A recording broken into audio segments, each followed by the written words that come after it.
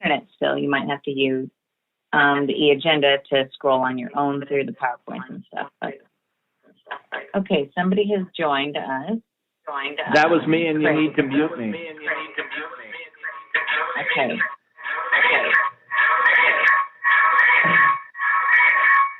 Okay, Craig. Yeah. You're going to have to do that on your device. Right.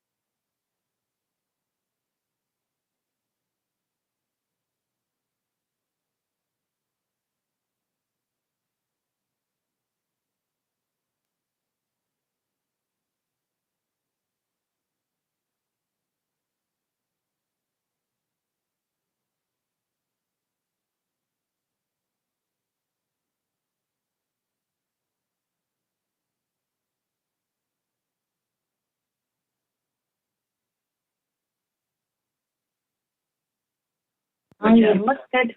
You look good to me. I wonder, Craig. Okay, now it seems to be okay.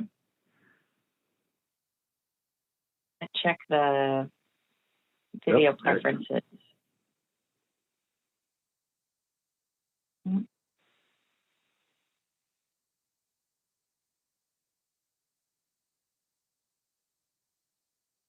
that better? Where'd Craig go? Oh, I'm here. There he is. Great. Yeah, I really, really want the video to work because I wore a tie today, so. Don's showing off his dog. Yeah, Andy does that about every 4 or 5 hours. it's blowing up here, and she hears the wind, and she gets scared, so she has to be really close.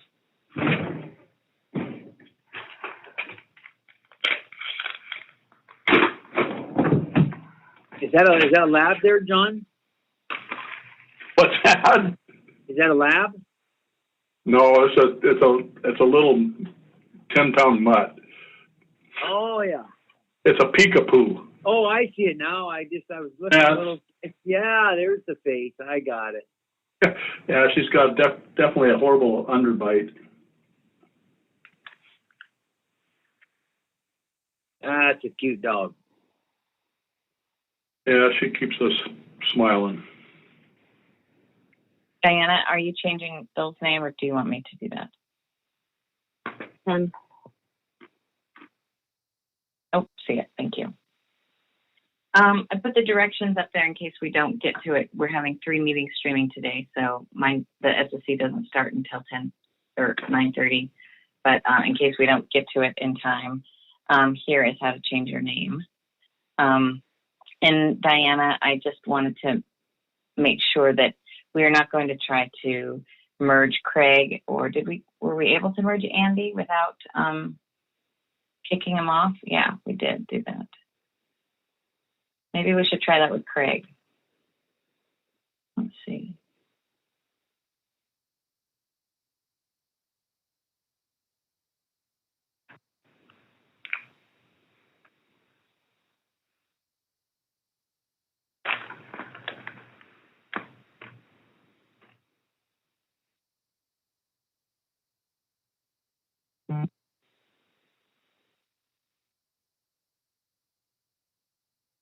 Oh, yep, that worked.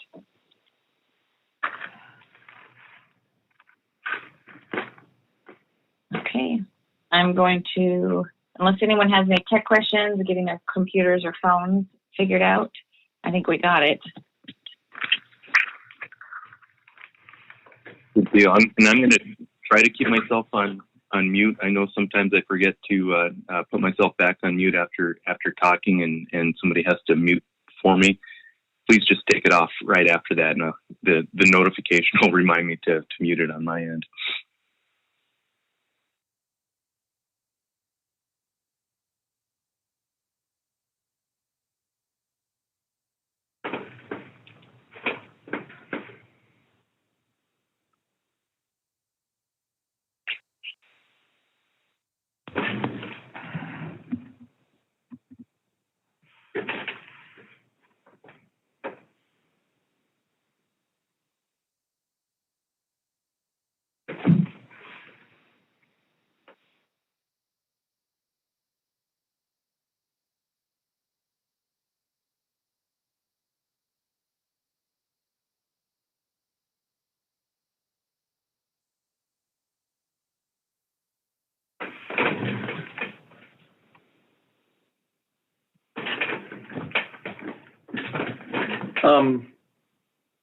Dave?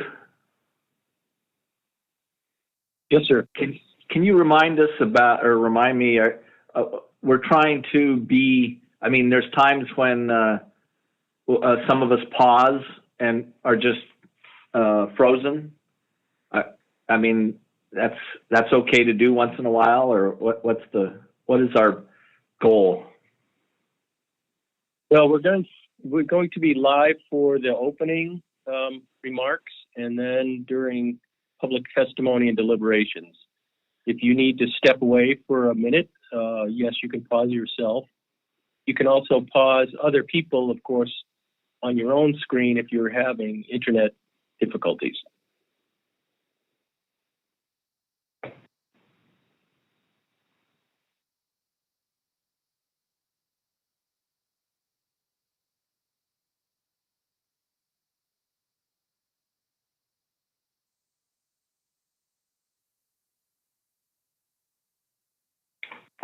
Looks like everybody's present. Everyone's set.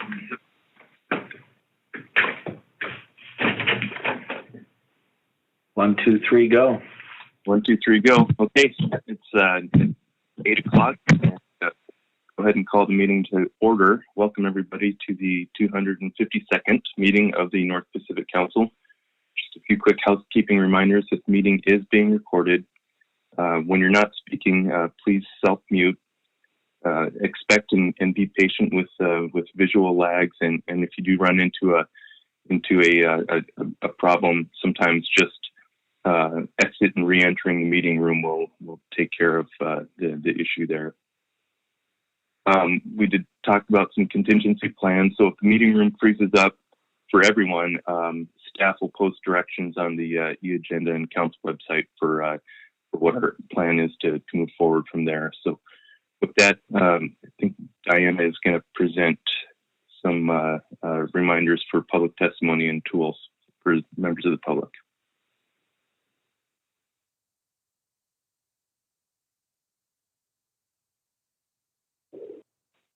Mr. Chair, and I apologize, that's going to take me just a minute because I forgot to load that PowerPoint, but I will do it right now. No problem. Whenever you're ready. It's a short one, so it shouldn't take very long to load.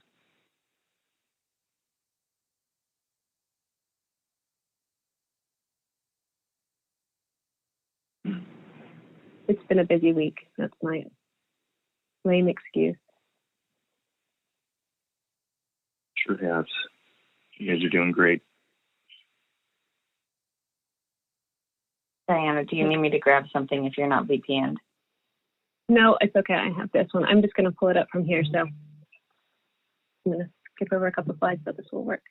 The intention here was really just to remind the public, for anyone who's listening in today who hasn't been participating in our other meetings, about our public testimony procedures. We want to make sure that people understand how to sign up. I know we're using basically the same process we did in October, so it should be familiar.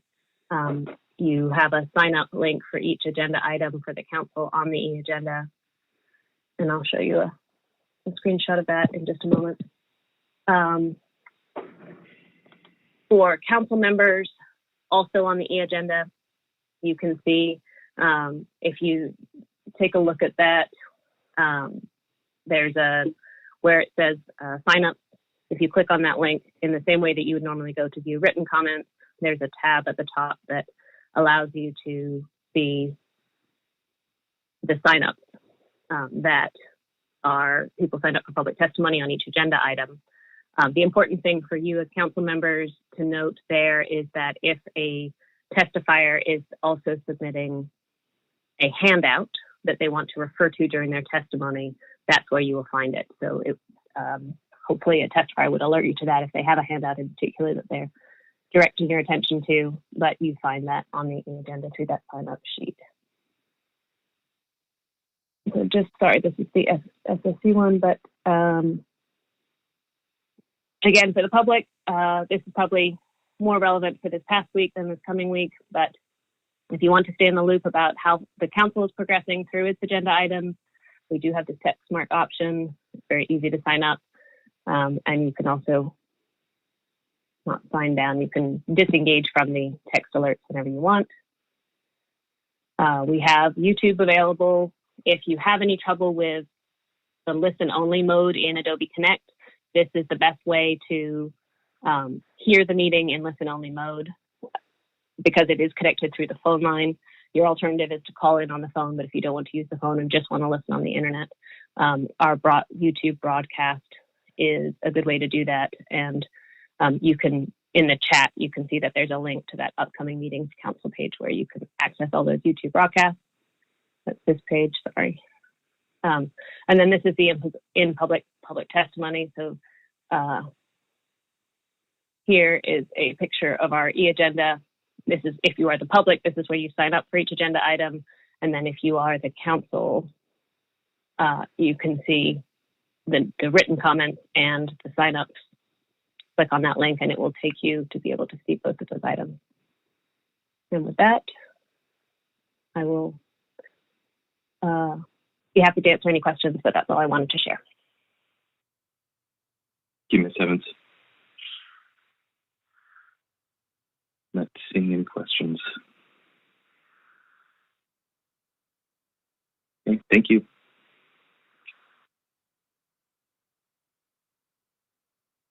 Okay, so with that, that'll bring us to approval of the agenda, and the plan for what we're doing here today is to go through the B reports and then the C1 charter halibut. So if we get through all of that today before 4 o'clock, we'll just go ahead and adjourn for the day and then take up the rest of the agenda starting Monday. And should note, as always, that items on that portion of the agenda may be taken up earlier or later than listed on the schedule. And so we've asked for staff to do their presentations in as streamlined a format as possible. And I think we're ready to go. Any objections or changes to the agenda?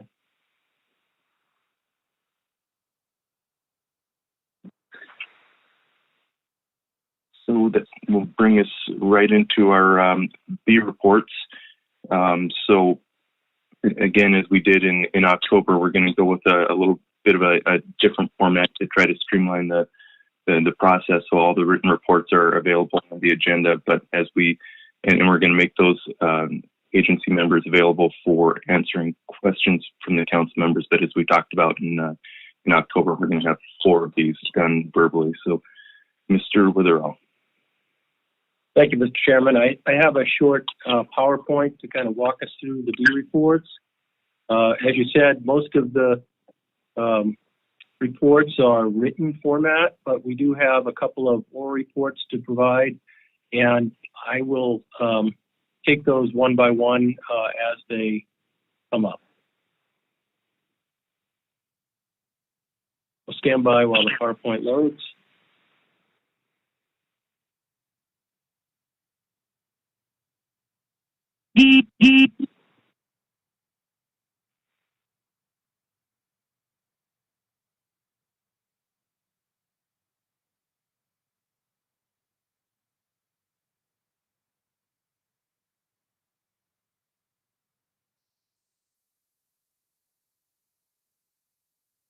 Diane, I see the PowerPoint, but I don't have controls. Sorry about that. Oh. There you go. Thanks. So under the B1 report, I provided an update, general updates on staffing and activities. Mr. Chairman gave us some remarks to retiring members, Gordon Cruz and Kate Reedy, who are retiring from the SSC. Give those remarks on Monday. We have some a new staff, Aaron Underwood, who's helping us temporarily with our virtual meeting administration, and I've discussed some recent activities from council staff and council members, as well as an update on committee meetings that were held since October. There's a new piece of legislation that was introduced in mid-November, HR 8632. There are quite a few showstoppers contained in that draft legislation that I think are of quite a bit of interest to the council and the fishing industry. And I've tried to capture some of those in the action memo. I'm suggesting that we ask the legislative committee to review that piece of legislation so that we're prepared to respond if we get a request from any member of the Congress. I included the announcement from the Alaska Sea Life Center regarding the Ocean Leadership Awards that they award every year. And also, since 2015, the Menominee cooperatives have been voluntarily providing a report to the council on their halibut PSC avoidance plans and performance under those plans. And the representatives have included a written report this year and are available for questions from council members. So I'll stop there and see if there are any questions, Mr. Chairman, on the B1 report. Thanks, Mr. Witherell.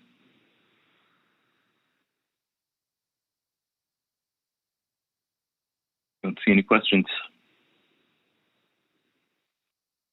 Okay, moving on to the B2 NIMS management report. This is a fairly lengthy end of the year report and quite a few updates on rulemaking, the inclusion of an update on the final ADP for 2021, and updates on a number of activities, including the observer fee increase, the trolley MEFP,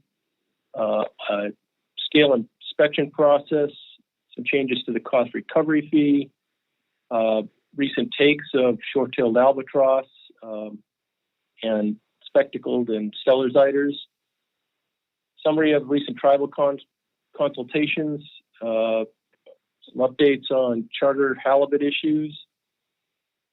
In October, the council expressed interest in getting the IFQ report to the fleet reinitiated, and its plans to provide the council with a brief report in February and discuss perhaps what needs to be reported in the future after that. And a notice on a change of one fishery relative to the list of fisheries. In this case, it's takes of humpback whales in the Bering Sea peacock pod fishery.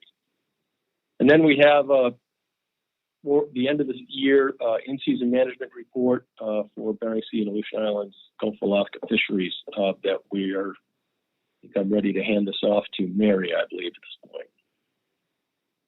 Unless there are any questions on the NIMS management report as a whole, in which case I think Dr. Ike is on the phone.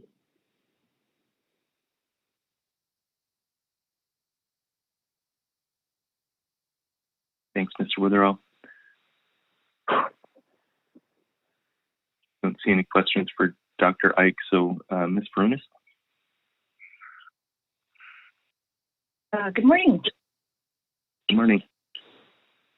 Good morning, Council. This is Mary Furnace, and I think that the Council staff will bring up the Bering Sea management report for me. And I'll just say that I will be presenting the in-season management report for the federal fisheries, groundfish fisheries, and starting out with Bering Sea and Aleutian Islands. And with me, Steve Whitney will also be presenting some of the slides this morning. And so we'll just wait for the report to come up. Just want to point out that it might look a little different to you this year. Our analysis and data quality staff have worked to redesign it and move it into the programming language R. And this will really help with the efficiency of producing the report every year and accuracy of the report.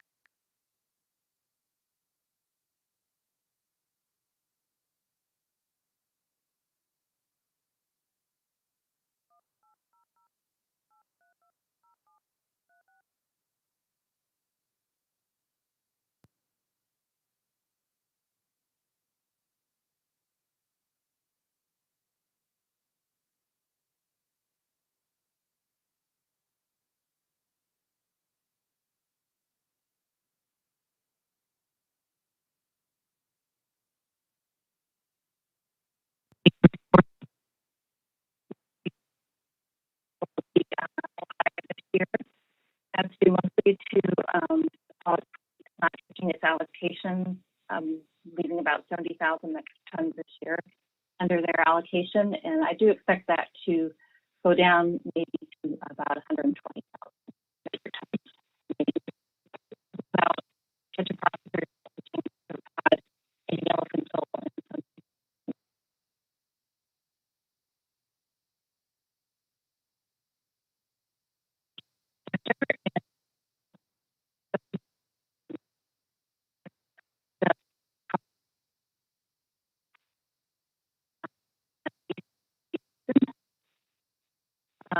And then the other sectors are on budget trial gear and mostly hook and line and pot.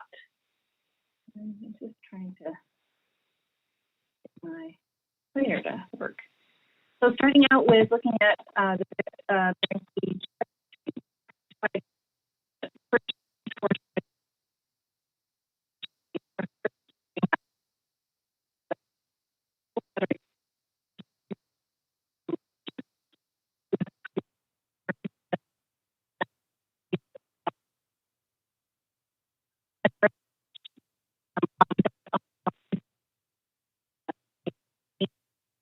it's in a blue circle and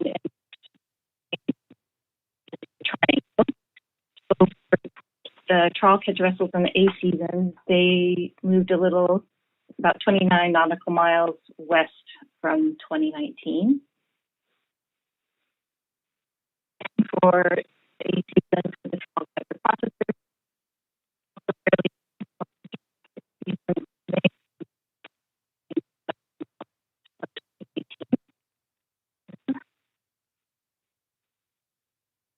then for the peak season, the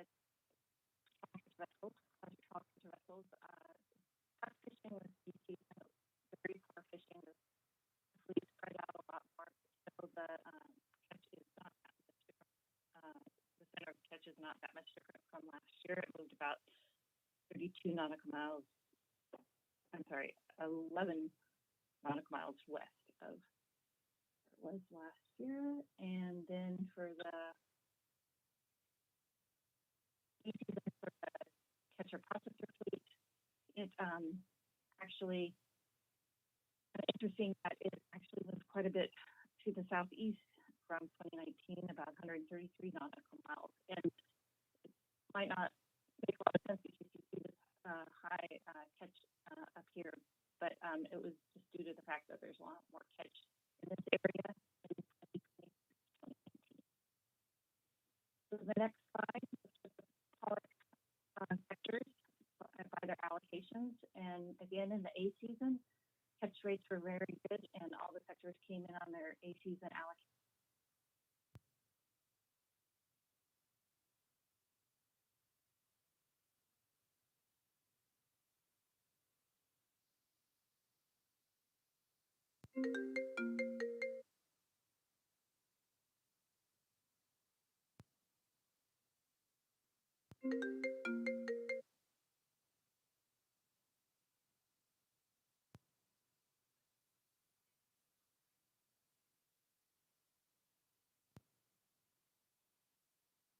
Press 1 to enter the conference.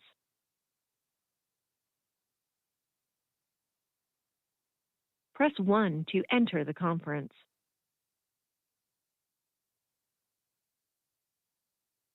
Goodbye.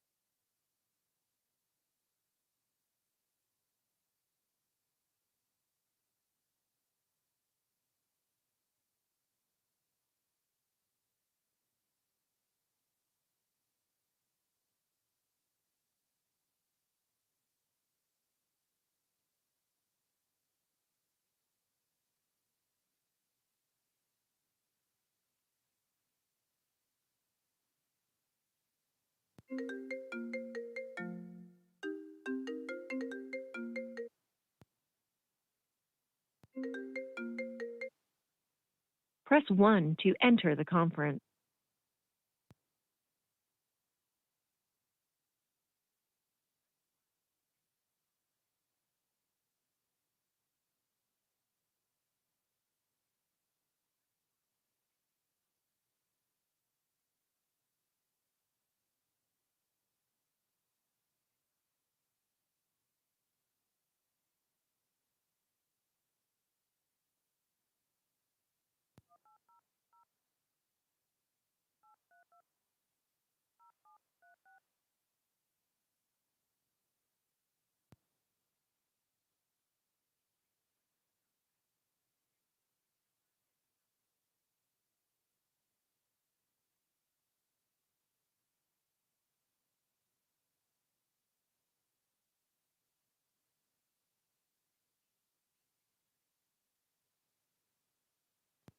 So they took about 20,000 tons in 7 days. Over around 52 or so vessels. We also saw a really high incidental catch of Pacific cod in the pollock fishery this year, and there was over about 4,000 for the catch of vessels in the A season of cod in the pollock fishery, and then for the AFA catcher processors, they took 73% of their pollock was from the A season. 73% of their cod was from the A season pollock fishery, and we ended up having to permit retention for the AFA sector on May 4th. For the trawl catch a vessel sector, there wasn't enough of an allocation to open for the B season, and then the C season did open and stayed open for the entire season. But you can see that the catch was fairly low during the C season. This just looks at what targets that what targets that the trawl catcher processor fleet is catching their cod in, and again, mostly yellowfin sole with rock sole in the pink, and then again, you can see the increase shows up here also for the pollock target. And then in the Aleutian Islands, at the top of the chart is mostly in Acamacro. And then if you look at the trawl catch vessel sector, again, with that large catch in the A season, it's all in the Pacific cod target. And they did also show this increase in the pollock target down here. And then what's not showing up this year is much catch in the Aleutian Islands. Of course, we did have Amendment 113 in place in 2018 and 2019, and that was setting aside 5,000 metric tons of the trawl catch vessel allocation to be caught in the Aleutian Islands, and that was vacated, that amendment, so it was not in place for 2020. Moving on to Aleutian Islands, Pacific cod catch, we did have some targeted catch out in the Aleutians by pot and hook and line gear, and then the rest of it is incidental to mostly Acamackerel and the Pacific Ocean perch targets. We did end up having to close the Bering Sea Pacific cod fishery on November 18th for directed fishing for non-CDQ sectors. And that has moved some of the hook and line catcher processors out into the Aleutian Islands for the end of the year here, and that catch isn't showing up yet. So this is where the non-trawl sector caught their Pacific cod in 2020, and that did move a little bit to the north. And here are the sector allocations. Again, all of the sectors caught their A season allocations. You can see we had some fairly short seasons for the pot fleet, and then the hook and line catcher processors fished pretty steadily all year long. They did catch fully their A season allocation, so there was a break there around June, right before June 10th, when their B season allocation starts. And then when the pot sectors open on September 1st.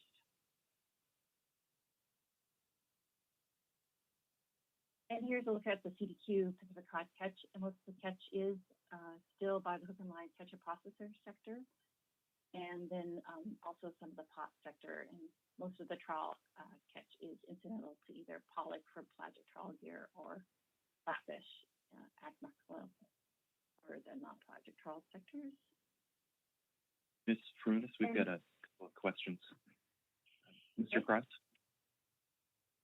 Thank you, Mr. Chairman. Mary, could you, so come the end when you closed the Bering Sea to cod, that, I guess I'm trying to understand, so the freezer longliners then had to go west to catch the rest of theirs. Were there other sectors that still had cod to catch, or can you explain how that worked? Sure, Mr. Chair, Mr. Cross. In 2014, we split out the Bering Sea and the Aleutian Islands Pacific Cod allocation, OFL, ABC, and PAC. And then for the non-CDQ sector allocations, the Bering Sea and Aleutian Islands were added together. We did recognize that it could happen that either in the Bering Sea or the Aleutian Islands that non-CDQ allocation of TAC would be reached, and that we would have to close that sector for all the non-CDQ, close that area for all the non-CDQ sectors. And that has happened in the Aleutian Islands, but it had never happened before in the Bering Sea. So when we go to close a fishery, we look to set aside incidental catch until the end of the year and then close directed fishing. So we did close it to set aside some incidental catch, which was mostly in the trawl sector, but most of the other sectors were already closed for directed fishing for the bee season, except for the hook and line catcher processor sector. Does that answer your question? Yeah, it does. Mr. Chairman, one follow-up. Mr. Cross. Thank you. And yes, Mary, that helps kind of understanding that that kind of, and I guess I'm asking you, does that kind of has each sector kind of racing a little bit to catch allers in the Bering Sea so they don't have to go out in the Aleutians? So did you notice any kind of increase of bycatch or anything as we got near the end to race, or was it pretty steady throughout? Mr. Chair, Mr. Cross, we didn't really notice any increase in bycatch. I think that it can increase and decrease from week to week, but no, we didn't necessarily notice any race for any bycatch of peacod. We did, look at this, try to point out that this could be an issue back in August, and actually we did look at it last year also, that it could be an issue.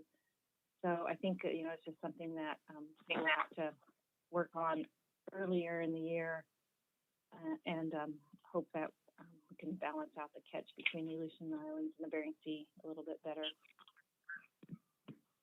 Thank you. Thank you, Mr. Chairman. Thanks, Mr. Cross. Ms. Baker.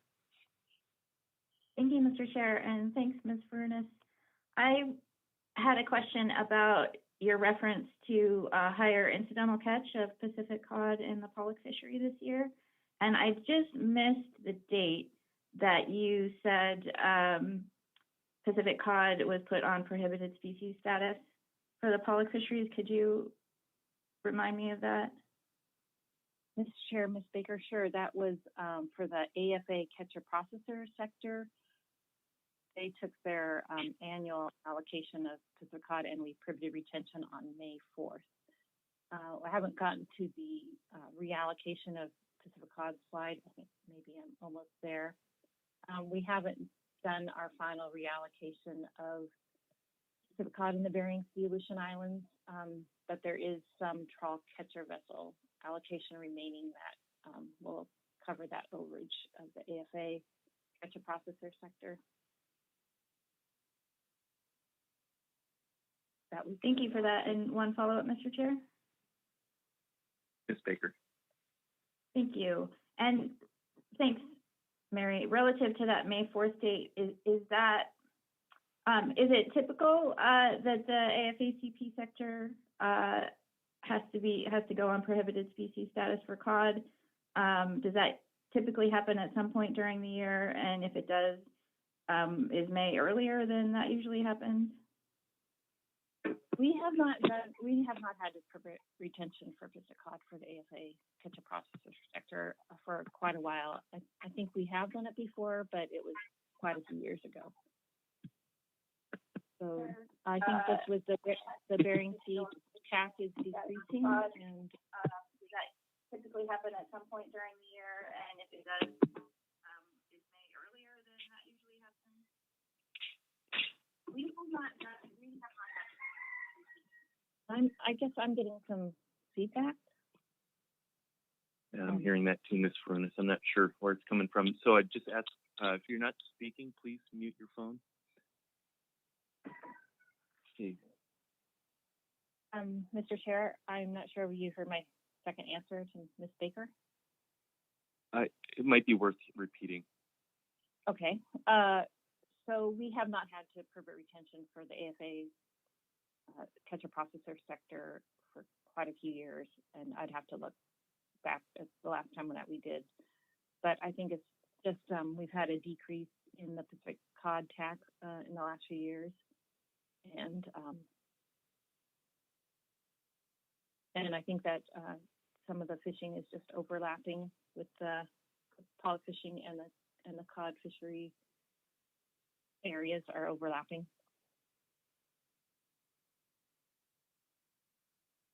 Ms. Baker?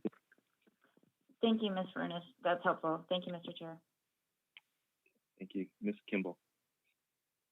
Thank you, Mr. Chair. Thanks, Mary.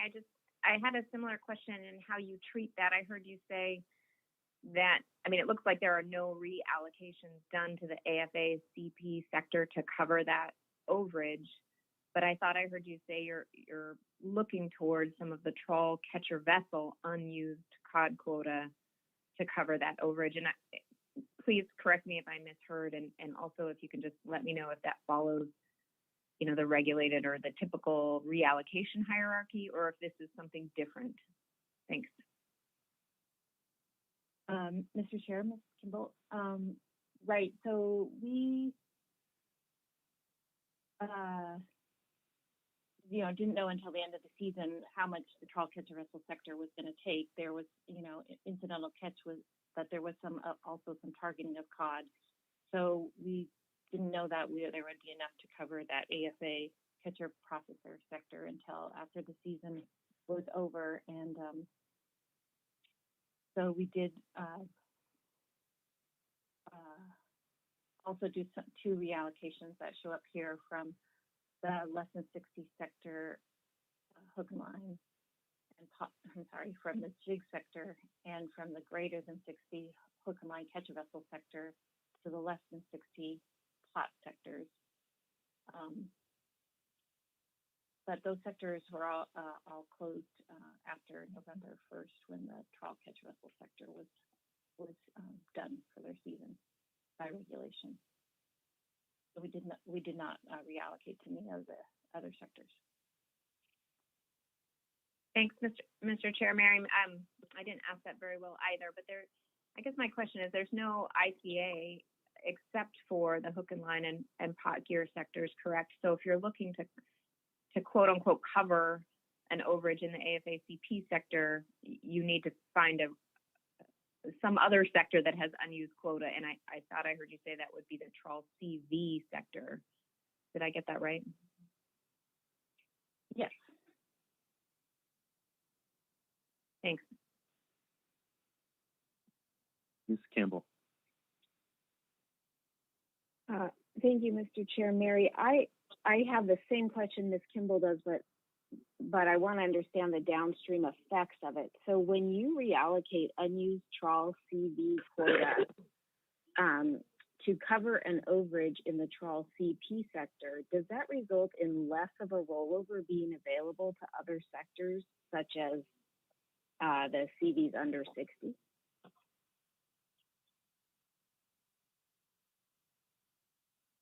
Well, I think,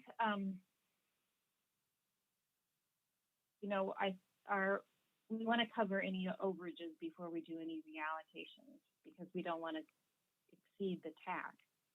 So we don't want to reallocate something to another sector when we know we already have overages. We're only gonna reallocate projected unused amounts.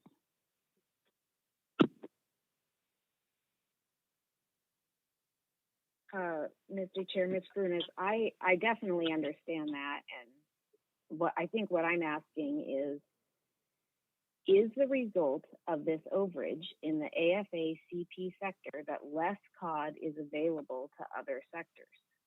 I mean, did it directly reduce the amount of cod that was available to roll over to, say, the under 60 CDs that traditionally have benefited from rollovers from the trawl CD sector? Yeah, I guess I could answer if there was not an overage for the AFA catcher vessel sectors, there might have been some cod that was reallocated to other sectors. And if I could just follow up, Mr. Chair, so the way that your policy would work, the larger this overage is, the greater the impact on other sectors who traditionally have perhaps been dependent on rollovers. That's just the natural kind of follow on from the way that you handle these to stay under tax. Right.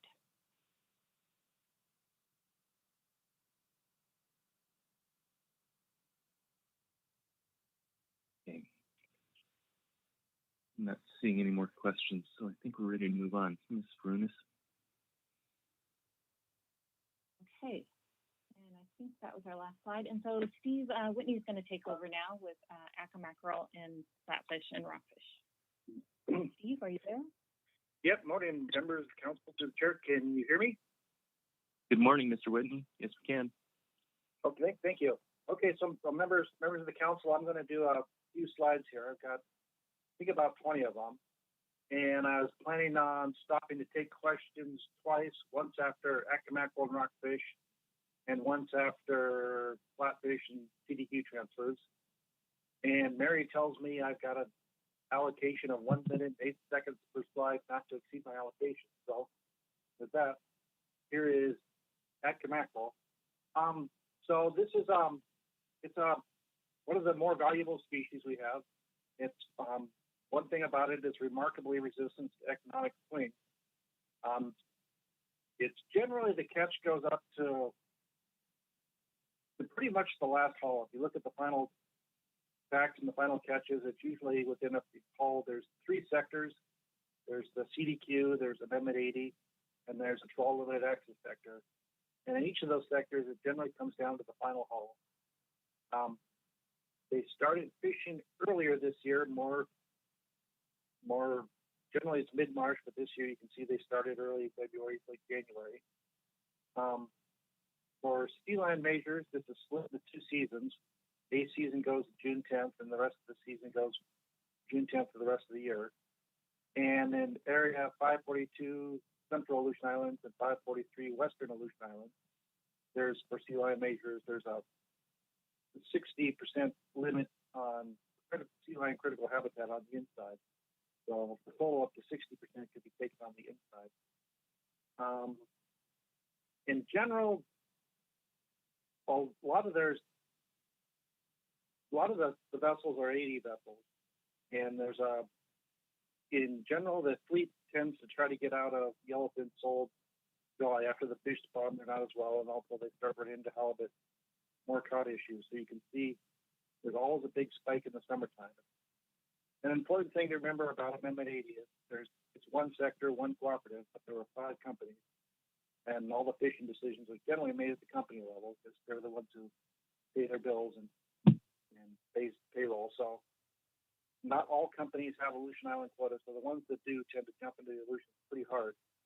And then you'll see this dip in the fall, and that's when this species, they've got a sort of atypical spawning calendar.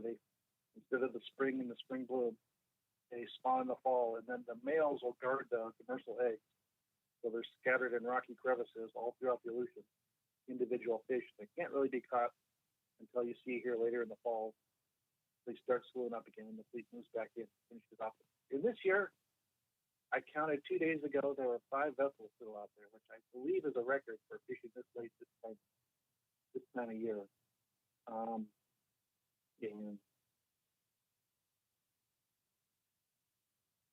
Okay, so then moving on to perch. This is also Pacific Ocean perch.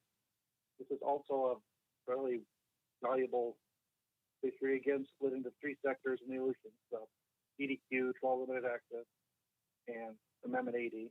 And just like Acca mackerel, they'll tend to go down to the last haul.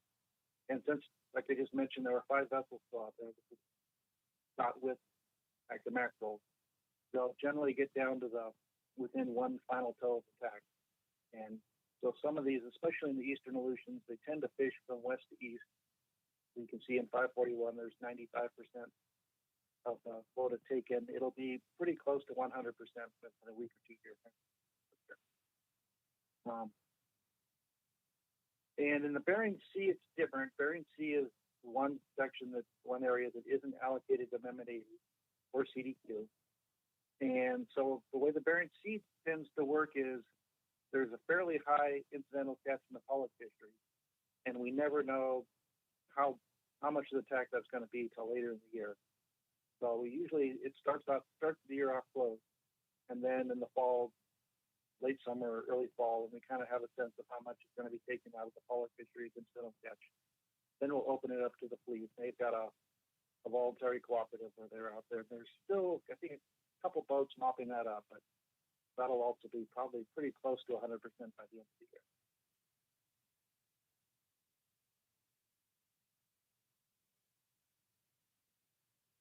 And northern rockfish catch, this is it's primarily taken as incidental catch in the active mackerel fishery, and let's see. So when I first started watching these fisheries, this one was primarily taken in 542. I always considered this, it's caught within the active mackerel throughout the chain, but it's generally, I thought of it as a incidental catch in late season active mackerel in 542. And then years went on, it started shifting into 541, and it was kind of a remarkable shift. And then you can see these last couple of years, there's just a tremendous shift to 543. And it was kind of stunning how much it's actually shifted.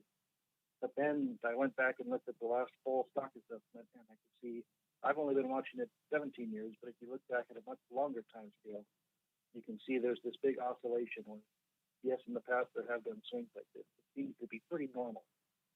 It's just note that fish stocks don't always stay the same as we tend to get set in our ways of how things are going to work, and they don't always work that way.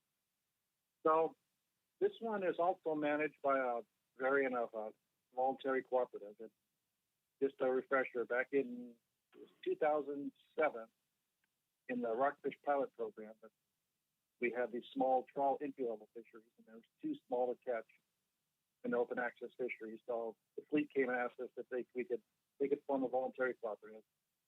And we said, okay, and then it came before the council, and the council grilled us pretty hard, as they should, because we shouldn't be in the allocated business. And the policy was created where our authorities are pretty much to open and close fisheries and put them on PFC status. But if they're too small to actually fish, then fleets can come to us and give us plans, and we can say yay or nay.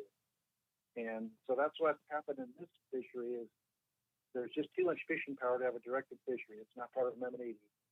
So the fleet came to us and they asked us if we'd open it as long as they agreed not to target it.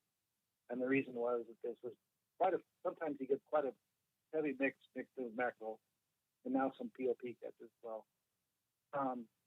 And they were trying to prevent regulatory discard. So this is open strictly to prevent regulatory discards, and no actual targeting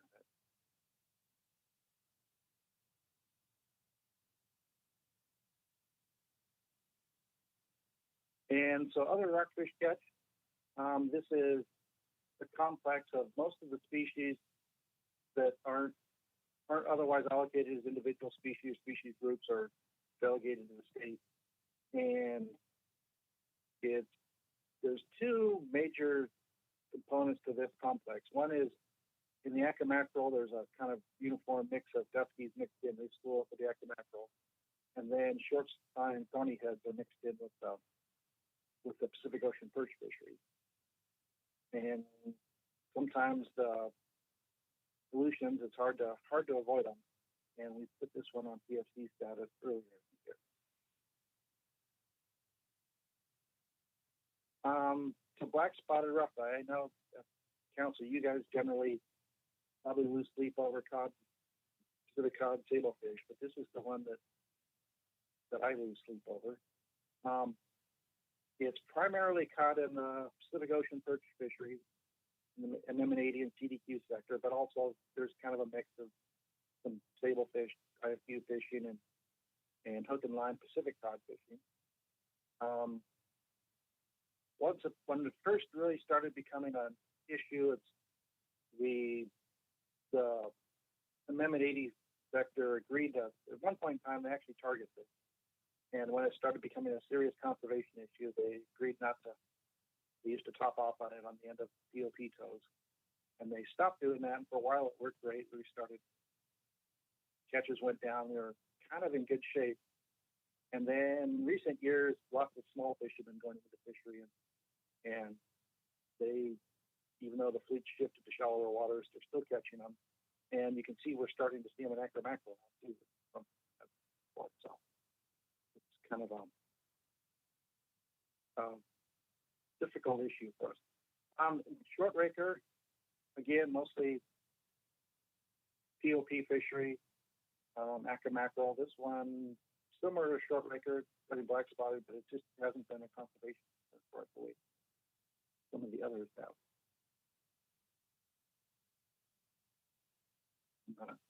Bear with me, I'm still up there. Multiple screens. And so here's the map of our, okay, actually I'm going to stop there for any questions on rockfish before I move on. Mr. Whitney, Mr. Cross has a question.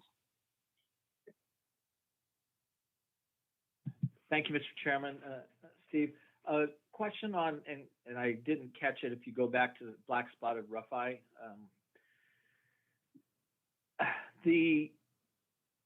I don't see, so I see there were catches over ABC in the central western. Are we close to OFL? Through the chair, Mr. Cross, at this point, no, we're not. Of course, the big concern is we didn't have a trawl survey this year. And in the previous trawl surveys, survey hasn't found the big fish either. So OFL is decreasing next year. So this year, I think will be okay, but it's still, OFL is, that's what keeps me awake at night, man. And well, the Pacific Ocean perch catches back is going, the ABC is going down next year, so that'll take some of the pressure off. So this year we're okay, and I think we'll be okay next year, but it's definitely, and as you're well aware, it's definitely something we have to keep struggling with. And then, Mr. Chairman, one follow-up. Mr. Cross. So, Steve, this rule in the let's see, the 543.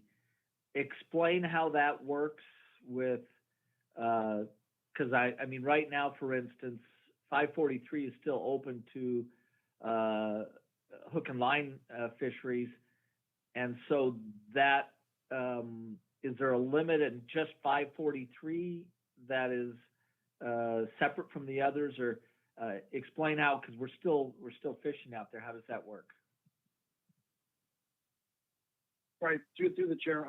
So we have the non-binding MSSC, and it's been, as the smaller fish came in, it's been increasingly difficult to hit that.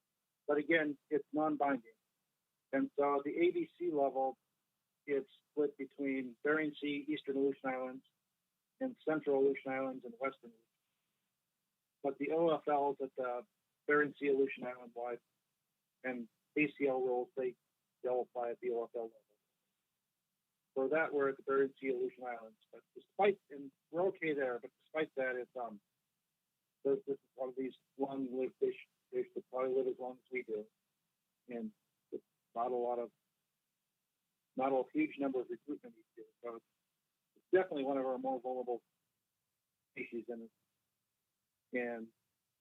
despite kind of pretty extreme efforts by the fleet, including loss of fishing, loss of revenue, and the target fish, we're still struggling to get a handle. Thank you, Mr. Chairman. Thank you, Steve. Thanks, Mr. Cross. Ms. Baker. Thank you, Mr. Chair, and thank you, Mr. Whitney. And following up on that discussion you had with Mr. Cross, I just have a really basic question that you've probably already answered. But so given your description of the challenges you've had managing this fishery that are pretty evident on the slide right there, what are the management tools that you have available under your current authority and management policies to address this? I think this is relevant on a couple different issues, so I thought it would be helpful if you could just generally lay that out. Yes, through the chair. Thanks, Ms. Baker. That's a good question.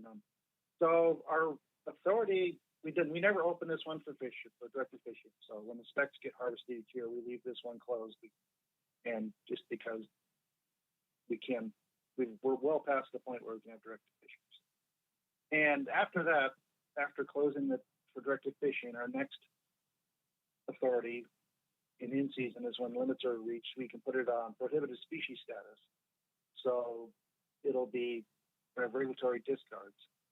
And that's for TAC ABC, that's kind of the limit of our authority until we hit overfishing level. And then the council's granted us pretty extreme and quite a bit of flexibility once we hit an OFL.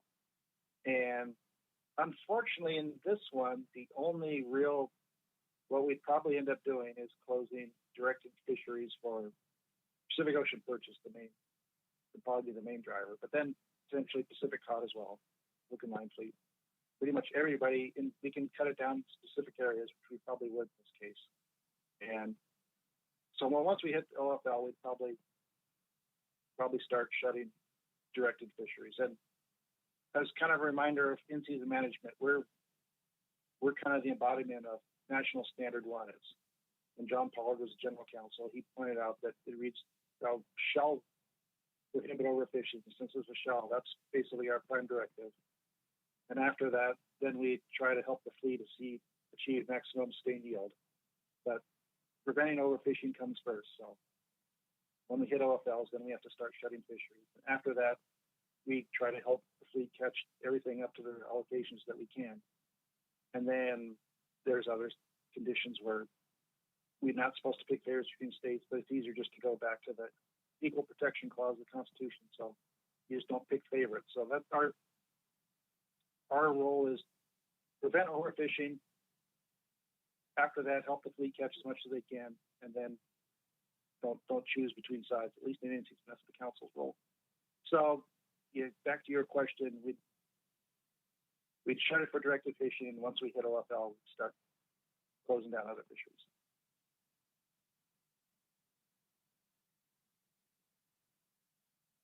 Thank you, Mr. Whitney. Thank you, Mr. Chair. I appreciate that. Thank you, Ms. Baker. Okay, back to you, Mr. Whitney. Okay, so moving on to flatfish. So this is the map of all the flatfish in the Bering Sea, Aleutian Islands. And you can see right here up against the peninsula of Slime Banks, this is historically the rock salt grounds. And Memon-80 and CDQ tend to start off here early in the spring. They'll shift into yellowfin as the season goes on and jump across the crab box, move up here, and then all this area is yellowfin sole. Then over here is the Togiak box, and by regulation they're allowed to move there between April 1st, June 15th, with an agreement with residents of Western Alaska. The fleets have agreed to leave by June 7th, midnight. And historically, the thinking was that they'd go up there, the yellowfin sole would follow the ice edge, and they'd jump up. So as soon as the ice went out, the fleet would move up to the Togiak box. And they like to go up there because it's particularly low halibut, low Pacific cod, which is generally the limiting species for the Memon-80 sector.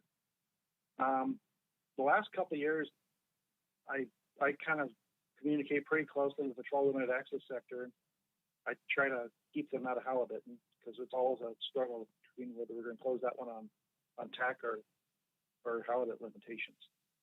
So I brought in people to go up there earlier, see if they could fish, and people went and explored it. Turns out, even in the years when we don't have ice, the fish don't follow the ice edge. Well, there was no ice. They follow the exact same time of year. So they'll move up there. Probably usually, I want to say Mayish, late April. So also this area, they tend to move after Togiak area closes. They'll move up here. Not so much this year, and then there'll be flathead out here again. Not so much this year. I'll mention a little bit. There's a pretty serious market collapse. Those fisheries weren't hit very hard this year. Along the shelf edge, on the slope, is Acker mackerel, Greenland turbot, and arrowtooth flounder. So this is the Amendment 80 sector, catcher processors, and you can see that it's generally a year-long fishery. This year I counted 5 boats still in the Aleutians, and I counted 6 still on the Bering Sea side this 2 days ago. So that's remarkably late this year. There's always a dip here in the summer after the yellowfin soles spawn out, and also they start getting higher halibut rates. So people try to move to different fisheries. This year was remarkable. You can see we had a few weeks down here, and I looked at the database, and every single yellowfin sole for a few-week period there was strictly incidental catch. And I looked back over the history of the database, and that's something I've never before has happened. So it's very unprecedented year in the patterns. And what happened was, as you probably heard through testimony, fishing was going fairly strong, and all of a sudden with COVID-19, there was a collapse in the global markets of flatfish.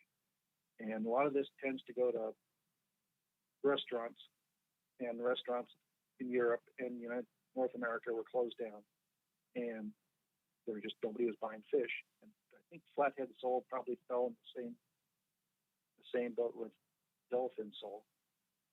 Earlier I mentioned there's 5 companies in the Amendment 80 sector, and they're very different, and they have very different species mixes. So the ones who have quoted in Aleutians tend to go to the Aleutians.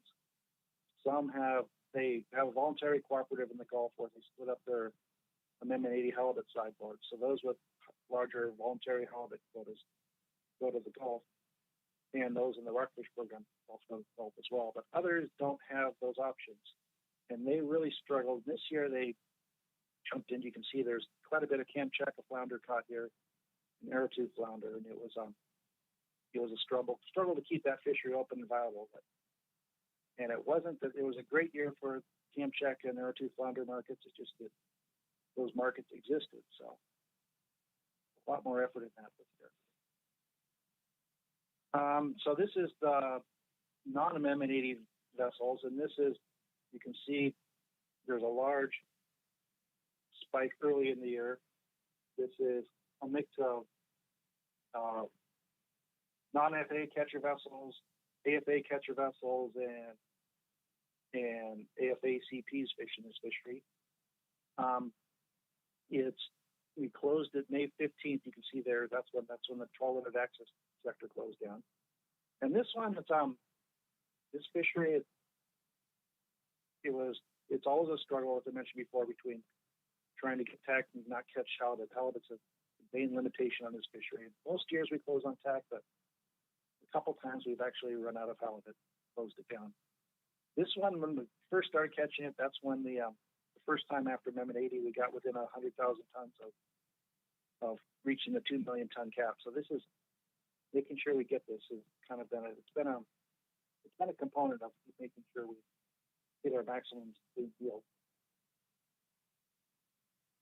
And then you can see out here on the later in the year, this is all incidental catch in various fisheries, pollock and hook and line, Pacific cod, as well as others. So here's the total catch of flatfish by species. You can see yellowfin sole dominates it. It's the largest flatfish fishery on planet Earth. It's Jimmy and Ellie would probably tell you it's only a tenth the size of pollock, which is true. Now that I mentioned this, he probably will tell you this. But it's still it's a pretty significant amount of fish. It feeds an awful lot of people. It's after pollock, it's one of the great fisheries of Alaska, along with Bering Sea, Pacific cod, and Bristol Bay sockeye and southeast pinks. It's a big part of our mix.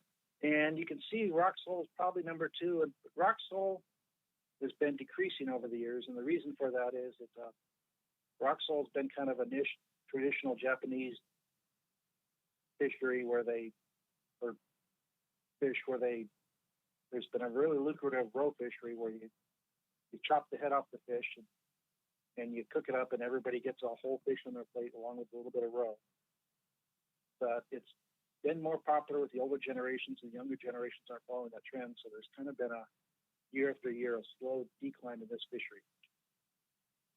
Probably going to continue this.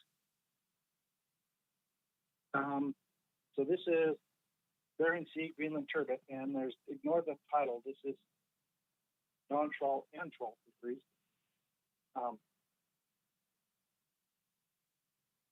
And so this one, there's an agreement that the council suggested between the two sectors, the hook and line, freeze-boil longliners, and the Menominee sector. The council wanted the sectors to actually come to an agreement, which they did. So they've split it up over the years, so they don't. There's limits in time and the amount they can catch between the two sectors. And I think that's all on that one. Arrowtooth flounder Kamchatka, you can see again this year there was quite a bit more later in the year, or quite a bit more in 2020 than previous years. This is again slope species, so Kamchatka is a slope species. So you see down here in the other targets, this will be primarily Pacific Ocean perch, rockfish fishing, whereas arrowtooth flounder, it comes more up onto the shelf. So this will be a mix of many fisheries, including pollock and Pacific cod, hook and line, everybody else who fishes up on the shelf.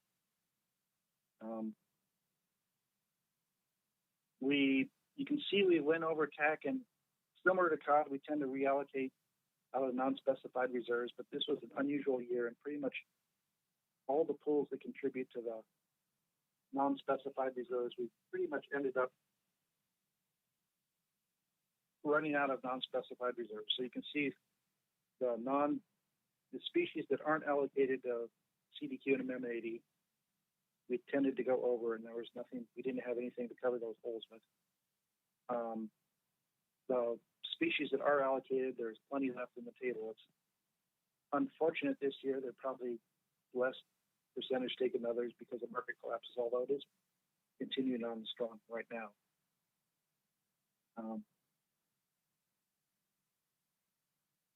And so this is a flatfish exchange table, and I was kind of wondering towards the end of summer if this was going to be the first year. I never actually made a flatfish exchange, but then late in the year, fishing started picking up again, so I made a few of them. Generally, there tend to be more CDQ transfers and fewer MMA sectors, just because the CDQ groups have much smaller quotas of fish to work with. It's easier for them to run out. They tend to need more transfers to keep themselves whole. Generally, the trend tends to be going to flathead sole, rock sole, into yellowfin sole. But if you remember, this was created initially because of a large ice event, which kept the fleet in rock sole much longer than they expected to be. So early in the year, they ran out of rock sole. They had to curtail fisheries since it's a hard cap. So even though the trend tends to go to yellowfin sole, the whole reason this program exists is because sometimes you get very surprised. As far as number of vessels, for the most part, it's been consistent.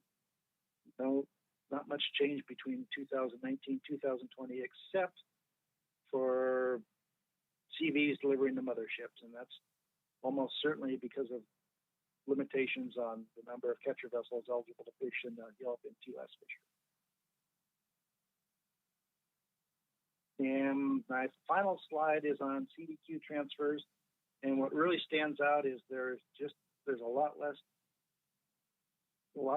smaller volume and a fewer number of transfers this year as opposed to last year. Unfortunately, that's probably an indicator of the conditions of markets and the fishing business in 2020. It just wasn't a banner year for us. And that's my last slide, and I'll take any questions. Thank you, Mr. Whitney.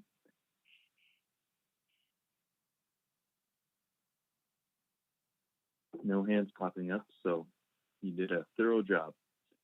Okay, well, thank you. And then I'll pass it back off to Mary Furness. Thanks, Steve. Ms. Furness. Okay, moving on to skate catch. Here's where the skates are mostly caught in the Bering Sea and Aleutian Islands, and catch is a little down compared to last year, and a little movement of the skate catch, 82 nautical miles northwest. And about, usually every year, close to 70% is caught by the hook and line catcher processors, and then 30% in the flatfish fisheries.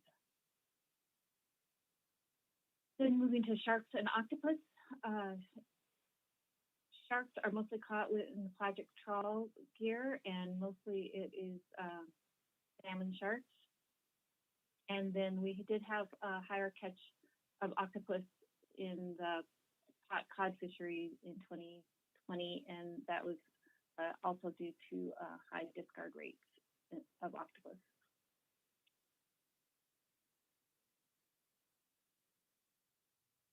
And then we have a slide that looks at the hook and line catch without the Pacific cod fishery in there, so you can see the other species that they catch better.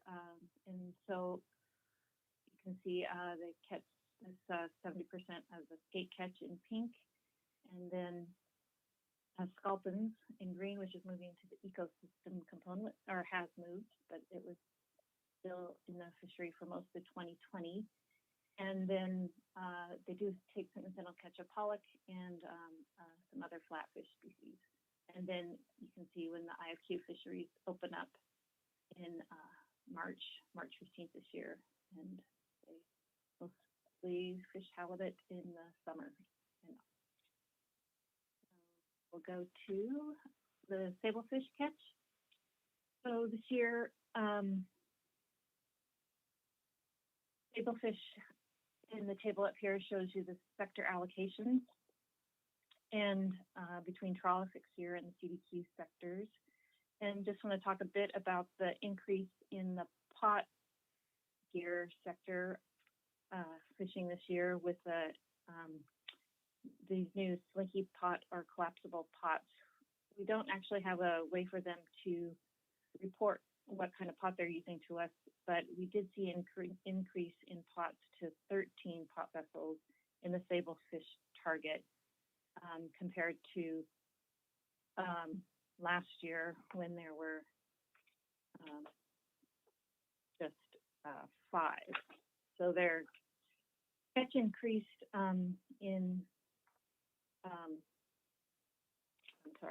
there were 8 last year. So the catch increased to 92% of the fixed gear catch for pot gear in the Bering Sea, Aleutian Islands. And that's up from about 78% that was pot gear last year. And also with the new regulation allowed retention of halibut in pot gear in the Bering Sea, we had 10 metric tons of retained halibut in the pot gear. And then we had the high catch of sablefish in the trawl sector. It started when the Kamchatka arrowtooth and Greenland turbot fisheries opened up on May 1st. Most of the catch started to come into the trawl sector in those fisheries. And then in 2019, we saw the increase when the bee season started for the pollock fishery in the pollock catcher vessel sector. But this year, we didn't really see that incidental catch in the pollock fishery until about August 1st. And then it also continued much longer in the fall than it did in 2019. So we did have really high incidental catch rates for sablefish in the pollock fishery. The pollock fishery worked to try to avoid sablefish, and we ended up prohibiting retention in the Bering Sea on July 1st in 2020 and in the Aleutian Islands on July 14th in 2020.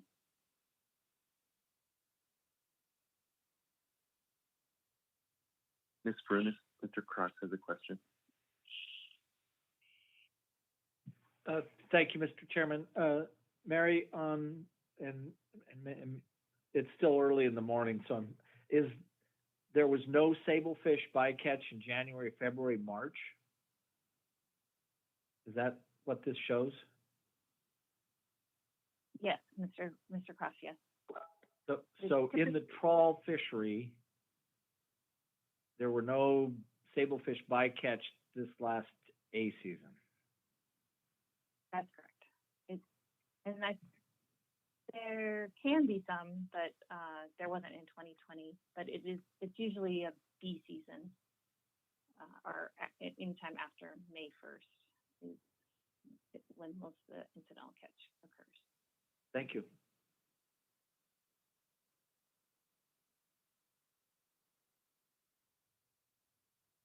Okay, Mr.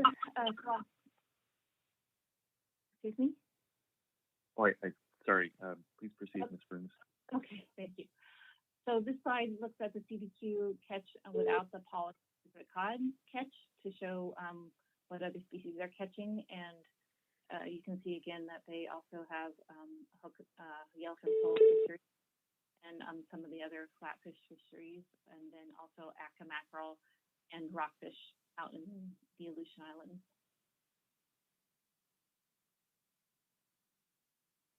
We did reallocate all of the non-specified reserves from species that contribute to the non-specified reserves and to cover overages of the TAC that was set by the council. And I have to apologize, these percentages were not updated over here, but we do have a few overages and we used up all the reserves. So. And then we have a slide that shows the species that we put on prohibited species status compared to 2019. So here just to go over these again is listed by the AFA Catch and Process Sector, the sablefish prohibited species closures, Greenland turbot in the Aleutian Islands, and other rockfish in the Aleutian Islands, and then black spotted rough-eye in western and central Aleutian Islands. And just that also leads us to our discard slide, where we do highlight with an asterisk which species were put on a prohibited species status, so you can understand why there might be more discards of that species in the year. But this is the trawl, groundfish, retained, and discard slide, and it's sorted by retained catch in 2020. So you can see just at the bottom that total retained catches down and discards are up somewhat, but overall the retained percentage is the same at 98% as was in 2019. And just we did have increased discards in pollock and then also in Pacific cod. Then moving to looking at the fixed gear retaining discards, first at the top is hook and line sector. And again, because of the decrease of Pacific cod compared to 2019, total retained catch has decreased, and also discarded catch, and they're at 87% compared to 89% in 2019. And you can see the retained catch is down for Pacific cod. Gates is fairly similar to last year, and then pollock is up a little bit, and then you can also see the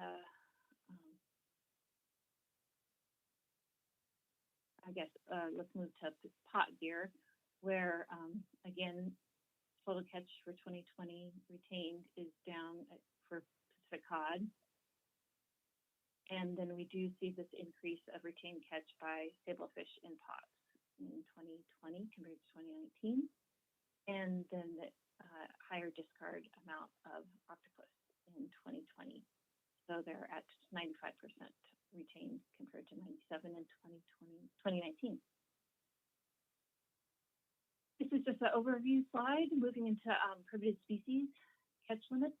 This is our overview slide of prohibited species, but we break all these out. So we'll just go to the specific slides. The first one is to look at the halibut catch.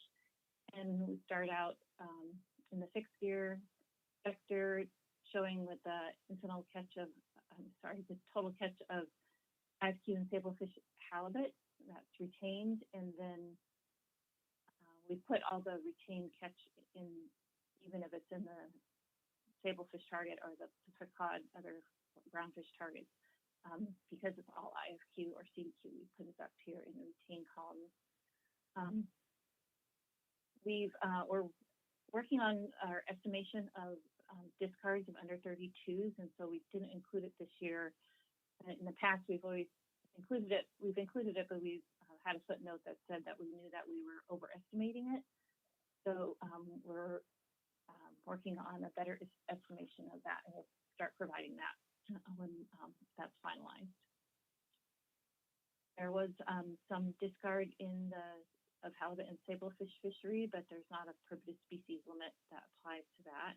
And once the mortality rate is applied, about 2 metric tons. And then in the Pacific cod and other groundfish targets is the prohibited species catch. That came in at 82 metric tons out of the 710 ton limit, so they're at 12%. And then for trawl halibut mortality, this is for all trawl except for, does not include CDQ. So here, overall, halibut was really low this year compared to past years. Maybe one of the lowest years so far this year. Most of it's in the elephant sole fishery and rock sole. And we did see a decrease this year in Pacific cod with that stand down that the trawl catcher vessels did at the beginning of the fishing year. This was this table shows the deck sorting halibut mortality, and this is the first year that deck sorting has been included in the regulations as a regulated program now. And so the deck sorting now appears over here in 568 metric tons of deck sorted halibut by 21 vessels this year. So just breaking out trawl halibut mortality by 2019 and 2020. 2019 on the left and 2020 here, you can see that decrease when the trawl catcher vessel fleet stood down for that peacock incidental catch of halibut in 2020 compared to 2019. And then for most months during the year, 2020 is, except for February and September and October, 2020 is lower incidental catch than 2019.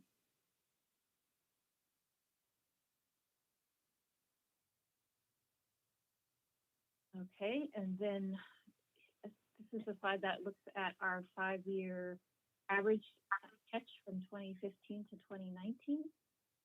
And Brunis, can we back up to a question for Mr. Cross? Yes. Thank you, Mr. Chairman. Mary, could you go back to the slide on deck sorting, which is one more there? Yeah. So, and I'm trying to just add up numbers. So, if we hadn't deck sorted, in theory, would we be adding that 568 to the 1417, or is that just being too simple? No, I don't think you could do that. So where would the 568, what would that represent? It's the amount of deck sorting that was done in 2020, so you would deduct it from the 1,417 metric tons. It's included in the 1,417 metric tons. All right, so it's included in that already. All right, thank you very much.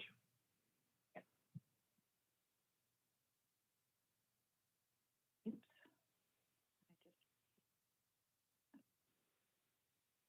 I just wrong button. Okay, so again, yeah, this is the comparison of 5-year average. Mr. Chair, I'm sorry. I was a little Yes. slow on the draw there. All right, Mr. Twite. I'm still trying to understand Ms. Furunis's answer to Mr. Cross.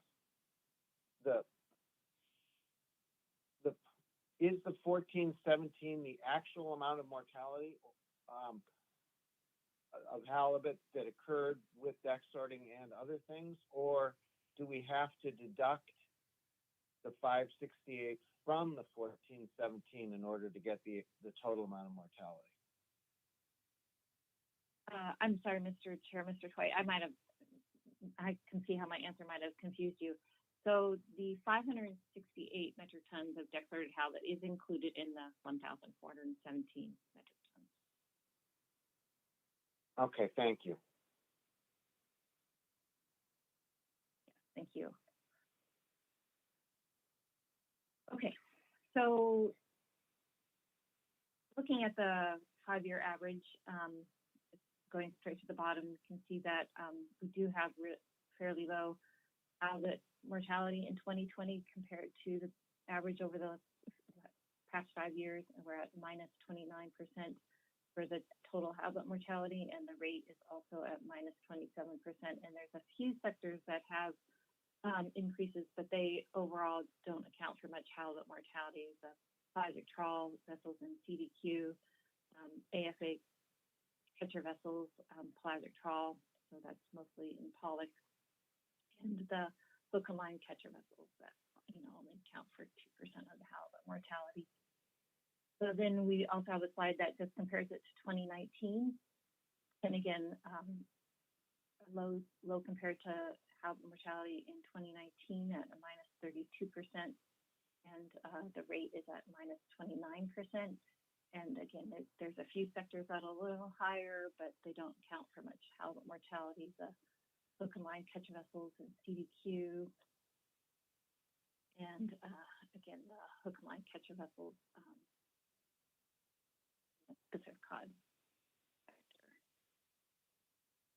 Okay, then going to our crab and bycatch slides, PSC slides, most of the red king crab in zone 1 is taking the yellowfin sole target. This is our total limit, and but it's not what's allocated to the different sectors.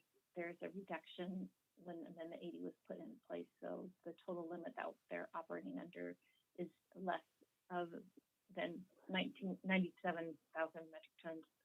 Sorry, crab. I think it's about 12 or 19,000 tons less, something like that. Sorry, crab less. So they came in at 42% of the PSC limit in 2020 so far. And then looking at the fixed year red king crab, when we had high incidental catch in 2018, that sector has really brought down their incidental catch in the 2020. It's lower compared to the past years here.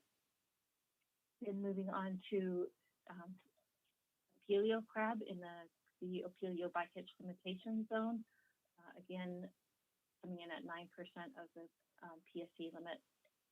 And again, mostly in yellowfin sole and some here in mostly rock sole.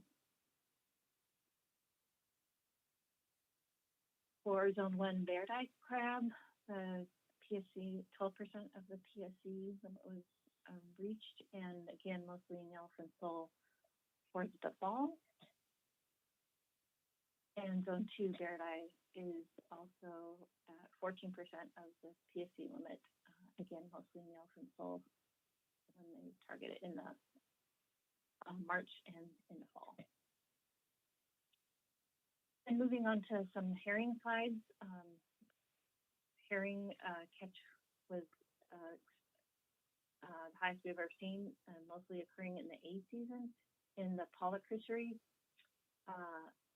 And we exceeded the limit for the pollock sector, and also for the pollock, mackerel, other species fishery category, and those trigger the closure of the 3 herring savings areas. Just pointing out that other sectors did not exceed their species limit.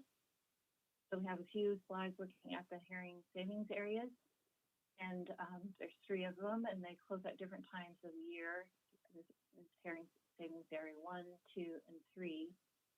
So the PSC limit was reached in the A season, and we closed all the herring savings areas, and then did reopen herring savings area 2 to the catcher vessel sectors and CDQ sector.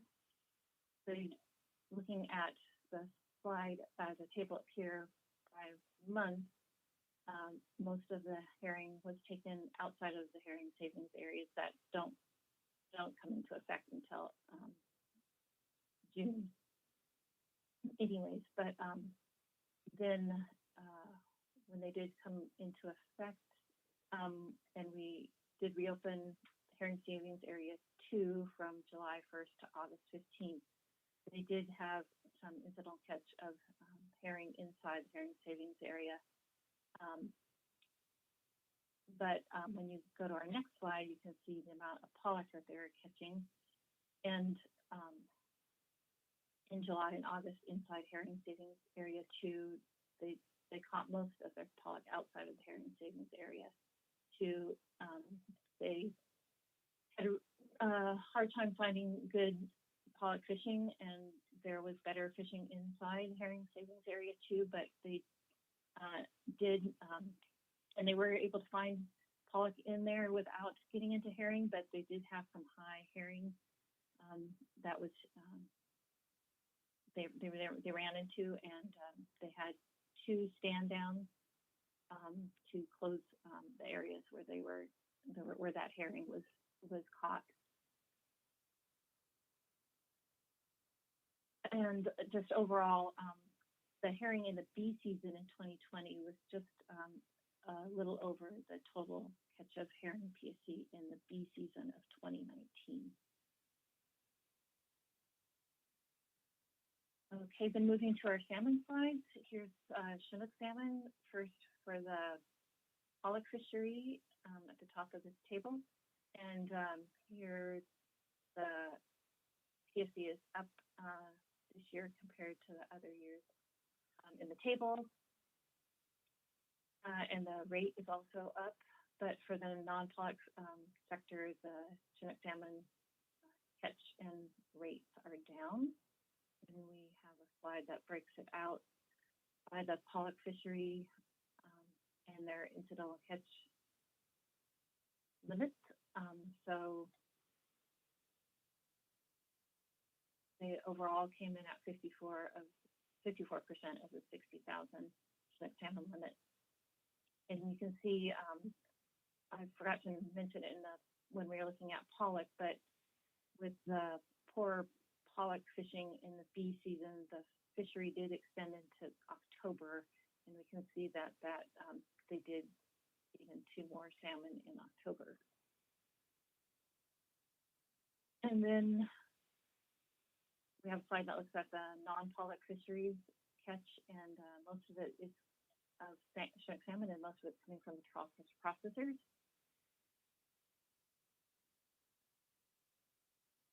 And then look at non-Chinook salmon. It was down compared to last year, and the rates are down, also down for the non-pollock fisheries. And slides that break that. I'm not sure what happened with our slide there, but if you can, I don't ignore that. You can see that the non-Chinook salmon is an issue in the B season, and again, there was incidental catch in October. Usually the pollock fishery ends the first week of October, and it went all the way to November 1st this year. And that is our last slide for Bering Sea Aleutian Islands. Thank you, Ms. Furness. Mr. Down. Thank you, Mr. Chairman. Thank you, Ms. Furness. My question is on the interrelationship between the herring bycatch limits in the pollock fishery that triggered these closures in the three herring savings areas and the reopening of the one area later in the season when you recognized that that was not an area where the herring were being where the herring bycatch was occurring. And my question is, it might be a little bit difficult, but I just wanted to I'm thinking back to our decision at the council, not our decision, but our concurrence at the council earlier this year on the flexibility that NPFMC season management has to open and close these herring savings areas. And one of the things that we looked at that time was that by doing that, we might be able to, by not having that kind of flexibility, we could increase salmon, Chinook salmon incidental catch, for instance. So were you able to see any relationship between that for your ability to manage those savings areas and close those savings areas? And I'm sorry, I got a little feedback there, but were you able to see any interrelationship on that, or how are we going to be able to track the effectiveness of the management tools that you have and the ability to prevent these herring savings closures from actually driving Chinook salmon bycatch up? Mr. Chair, Mr. Down, I think that is a really difficult question. I think what we saw this year was fairly poor pollock fishing in the B season, and vessels looking for good pollock fishing, and also trying to avoid salmon bycatch, herring bycatch, and sablefish bycatch. And I think opening the herring savings areas did allow them, and the reason we did it was so they wouldn't have to fish into October, where would they get more salmon. But with the poor pollock fishing this year, that didn't happen. Yes, thank you, Mr. Chairman. Thank you, Ms. Furness. I realize that was a difficult question. I was just thinking back to, how we might track that in the future if this situation occurs in the future, and that was one of the things we'd heard a lot of public comments about, was by using this kind of flexibility, it may be able to prevent increases in Chinook salmon incidental catch. So, thank you. Ms. Kimball. Thank you, Mr. Chair. Thank you, Mary. I'm on slide 56, and I just wondered if, in looking at that, I can see the metric tons of herring by month, and in a later slide, the amount of pollock taken in each area by month. What do we have something on? What were the rates of herring inside and outside of the herring savings areas during those months where we saw higher herring bycatch? Mr. If I have to do that math, maybe I have to do the math. Yeah, we do have a slide on it. I didn't include it in the slides here, but we can post it to the council's agenda. Thanks.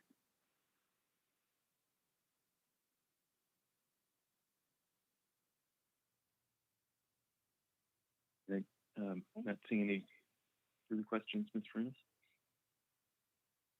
Okay, then we can move on to the Gulf of Alaska.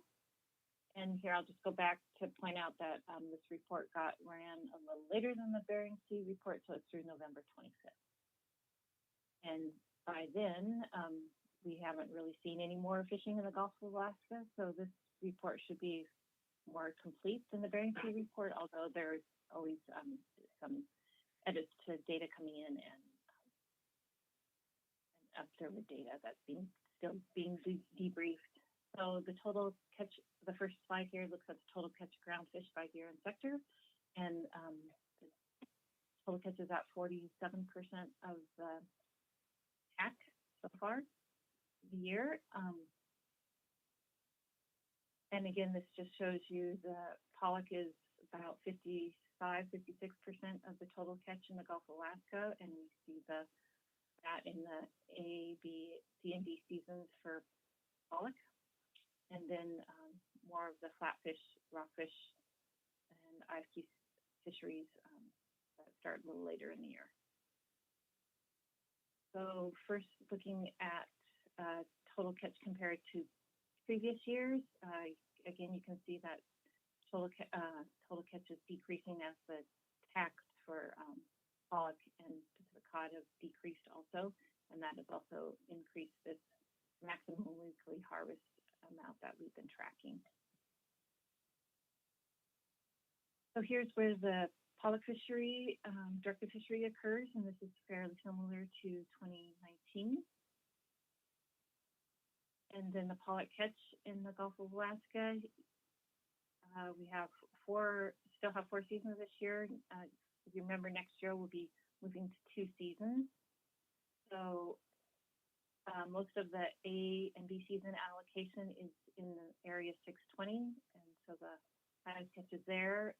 In 610, there's only about 1,000 metric tons allocated to the A and B seasons, so they were only open for about 5 days in the western area 610. And then in the C and D season, the catch is spread out more between the 3 areas. And also small fishery in the West Yakutat area 640 that they did pursue this year and reach the allocation there in February and March. And just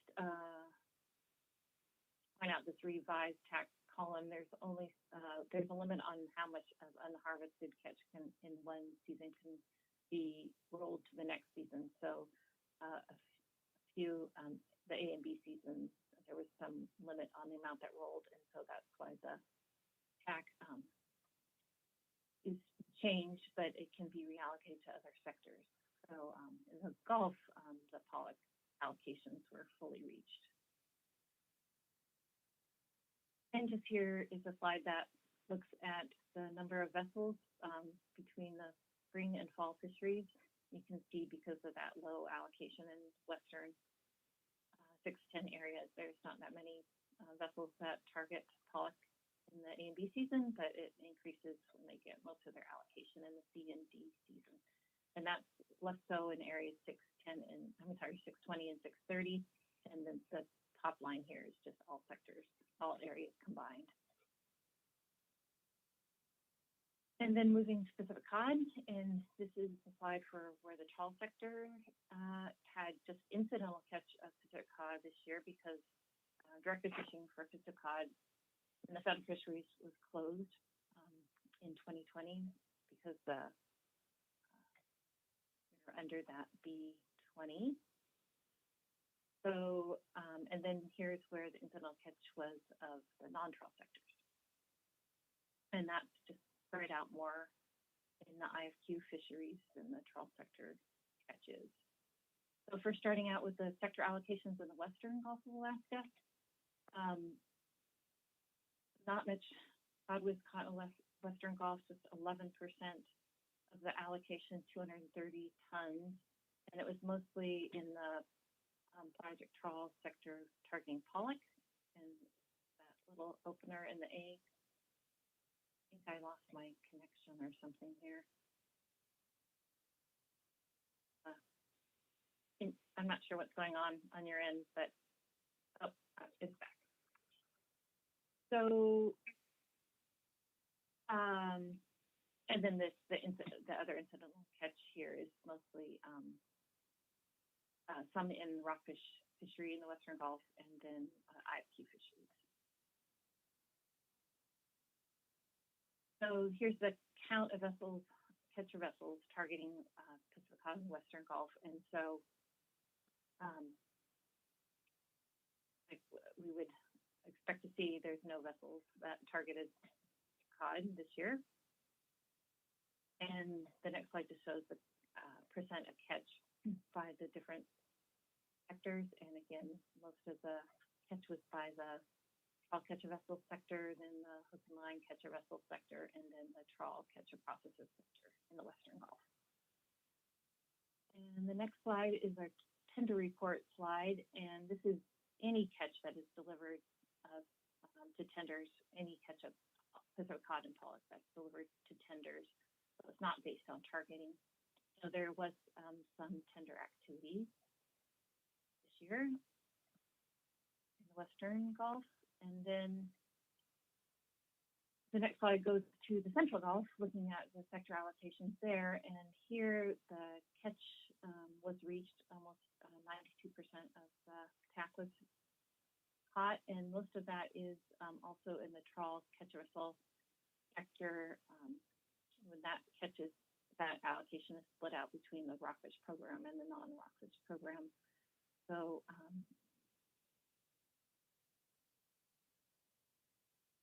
and then also the trawl catcher processor sector caught the second highest amount of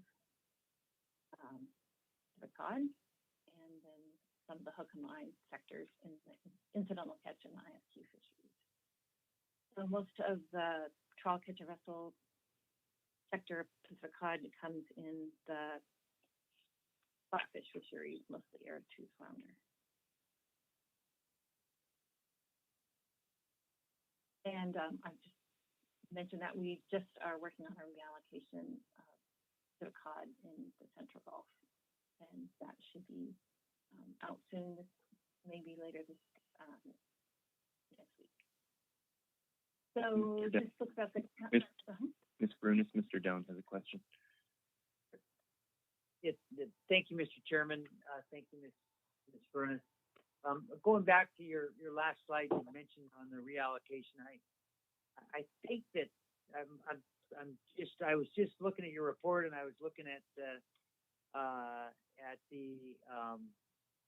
announcements, and it looked like there was a reallocation, but maybe I'm not seeing the date here. But so on the reallocation of cod, is the reason to reallocate to cover this overage for the trawl catcher processors? Because I noticed the reallocation I'm looking at here has 1,000 tons going to the catcher vessels as well.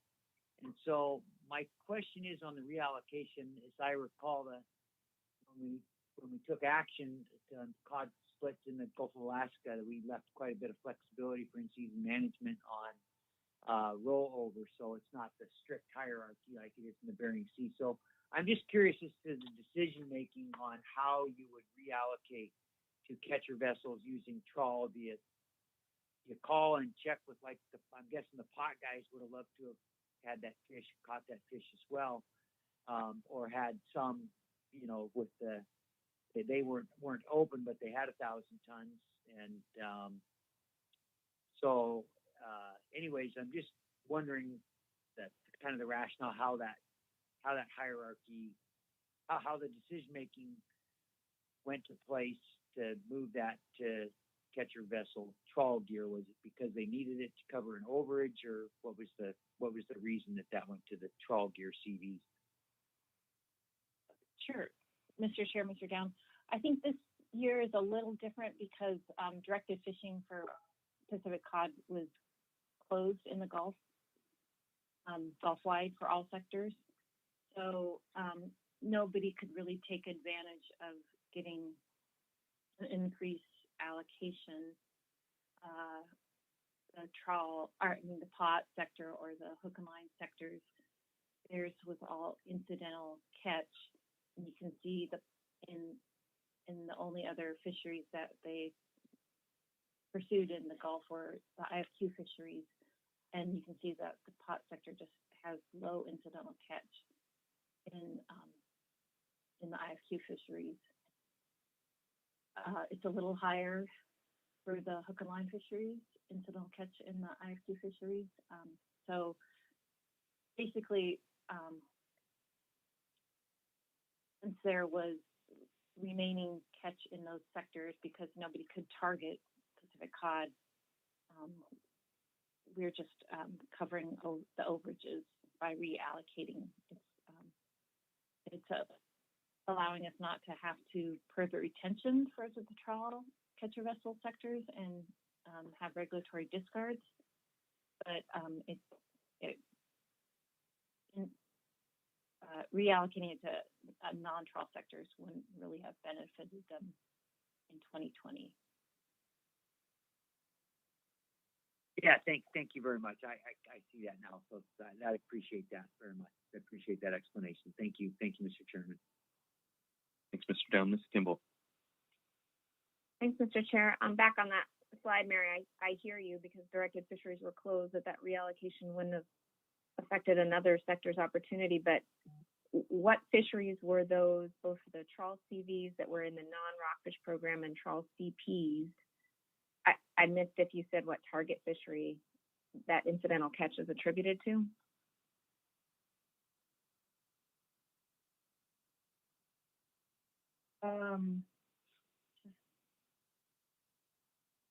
Sorry, just looking at my notes here. I thought I had it Sure. down, but yeah. So most of the incidental catches in the arrow tooth flounder target, and then in the pollock target, and then shallow water flatfish targets. Thank you.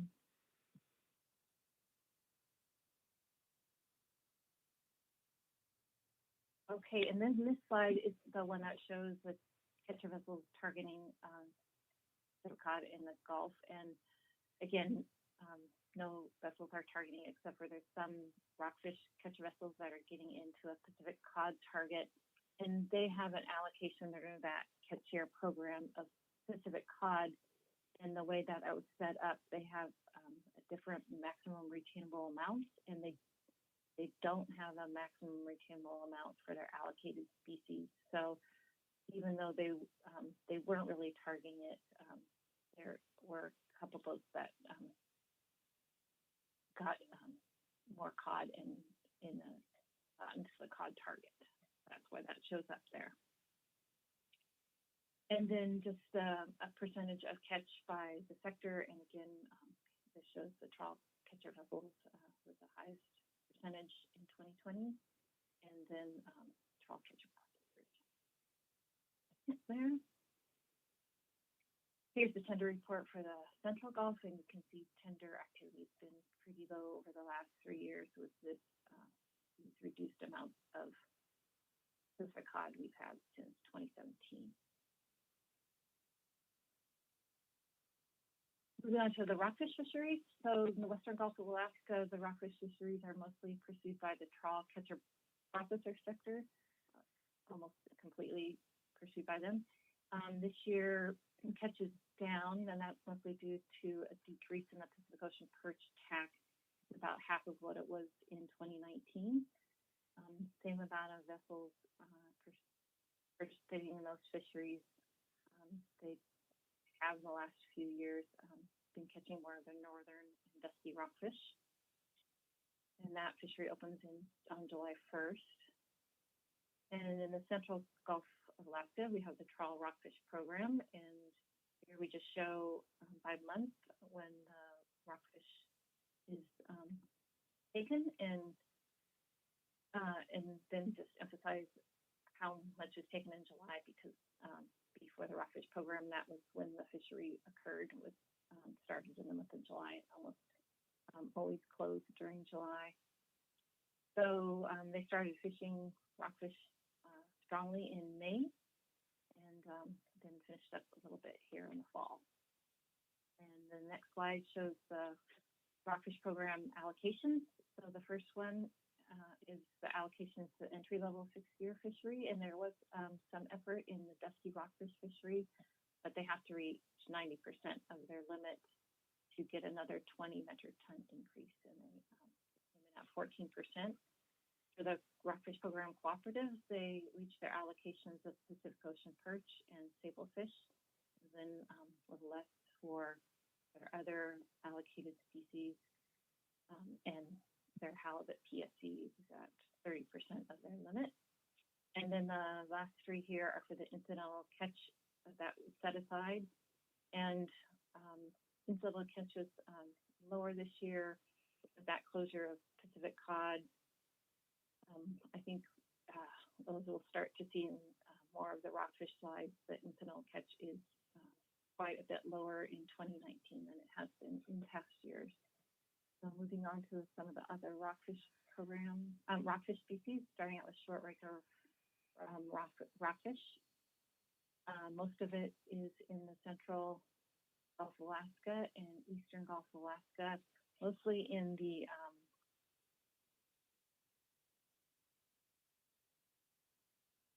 sorry, I'm just looking at my order here. Mostly in the ISQ fisheries, and then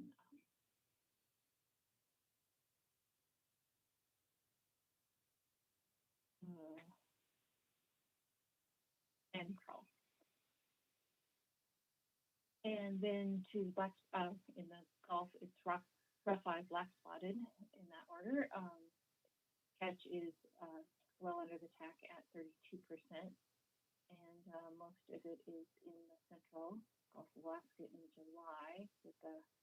There is an allocation for black-spotted rough-eye to the catcher processors in the rockfish program. And then for thorny head rockfish, also most catch is in the central and eastern, but a little bit more thorny head showing up in the western Gulf, and that's mostly an IFQ halibut fishery and the other trawl rockfish fisheries. And then other rockfish in the Gulf of Alaska, we're at 21% of the Gulf-wide TAC. For trawl gear, most of it is harlequin rockfish in the western and central areas, mostly central Gulf of Alaska. And for the hook and line sector, most of it is not identified to species. And also in the central Gulf. And this slide that shows hook and line catch, and again, with the closure of the Pacific cod fisheries, we don't see really any catch until March when the IFQ fisheries open up for sablefish and halibut.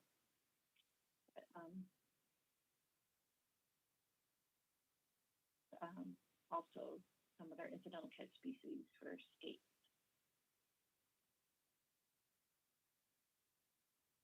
And moving to the sablefish slide in the Gulf of Alaska, here are the sector allocations. Can't get my arrow to move it. So total sablefish catch in the Gulf of Alaska came in at 86% of the TAC. There was an overage also in the trawl sectors in the central Gulf. So retention was provided on August 18th for those trawl sectors. Just wanted to also go over some of the increase we saw, and I think we'll see that in the next slide better. First, let's look at the incidental catch of sablefish in the trawl sectors, and here this breaks it out by catcher processors, not in the rockfish program, because the rockfish program does have that allocation of sablefish to those sectors. So catcher processors not in the rockfish program in black, and then in the rockfish program in yellow, and trawl catch vessels not in the rockfish program, and then in the rockfish program.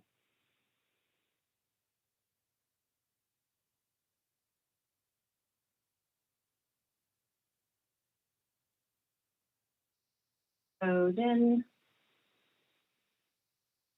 is the sablefish looking at closer at the 6-year sector. And again, we heard about the large increase in the pot sector. Vessels targeting sablefish, we're at 102 vessels this year compared to last year.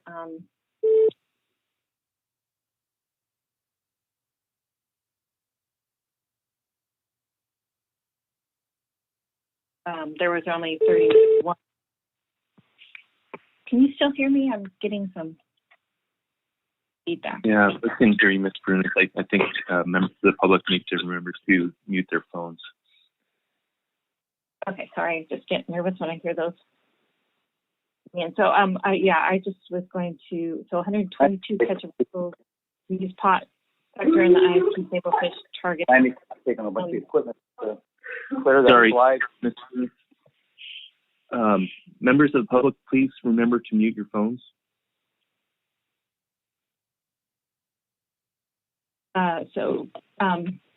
Reporting 4,600 metric tons, or 48% of the catch in 2020. And this compares to 2019 when the pot sector reported 26% of the catch. So that increase use in pot gear was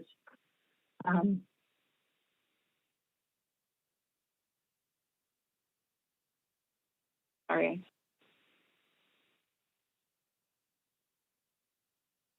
But that's on my next slide. But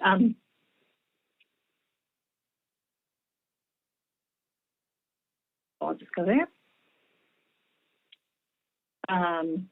Incidental catch in the pot gear is quite a bit lower than the incidental catch in the hook and line gear sectors throughout the Gulf. And then moving on to skate slide, again, skate total catch is down compared to previous years because of the decrease in the Pacific cod targeting, and also I think a little bit from the change to pot gear by the sablefish fishery. So big skates, long nose, and other skates have also low catch compared to the tack. And then moving on to sharks and octopus. Most of the sharks are taken in the hook and line halibut fishery. And then octopus is fairly low this year with the closure of the Pacific cod fishery. Here's a slide that looks at the species we put on appropriate species status in 2020 compared to 2019. So again, sablefish in the Central Gulf for trawl gear, Pacific cod for both the trawl catcher vessels and the trawl catcher processors were permitted retention on October 1st. Then looking at flatfish in the Gulf of Alaska over the years, it can vary by year between the catcher vessels and the catcher processors. Catcher processors on the left, the last 3 years have had lower catch compared to the catcher vessels, and most of that is in the arrow-tooth flounder. And a little higher catch of shallow water flatfish this year. Actually, all the catch in 2020 in the Gulf was down compared by species to 2019, except for shallow water flatfish. So this is the slide that just looks at our flatfish and skate tax and shows that we're well under those amounts. And to the discard slides in the Gulf. So for starting out with trawl gear, again, it's sorted by retained catch. With the decrease in pollock and Pacific cod, the total retained catch is down compared to 2019. And also is the discarded catch, so we're a little higher percent retained at 96%. And then looking at hook and line, total catch is also quite a bit down because of the closure of Pacific cod, and discards are also down. So,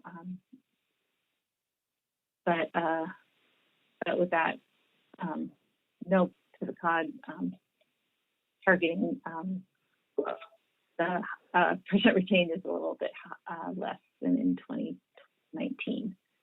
For pot gear in the Gulf, we're at 88% in 2019, and that increased to 94%.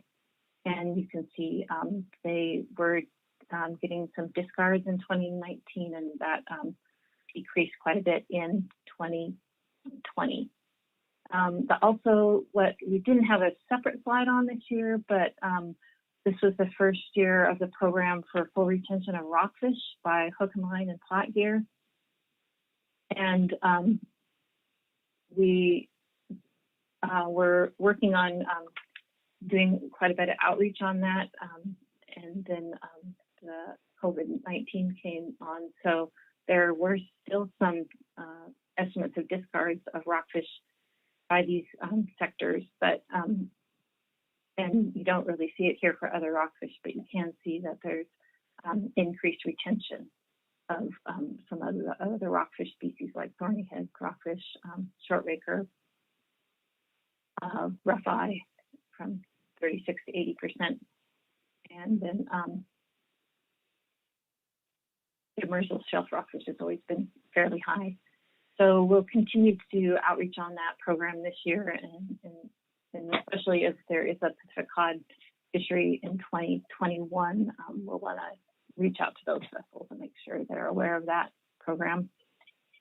And next, we'll go to our produced species slides, and this again is an overview of produced species in the Gulf of Alaska, but they're mostly all broken out. So we'll move to those slides. First slide is looking at barrett-eyed tanner crab in the Gulf of Alaska, and we did have a higher incidental catch estimated in 2020, and this comes from just very few high discard rates in the arrow-tooth flounder fishery. Then moving to salmon in the Western Gulf, the salmon PSC limit for the pollock fisheries is low compared to previous years. The allocation is also down, but they came in at 24% of their PSC limit.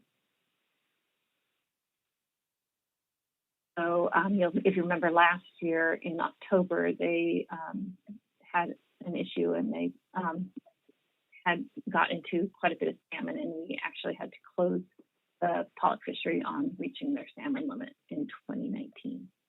So that cleared up this year. In the Central Gulf of Alaska for the pollock fishery, also a little higher than last year, but below their limit at 49%. And they did run into it salmon early in the A season, and they had 2 voluntary stand downs in the Gulf in both 620 and 630 from January 23rd to February 2nd, and then again from February 6th to February 11th to avoid salmon. Then for Chinook salmon in the non-pollock and non-rockfish program catcher vessel sector, last year they had higher Chinook salmon catch, and the PSC limit then dropped down to the 2,700 Chinook limit. But this year they just did not get into salmon in those flatfish fisheries. And of course, there wasn't a Pacific cod fishery, so that also helped. So usually they catch most of it, though, in arrow-tooth flounder. And for the Chinook salmon in the rockfish program, also low Chinook salmon in the rockfish program in 2020. They are at 4% of their PSC limit. And then for the catcher processors, they did catch a little bit more Chinook salmon this year, mostly in the rockfish fisheries. But they're still only at 20% of their limit. And I will just point out then, going back here, that the non-rockfish, non-pollock catcher vessels, their limit will go back up to 3,060 for 2021. And then moving on to halibut catch, the halibut slide shows that here is the retained halibut for IFQ fisheries in the Gulf. And then with the Pacific cod closure, the PSC of halibut in 6-year fisheries is fairly low only at 1% of the limit. And in the trawl fisheries, also halibut mortality is very low in 2020 compared to previous years, with closure of the Pacific cod fishery. And most of the halibut is also in the arrowtooth under target. And this year, some in pollock and rockfish fishery.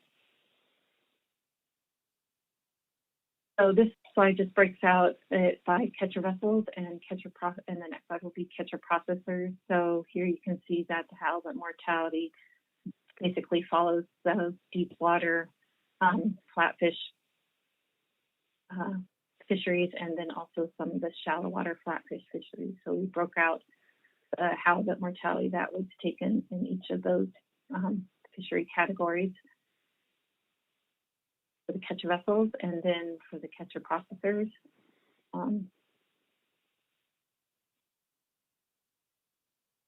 And then here's the trawl halibut mortality slide by the allocations to the seasons that the council does under the harvest specifications. And this does include the reallocation between the deep water and shallow water sectors. And they share the halibut PSC limit from May 15th to July 1st. And when that's over, we have to reallocate it to just adjust those amounts. But overall, they came in at 46% of their PSC limit in 2020. And so next is a slide that compares halibut PSC to the 5-year average. So you can see here at the bottom we're at negative 43% and negative 20% for the rate. And there was a little bit of an increase in pelagic trawl here by catcher vessels, some in the rockfish and pollock fisheries, and then that is the only sector that saw an increase compared to 5-year average. And then for just comparing 2020 to 2019, also a negative 32% halibut mortality and negative 24% for the rate. And I just would like to point out, though, that a big decrease in a lot of the species, groundfish species, and the halibut is due to the closure of the Pacific cod fishery in 2020. So we'd expect when we have a Pacific cod fishery again for halibut increase again. And that's the last slide for the Gulf of Alaska. And except for our acknowledgement slide. So big thank you to all the industry and people that go work to get all this information and for the groundfish fisheries, and special thanks to the catch analysis staff for putting this presentation together, and to Josh Keaton for the 17 years he put this presentation together. And that's the end of my report. Thank you, Ms. Brunis. Let's see if there's any final questions here. Mr. Downs. Yeah, thank you, Mr. Chairman. Thank you, Ms. Furness. I had one quick question. Just looking at this report and the other reports, on when I'm looking at halibut bycatch, you had a slide. It's a few slides before this, but the slide that had compared trawl and pot and hook and line with mortality rates. I think there you go. When I'm looking at that, it's pretty clear. It's so easy to compare because we're looking at the mortality rate numbers or the actual mortality. When I'm looking at crab, I'm looking at numbers of crab when we look at comparison between pot gear, for instance, and trawl gear. It's just numbers of crab. Do those numbers of crab, is that done the same way? In other words, is mortality rates applied to that, or is this just the number that were discarded and doesn't apply mortality rates, because if mortality rate is applied to this or isn't applied to this makes a big difference when comparing crab, for instance, across gear type. Sure, Mr. Chair, Mr. Down, we do not apply a mortality rate to crab for any gear sector. We consider them all dead. So the only species that we apply a mortality rate to is halibut for any species in the groundfish fisheries.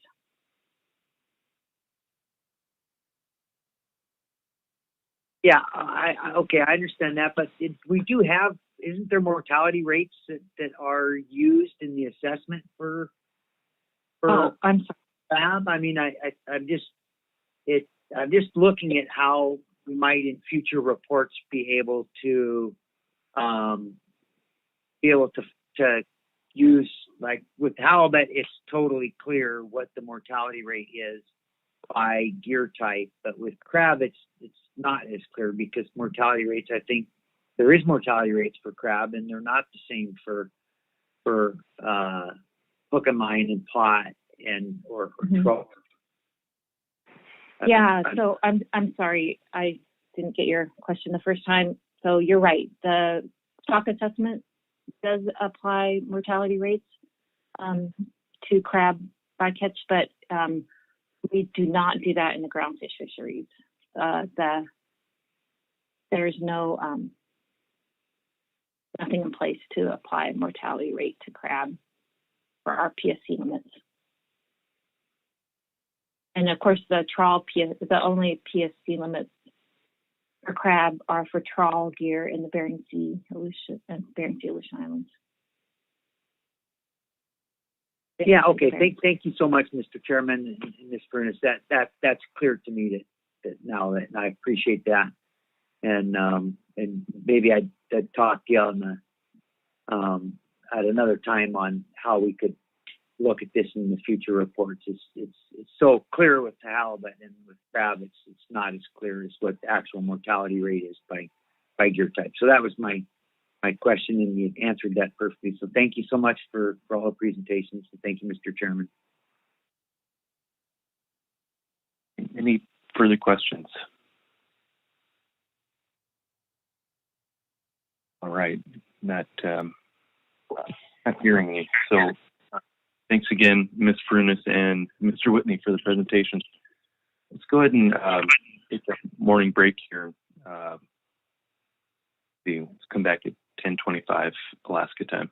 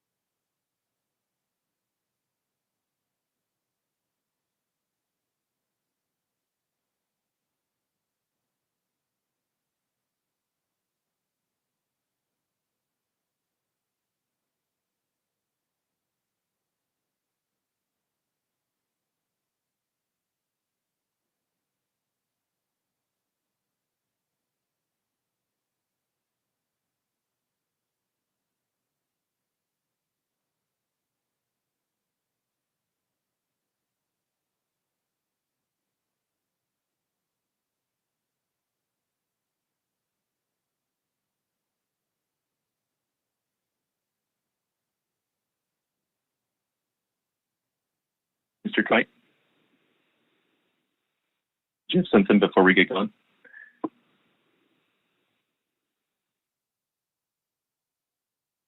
I do have a question on another part of B2. Okay, I think we're all here and we can get back to it. So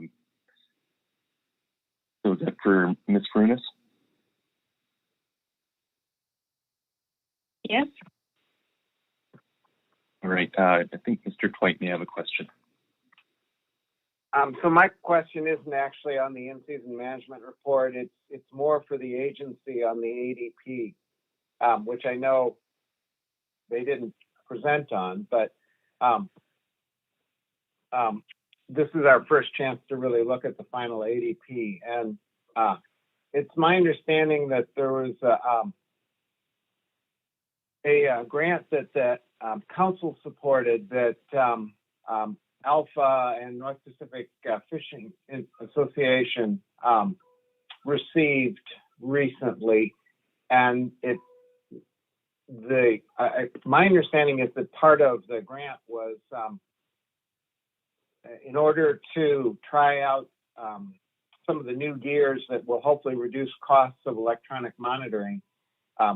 Both Alpha and North NPFA had requested that in the ADP, NIMS provide some additional slots for further testing. And at least in their review of that ADP, those slots aren't there. And I think we've been trying to have some conversation with NIMS about what that signifies, or how we could possibly go forward with that work this year, which is supported by the council. It's been a priority of the council to try to reduce costs. And so we may hear more about this in public testimony too, but I'm just wondering how the agency thinks we can go ahead and proceed with that work this year if it's not covered under the ADP.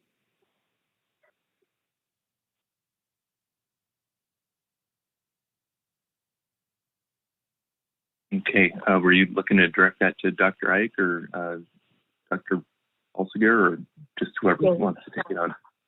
Mr. Chairman, I'm sorry. During the break, my computer decided to reboot, and so I was a little late getting back. But I think Jennifer Ferdinand is going to be on, who of course is out of the center in charge of the Observer Program, and so perhaps she'd be the most likely person to get at that question. Of course, the Observer Program remains a high priority for the agency. We spent some time nationally with all the Science Center directors and regional administrators talking about how to be sure that we get the extent of observer coverage we can in these times. And so Jennifer might be able to do that. Ms. Ferdinand, I think Bob Foy, Dr. Foy is also on. He, of course, is the director of the Alaska Fisheries Science Center, which oversees the Observer Program run by Ms. Ferdinand. So not to avoid the question, but that might be the right place to get the information.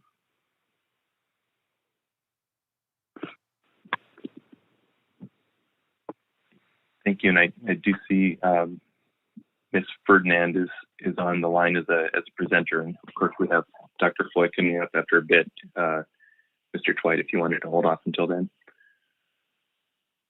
That would work really well. Thank you.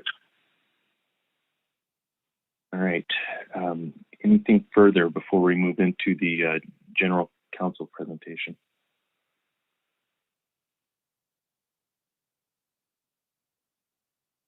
Mr. Witherall, anything else to lead up to that? No, we're just ready. We can bypass the introductory slide and go straight to Ms. Smoker's presentation. Okay, perfect. Thank you, Mr. Chairman. Good morning. Since I lost, let's see, how do I,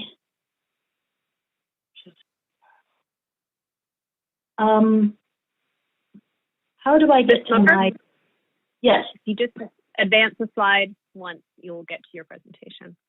Thank you. There it is. Thank you very much. Thank you. And I take it that Diana could hear my voice, so you can hear me. Good morning. I'll just start before getting into this presentation by letting council members and the public know that while we still have litigation that's ongoing, at this time we don't have any updates for you from what we provided at the October meeting till now. So there's no litigation update for this meeting. This presentation is an annual briefing for the council on financial disclosure and recusal requirements. The council last saw this annual briefing, I think, back in 2016. So you might think, oh, it's not much of an annual briefing. But since that last briefing, the agency engaged in rulemaking to adjust some of the regulations, primarily regarding recusal. So we've kind of had this presentation put on hold while that rulemaking effort was ongoing, and that has now completed. There's a final rule that was published earlier this year, and this presentation will cover all of the current requirements, those that continued and haven't been changed, as well as things that have been modified or added as a result of the new rulemaking. Many of you on the council and in the public have seen some of this presentation before or know this material pretty well. So I'm just going to go through these requirements and the setup of financial disclosure and then recusal relatively quickly, but please feel free to interrupt and stop me and ask questions if you have any. So what does the Magnuson-Stevens Act require? Well, the Act requires affected individuals to disclose relevant financial interests and then recuse himself or herself from voting on a council decision that would have a significant and predictable effect on the individual's financial interests. So who are affected individuals? Well, for our council, they are those members that are nominated by the governor of a state or appointed by the Secretary of Commerce to serve as a voting member on the council. Affected individuals does not include the NIMS representatives at the council or the state officials for Alaska, Washington, and Oregon. Why must I disclose my financial interests? Well, disclosure provides important information on your background and financial interests in the fisheries managed by the council. And financial disclosure satisfies Magnuson-Stevens Act requirements, and in doing so, you are allowed to participate in and vote on fishery matters that would otherwise present a conflict of interest. What must be disclosed? So in general, this slide tries to cover that. There is more information at the regulations at 50 CFR 600.235. But in general, you have to disclose ownership in or employment with any company engaged in harvesting, processing, lobbying, advocacy, or marketing activity that is being or will be undertaken in any fishery under the jurisdiction of the council. You also need to disclose employment with or service as an officer, director, or trustee of an association or organization whose members participate in the fisheries. Finally, you also need to disclose entities that participate in the fisheries and that own or are owned by your employer or your company. These financial interests are disclosed for yourself as an affected individual, for your spouse, minor child, or partner, and any organization in which you are serving as an officer, director, trustee, partner, or employee. These financial interests are disclosed at 3 points during your tenure on the council. The first is within 45 days of taking office. They also need to be disclosed within 30 days of any change to your financial interests. And finally, annually by February 1st, regardless of whether an affected individual's financial interests have changed. So every year by February 1st, our North Pacific Council fishery members who are affected individuals submit updated financial disclosure forms, and those are available on the Council's website. I'm going to talk a little bit about the changes to financial disclosure in the final rule. The final rule primarily focused on recusal measures, the recusal regulations, but there were two new regulations that are important with regards to financial disclosure that I'd like to make council members aware of. The first is that the regulations now clarify that a designated official, which is NOAA General Counsel personnel that are identified for an upcoming council meeting, we are going to presume that the information provided by affected individuals on their financial disclosure forms is true and correct, and we are not responsible for determining the veracity of the information provided. That was a current practice of the agency, but the regulations clarified that and included a provision that explicitly states that. Second, the regulations now state that if specific ownership percentages are not provided, 100% of the fishing activity of and vessels owned by your financial interests will be attributed to you. Council members are likely aware that the agency proposed changing attribution principles, which I will get into in a couple of slides, in terms of how we attribute fishing activity to affected individuals. And we are applying a proportional percentage approach now. However, that makes providing percentages of ownership much more critical now than it did before. Before the final rule was implemented, NOAA GC was applying 100%, doing the full attribution process for all financial interests. Now it's proportional, so making sure that you're providing the percentage ownership is important. So we're moving now into my slides that deal with recusal. And when is an affected individual recused from voting under the Magnuson Act? Well, it's when a council decision would have a significant and predictable effect on a financial interest that's required to be disclosed. So council decision is something less than or more narrow than council final actions. The council takes a lot of different actions at its meetings, but only certain actions constitute council decisions. And the four categories of council decisions are here on this slide. One is approval of an FMP or FMP amendment, including any proposed regulations. The second is a request for changes to regulations implementing an FMP, commonly known as a regulatory amendment.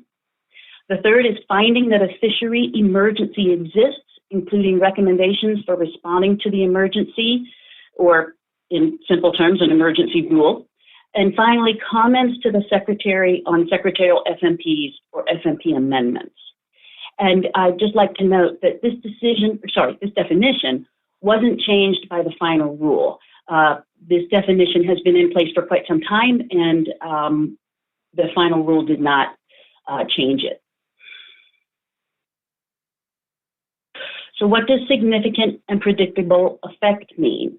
According to the statutory language of the MSA, it's a close causal link between the council decision and an expected and substantially disproportionate benefit to the individual's financial interest relative to the financial interests of other participants in the same gear type or sector of the fishery. So I'm going to get into the two bolded terms in this slide in just a minute, because I wanted to note that the regulations now include the multi-step test that NOAA GC goes through, designated officials go through to determine whether a recusal is required. So step one is they're a council decision. So we look to see what's on the council agenda and are there any actions that will be coming before the council that constitute a council decision. If there is a council decision, then we ask, is there a council member with a financial interest in the fishery affected by the council's action? 3 is there a close causal link between the council decision and the council member's financial interests? And 4, is there an expected and substantially disproportionate benefit to the council member's financial interests? If at any point in this process we determine that the answer to one of these questions is no, then a voting recusal is not required. Ms. Smoker, Mr. Cross has a question. Sure. Thank you, Mr. Chairman, and I apologize. Lauren, could you go back to council decision definition? Yes. So my question is, and I should know this after all these years, when we do a groundfish specs, CAC setting and that, is that a regulation so that's covered under this, or is that something different? Thank you, Mr. Cross. That's actually something different because the specifications at this time are notices in the Federal Register and do not require any modifications to regulations. So they're not a regulatory amendment. So at this time, the council final action on harvest specifications is considered to be not a council decision.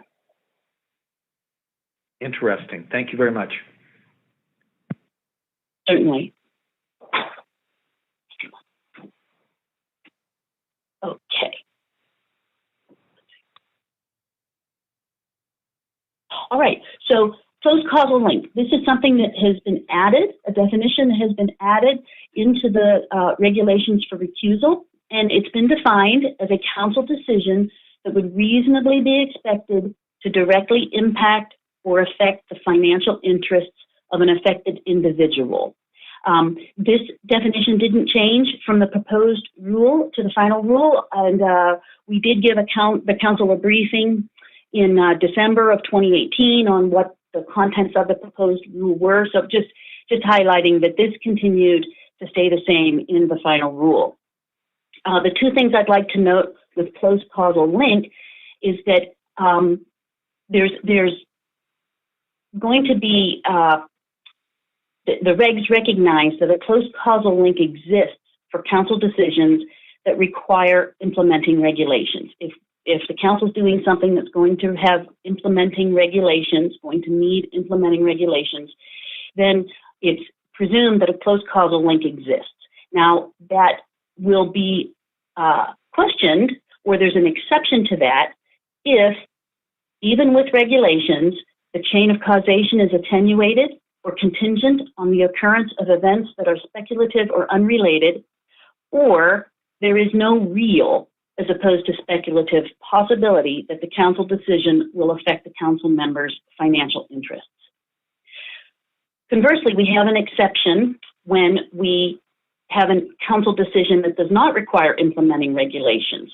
So for council decisions that don't require implementing regulations, a close causal link doesn't exist unless there is a real, as opposed to speculative, possibility that the council's decision will affect the council members' financial interests. These exceptions were added because, as this council knows, there are times when there are implementing regulations with an action, but either the chain of causation or the possibility of effect is speculative or attenuated. And conversely, there's times when there might not be regulations, but maybe there is a real possibility that the council's decision will affect a council member's financial interests. The next term was expected and substantially disproportionate benefit. This is defined, it was slightly modified with the final rule to mean a positive or negative impact with regard to a council decision that is likely to affect a fishery or sector of a fishery in which the affected individual has a significant financial interest. So this expected and substantially disproportionate benefit exists if a council member has a significant financial interest in the fishery or sector of the fishery that is likely to be positively or negatively affected by the council decision. The magnitude of the effect, positive or negative, isn't what is considered. What is considered is, do you have a significant financial interest? So long as there's going to be some effect, even if it's small, if you have a significant financial interest, it could be found that you have and will have an expected and substantially disproportionate benefit.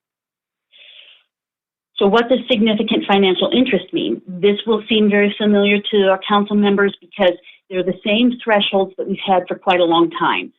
And those are 3, which are greater than 10% interest in the total harvest of the fishery or sector of the fishery affected, greater than 10% interest in the marketing or processing of the harvest of the fishery or sector of the fishery affected, and then full or partial ownership of more than 10% of the vessels using the same gear type within the fishery or sector of the fishery affected.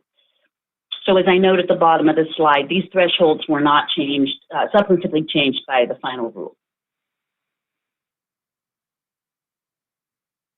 So calculating significant financial interest. The final rule added a number of attribution principles. Many of them codified existing practice, and several represent a change from past practice.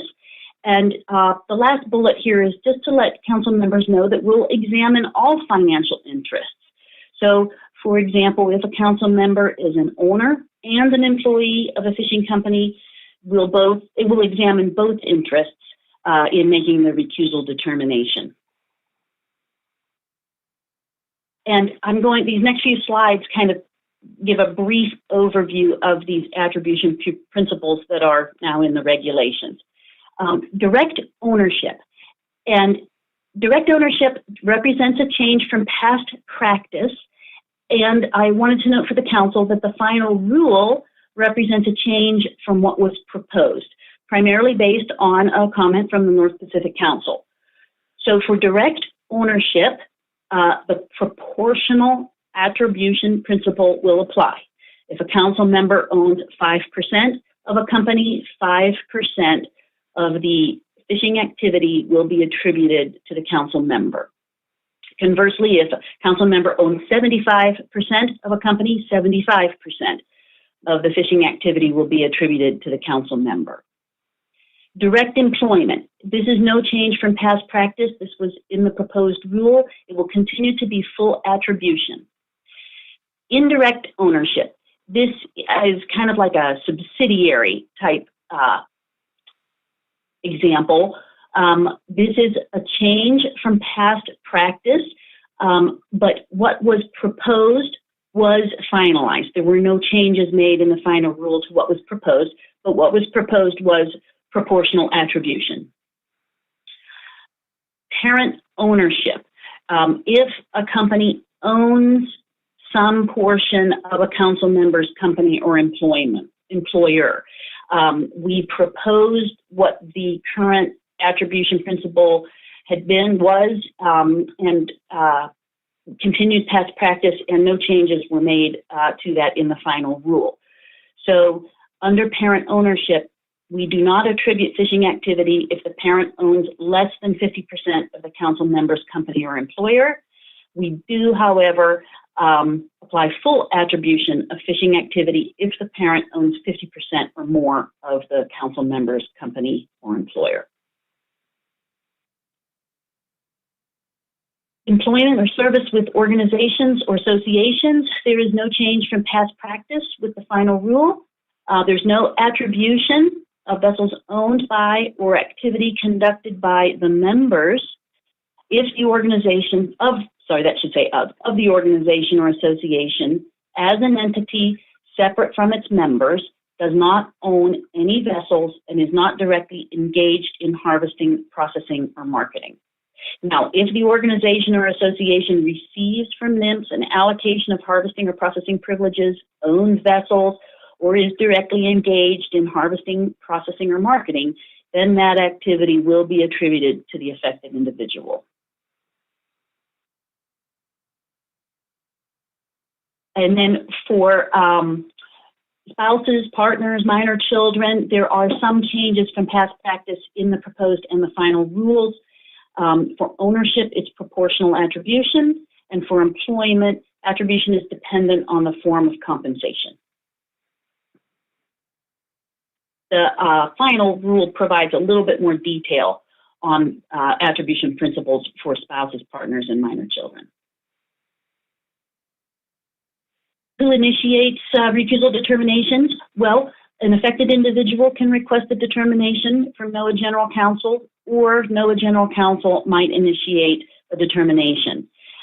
This counsel is very good at contacting us when you have any questions on financial disclosure forms, on upcoming council decisions, and we appreciate that and encourage you to continue that because the sooner we can start looking into issues, the sooner we can get you some decisions. What happens if I am recused from voting?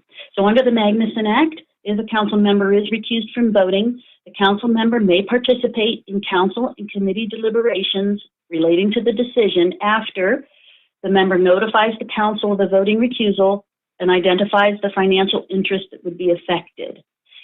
The council member may also state for the record how he or she would have voted on the council decision.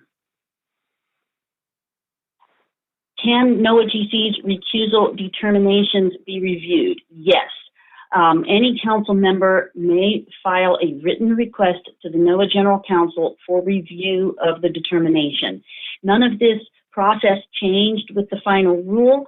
A request for review must be received within 10 days of the determination. The NOAA General Counsel has 30 days from the date of receive that request to complete the review and issue a decision.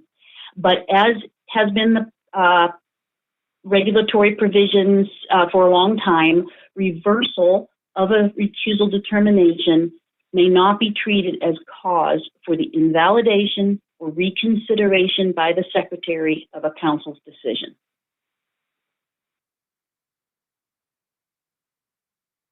How are the council and public made aware of recusal determinations? So at this time, NOAA GC Alaska Section sends an email to the council prior to each council meeting announcing whether any agenda item constitutes a council decision, whether any council members are required by the regulations to recuse themselves from voting on a council decision, and then the deadline for requesting a review of the recusal determination. Council staff takes these emails and makes them publicly available by uploading them to the e-agenda under the NOAA GCB report agenda item.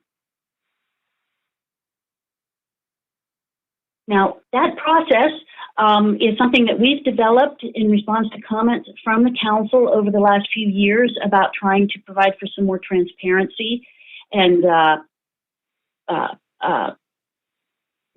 more transparency and understanding of how the process works. But the final rule includes a provision where regions are also going to develop what we're calling a regional recusal determination procedure handbook. So this handbook, well, you'll see in the regulations that the regulations identify the types of information that handbooks must have in them. And then says that the handbooks can have any other material in them that a particular region thinks is important for its region and its council. The handbook is going to also explain the typical process and procedure followed by the region in preparing and issuing recusal determinations. So when NMFS published the final rule to implement these changes to the recusal regulations, NMFS also started work on amending a procedural directive, 01-116-01, which deals with recusal and which will provide guidance to the regions on how each region will work with its councils to develop this handbook. So I am working with headquarters staff right now on getting that procedural directive updated. I don't have a timeline for you right now on when that will occur, but we're hopeful it'll occur in 2021, as soon as possible in 2021. And as soon as it's in place, then our region will be providing to the North Pacific Council a draft handbook that the council can review and comment on before it's finalized.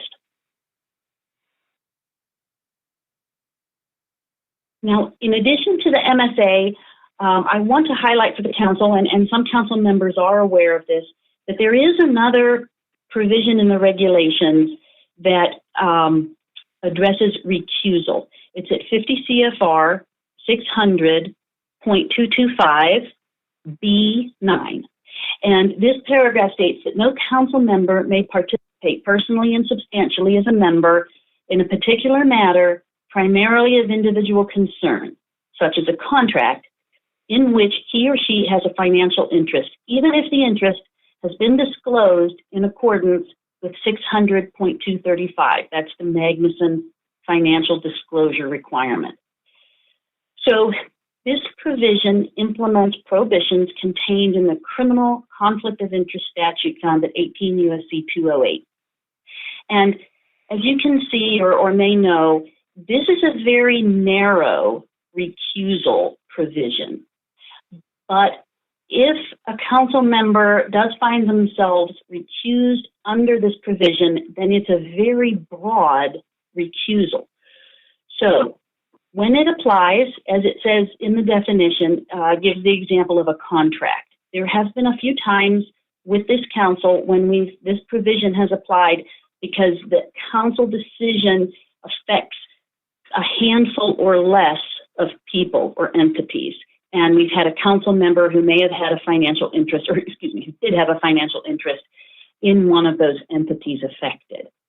When that occurs, the council member, it's different from the Magnuson Act provisions.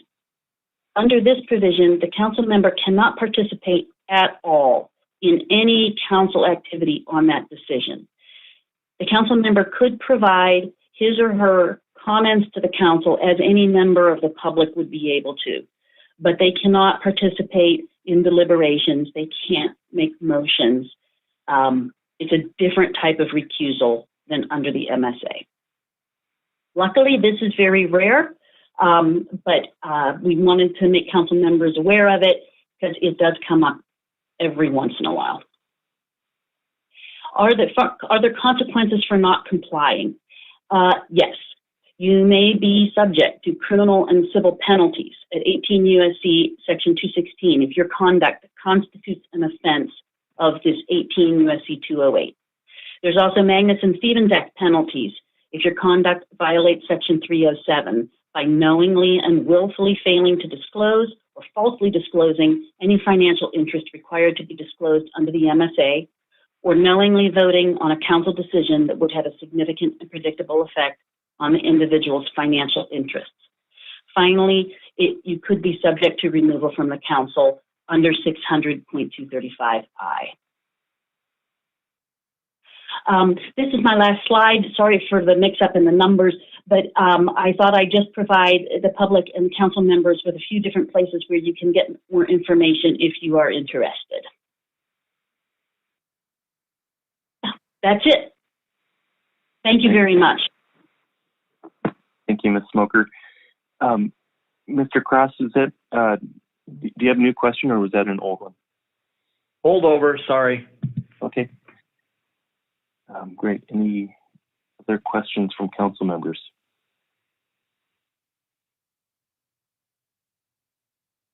Okay, I do not see any. Thank you very much for all your work on this, Ms. Smoker. It's very much appreciated. Thank you, Mr. Chairman. Thank you. Very informative presentation. Okay. That I'll turn it back over to Mr. Witherall. Thank you, Mr. Chairman. We have a written report for P4 and a summary PowerPoint, but in this case, there's not going to be an oral report, but the written report contains a number of topics, including operational highlights and some information about their outreach and education, and updates on some of the cases that they've had. And I'll stop there. I know that Mr. Ellis and Mr. Lagaway are on the phone to answer any questions.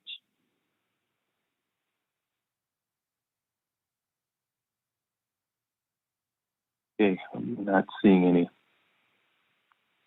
Okay. Moving along, we have Dr. Foy, I believe, on the phone to provide an update on the Science Center's survey planning for 2021. Good morning, Mr. Chairman, members of the council. For the record, Bob Foy, Director of the Alaska Fisheries Science Center, NOAA Fisheries. Wish I could see everybody, but I can't. Good to hear you all today. I hope everyone is doing well. Today, my goal is to continue an October presentation on what our planning is for FY21. You'll remember this stems from an initial letter that you wrote to the Alaska Fisheries Science Center looking for some additional information associated with 2020 survey cancellations, planning for our 2021 surveys and funding, et cetera. So you'll remember at the October meeting, I provided those initial plans. We talked through a bit about what we had done in 2020, why the 2 years were different. And you asked for an update here in December. So this is going to be a brief update. So our goals, I just mentioned October, here's December.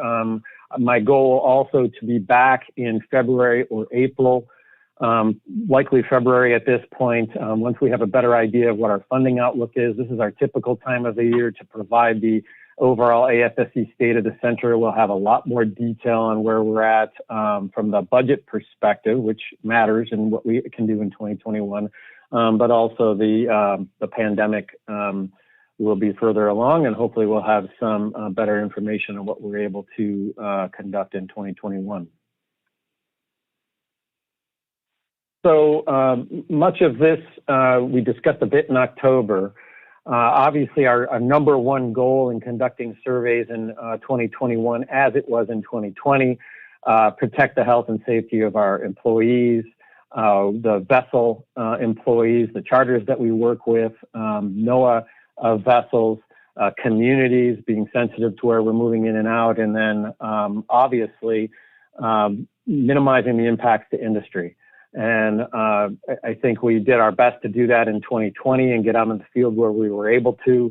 And we have learned a lot and are planning to do as much as we possibly can in 2021.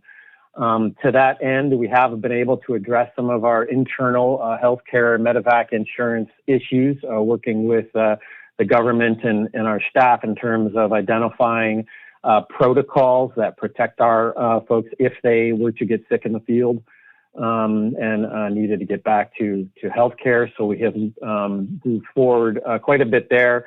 And as you know, any questions we have in Alaska must be answered nationally. So this is a pretty big process. To make sure that the National Marine Fisheries Service seagoing staff are all treated the same. So we've been working diligently in that regard. We continue to work with the Office of Marine and Aviation Operations, so that's the Oscar Dyson for us in Alaska. They've developed protocols, and we have identified our 2021 field season schedule. We've worked with them to add some additional testing in that process. In order to come more in line with what the fishing industry is doing, especially in Alaska. And then to work with OMAO on identifying how their protocols are going to reduce our full survey schedule. There's a couple of ecosystem surveys that will be impacted by that, as well as an acoustic survey, and I will get into that here in a moment.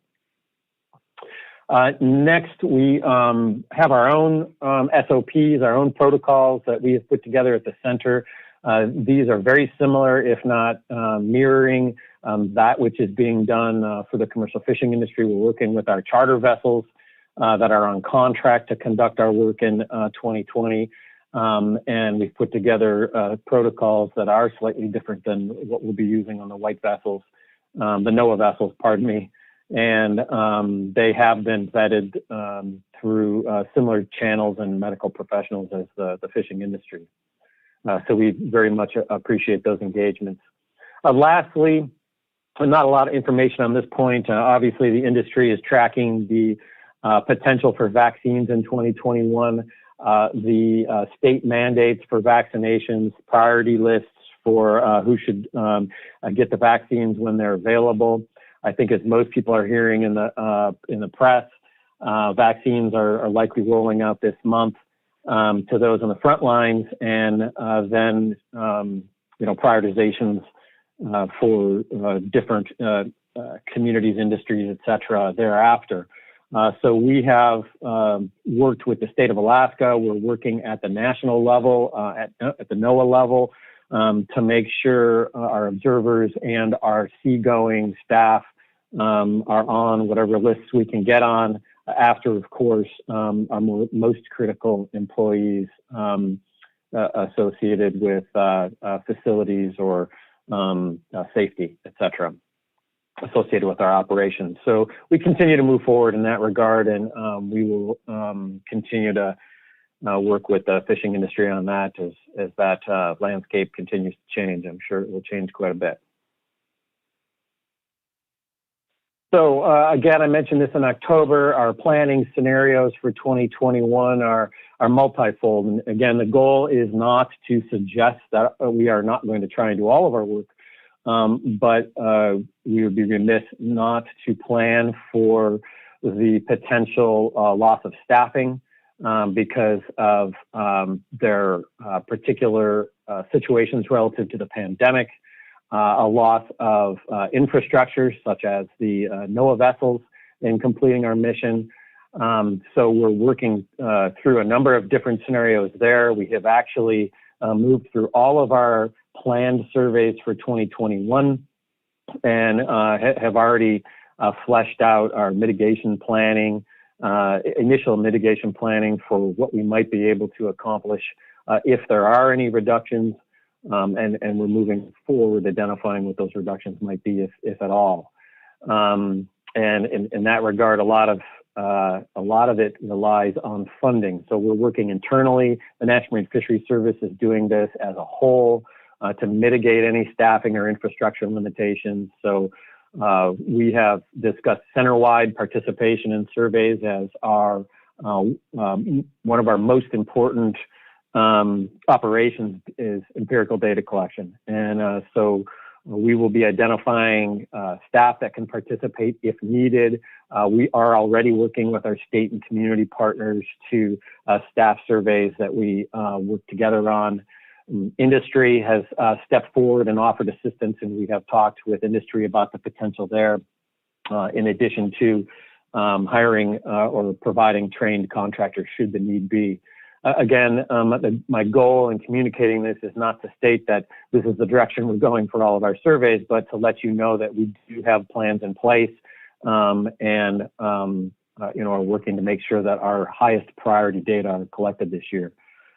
Just in the way of example, we're working with the potential for charters to make up the 2 ecosystem surveys that will not be able to be done on the NOAA white vessel or on the NOAA vessel. We're also looking towards the potential for using sail drones should we not be able to go in the Bering Sea. Again, that is unlikely that we will need that, but we are moving forward as backup plans. Again, my goal is to let you know that we do have backup plans in place. We have worked nationally to make sure that the funds are going to be secured for these kinds of things. Lastly, testing and shelter in place. As the industry well knows, testing costs, shelter-in-place costs are exorbitant. So we have also calculated what that would be. We've communicated that up the chain. We are making those resources available either internally or through NIMS. And NIMS is obviously doing that at a national level. So there's multiple oceans that they're dealing with. And this just gives you a little idea of what some of those costs are likely to be just for AFSC alone.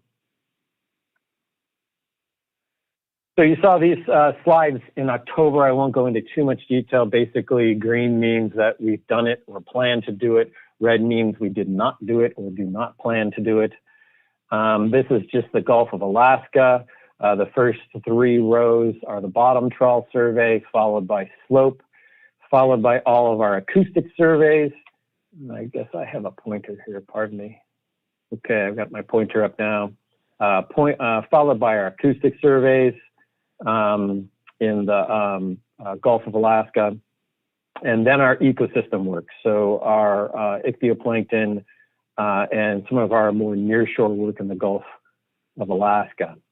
So this is the same slide I showed in October, and I'll go through the changes. So as expected, we will not be doing the 3rd vessel for the bottom trawl surveys in 2021, and we went through those details at the last meeting and discussions with the SSC. We do plan our acoustic surveys in the Shumagins and in the Shelkoff as our 2 core areas. In order to accommodate the loss of days that we have on the NOAA ship, we will not be conducting our acoustic trawl survey in the Prince William Sound or Kenai region. I'll go through these the specifics in a moment, but the protocols on the NOAA vessels require the development of a multi-day bubble where crew and science staff go through their SOPs for safety, go to sea for a certain number of days, but then there's a downtime at the end of each of those multi-week, bubbles. It ended up as a loss of total sea days for the year. So this is one of the impacts of that. It's a low impact, extremely low impact relative to our ability to assess pelagic species, pollock in particular, in the Gulf of Alaska. So that was the first to be removed. Another quick comment here is we did look into the potential for using the sail drone in the Gulf of Alaska for our spring work as a backup if needed. Again, I do not believe that that's going to be needed. We did look into it, but with the potential for icing, the sail drone company that we work with was not able to commit to doing the spring work. So we have reached out to them. We are working with them on the potential use of sail drone later in the year. Moving down my list here, again, we're planning the rest of our acoustic work. We typically, we wouldn't have expected to do the larval work. We haven't done that in a number of years. This is the another effect of the NOAA protocols for going to sea. So this is our spring Gulf of Alaska ichthyoplankton, and then our summer Gulf of Alaska age 0 work. These are the indices that we use for a number of our species to inform recruitment, to inform expectations for future recruitment of a number of our commercial species, as well as the development of a number of indicators that you're using, some in risk analyses and others as ecosystem indicators. So right now, without the ability to have that on the NOAA vessel or collect those data on the NOAA vessel, we are looking at the possibility of funds to charter a backup vessel for that. We're working nationally to identify those funds. We do not likely have those funds internally. So I'll have some more information on that in the coming weeks. Our expectation is to have a decision in the next 2 weeks, and then building contracts out by the beginning of January is our time frame on the first one anyway. And again, these are 2 separate surveys. It would be a lot to get both of those funded at the national level, but that's what I'm working on right now. Okay, moving on, Aleutian Islands. I'll be quick. We didn't have plans for Aleutian Islands in 2021, and we have continued not to have any plans for 2021. And we discussed that in October. Bering Sea. Again, we've got our trawl vessels in the top, acoustic vessels, Bering Sea slope, This is the Northern Bering Sea bottom trawl, our long line survey. And actually, it looks like my slide is showing different columns. So instead of looking at the column that is currently highlighted with dark blue circle, look to the one to the left. Apologies for that. So the long line survey is expected to be done in 2021 and will be. On the bottom here, we've got our ecosystem work, our ichthyoplankton age zero surveys, some of our mooring work with our partners at the Pacific Marine Environmental Laboratory, our ecosystem and salmon work, and again, our partner work with the distributed biological observatories in the northern areas, including the Chukchi Sea. So our expectations, as we discussed before, 21, we will be doing our Bering Sea surveys. We don't typically do EBS acoustic and or slope, so we will not be doing those this year. We do plan to do the Northern Bering Sea, the longline survey on the slope, and then the mooring work down below. In order to address the potential for loss of data on our bottom trawl surveys, where we also collect acoustic data at the exact same time, this is where we are moving forward with the sail drone contract. And just in case that's needed. Again, I do not think this is going to be needed. Our staffing numbers, our mitigation plans look good for these surveys, but I want to have a backup. And last year, just to let you know, had we not planned ahead, starting in early to mid-March, we would not have had the sail drone data at all. And at that point, we still didn't know whether or not we were going to have vessels in the water. So again, we're planning early, just in case. Dr. Kimball has a question. Sure. Thanks, Mr. Chair. Thanks, Dr. Floyd. Is the note on the slide about possible sail drone backup, then I didn't understand if that was also supposed to be attributed to 2021 or just 2022 when we would normally see an acoustic survey. Yeah, Mr. Chairman, Ms. Kimball, this is attributed to 2021. We do collect acoustic data, not independent on the Oscar Dyson, but as another product during our bottom trawl surveys from the charter vessels. Those acoustic data that we've been collecting on those charter vessels are what made the sail drone work last year and what made us able to put those data into the assessment. So it is, in fact, a backup for this year in case we are not able to fully collect those bottom trawl collected survey data on these top two rows. So that's the intent. Thanks. And a follow-up, Mr. Chair, on a different topic, the question marks around the Northern Bering Sea survey for 2022. Can you remind me, is that because we're moving to hopefully at least a Northern Bering Sea survey every other year? I recall from our last presentation, or maybe our SSC survey presentation, that for the near term we were trying to collect those data with the Bering Sea data every year in the near term. But if you could just remind me where we are with that, thanks. Yeah, absolutely. Mr. Chairman, Ms. Kimball, I was just getting to that. The Northern Bering Sea bottom trawl surveys we do plan to do in 21. 22 is an unknown right now based on there's the funding front. I will touch on this here in a moment, but our expectation is, at least short term, we will be able to fund 2022. Again, it completely depends on what our funding looks like in 2021. So a lot of things in play there. But our intent, based on discussions with the council and internally, is to, at the very least, do a biennial survey and hopefully be able to do some sort of annual survey, again, depending on resources. Thanks. Absolutely. Thanks for the question. Dr. Foy, Mr. Cross has a question now. Sure. Thank you very much, Dr. Foy, for coming there or giving us these updates. As you know, they're really important to us in the industry, and so really appreciate the continued updates. On your Eastern Bering Sea Vessel 1, Vessel 2 for 21-22, earlier you talked about plans and backup plans, and does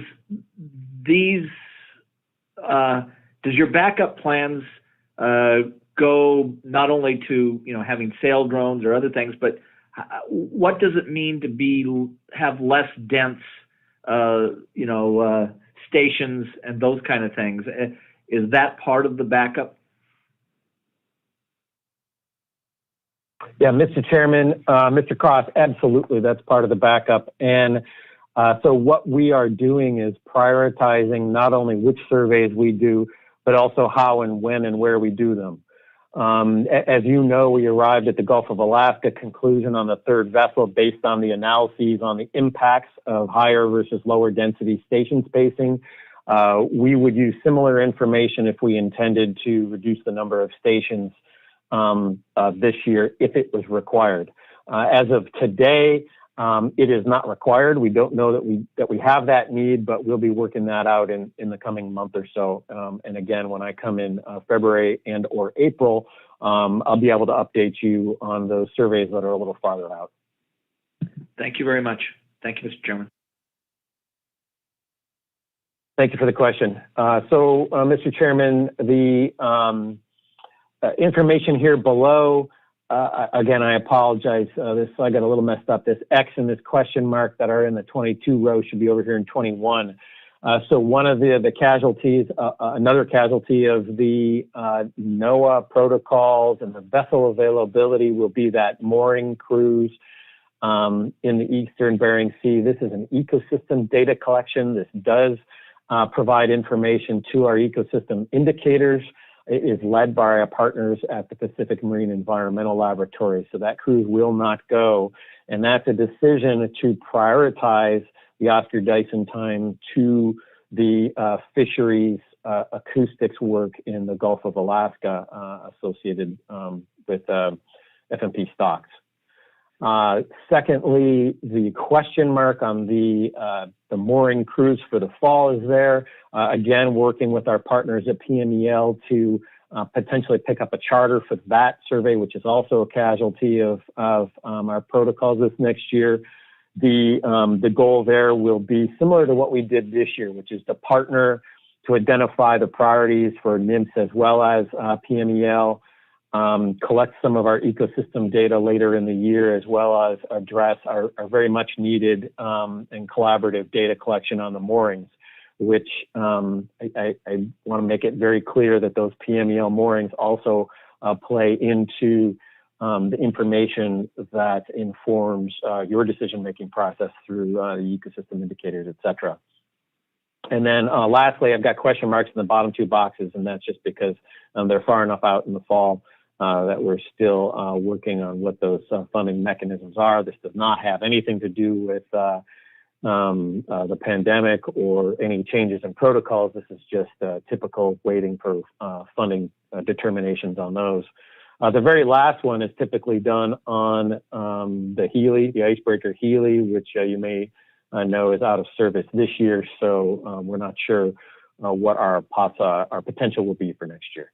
And again, we pick up a bunch of ecosystem data there. So moving on, I did not show this slide last time. I'm going to be very brief with it, but I want to just make sure the council's aware that a good portion of our portfolio is marine mammal protected resource conservation. This slide, similar to the others, represents the marine mammal work that we're doing. This is Gulf of Alaska, Aleutian Islands. For 2021, we fully expect to be able to carry out our Cook Inlet beluga work, our stellar sea line vital rate, marine mammal acoustic mooring work. Some of this is done on the surveys we talked about before.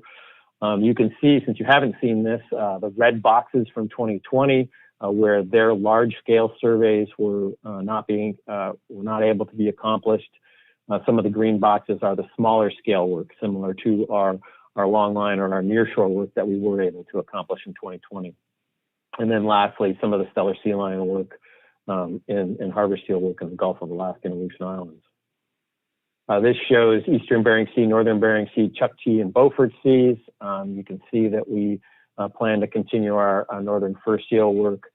our abundance trends and monitorings in the Pribilof Islands. And as you know, this is critical information, not only for the conservation of our protected resources, but also for a better understanding of our fisheries ecosystem interactions, our working stellar sea lions with our colleagues across the water, and then lastly, some northern fur seal work up and down the west coast. So last slide here, just adding on to the conversation we had the last meeting. I won't go back into detail. We talked about the potential funding for FY21, the charter costs, the decreases in the days at sea that I have been mentioning, the impacts of here. We mentioned that obviously the FY21 fiscal process is critical in terms of how we move money back and forth. Since we last spoke, we do have a better picture of what we were able to carry over from last year to this year. And that's some good news in terms of us being able to fund our 21 surveys. As I just showed you, those boxes that were green stayed green. That's a good thing. It means our funding is moving forward. We still have expectations for our needs for the FY21 budget. And we hope that those come through because they not only affect 21, but then also our ability to pre-fund 22. And as I've said a few times, that is really the game we're playing here. We're more talking about 22 than we are 21 now from a money perspective. And then lastly, just a reminder that those funds that were directed congressionally to us in 20, they don't show up until May. So those were always expected to be used in 21. And in fact, those are helping to fund for some of those green boxes in the previous slide for 21. And then lastly, the new information here is we, internal to the National Marine Fisheries Service, nationally, there's been some prioritization, and we put forward the need to continue our Northern Bering Sea work. So there has been some prioritization at the national level, as well as internally to, as I said before, make sure that we do 21 and likely be able to do 22. Our crystal ball doesn't go any further than that at this point, but we'll continue to work with you and to work with our headquarters folks to make sure that everyone understands that that needs to be a national priority.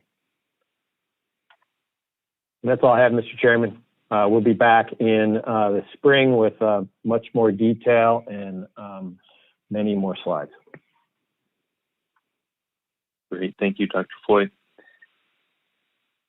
If there's any further questions before we move on. Mr. Down. Yeah, thank you, Dr. Foy. Thank you, Mr. Chairman. My question is kind of a how far along are you question, Dr. Foy. So, and I'm looking at the loss of staffing. When I'm looking at 2021, I'm seeing the report and thinking about your previous reports, and you know, it still doesn't leave me, of course, with a feeling of confidence that we have the ability to fully staff these vessels using Alaska Fisheries Science Center staff. So I completely understand that health of the employees, the health and safety of the communities, these things that are priorities for all of us, and the right that somebody has to say, you know, I just don't feel safe under the current circumstances going on this vessel for that kind of period of time, and electing to not go. So when talking with the Alaska Fisheries Science Center employees, the people that would be critical to be on board, looking at the loss of potential staffing with those employees and potential of hiring or training contractors, you mentioned that. I'm just thinking about how far along are you? You know, from my perspective, I'm thinking the Alaska Fisheries Science Center needs to be polling these people now, saying, hey, with the vaccine, are you willing to go? Without the vaccine, are you willing to extend your period of time? Find out really where are we at? Do we need to replace these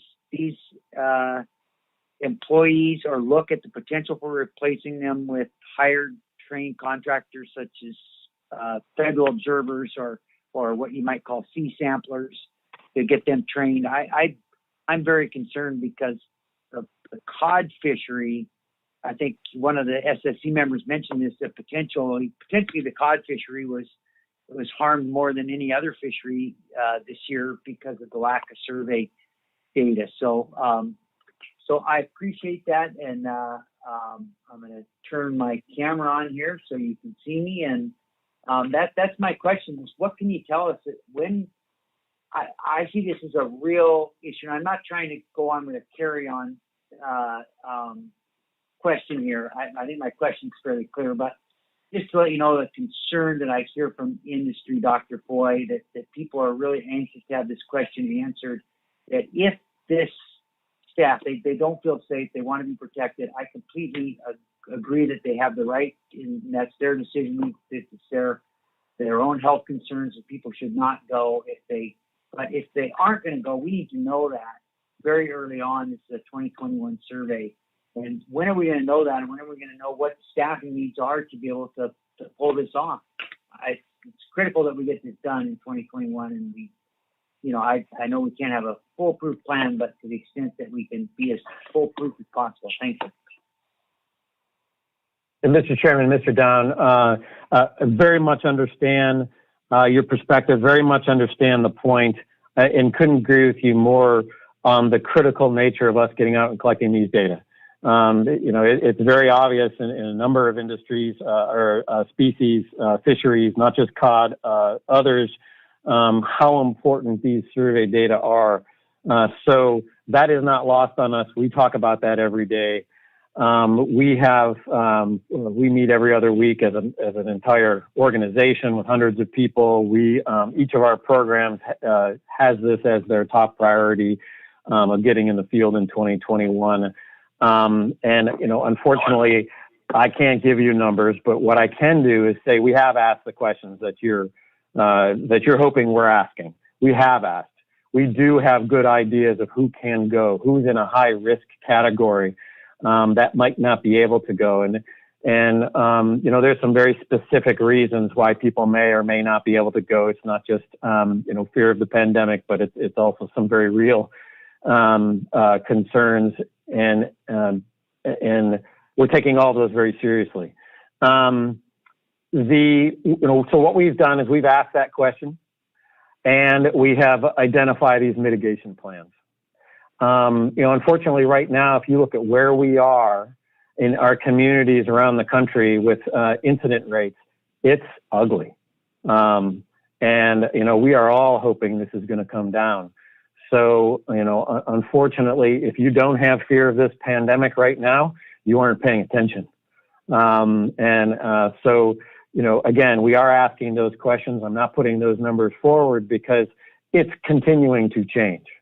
We fully expect that the pandemic is going to start, coming down, hopefully the way a typical flu would in January, February. We hope the vaccine starts playing more of a role in our ability to get out.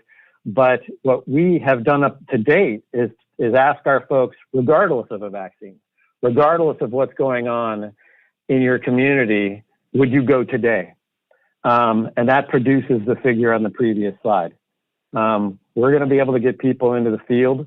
We're not pressuring, but we're identifying the need to get our priority data collected. Without going down to the details and numbers for each of the surveys and the hundreds of people I have go to see, that is probably as much as I can give you, and just hope that you trust that we're doing our best to accomplish our mission. Thank you, Mr. Chairman. I have a follow-up question, and I'll keep it very short. I know I've tested your patience on that last question, so I appreciate that very much, Mr. Chairman. My next question is, Mr. Foy, have you talked to the observer providers to find out from them? Are you working with them on who might be available to fill some of these vacancies for the people that don't feel safe, that might be willing to quarantine and go on a contract? And have we started those kind of conversations yet? Mr. Chairman, Mr. Don, we have had some initial conversations in the last handful of months on what that availability might be. At this point, we don't think that that's necessary. We've also talked with some industry entities that have offered up the same, and we've let them know that we will use that if we need to. Right now, we don't feel like we're in that position to enact that need, that we can cover it internally. But again, it's only December. We've got a long way to go. So we'll continue to keep those lines of communication open and see what's available when we need it. And, part of your question is, how do we know that you're not sitting on your hands and it's going to be too late by the time you need something? Again, I can assure you we're doing this in plenty of time. We also have our budget constraints. There's only so much I can do without a budget. I don't have a budget right now. The federal government doesn't have a budget right now. So we're working within our constraints and within those timelines as well. But, I hope I'm providing a very optimistic view of what we're going to be able to do in 2021. I'd say given where we're at with the pandemic right now, that's all we can hope for. So that's where we're at. Thank you very much, Mr. Chairman, Dr. Foy. And if I insinuated at all that I thought you were on your hands, exactly the opposite. Actually, I think this report shows pretty clearly that you are not sitting on your hands. That you're doing an awful lot. It was a good report, and that was not my point at all. Thank you so much, Mr. Chairman. Thank you, Mr.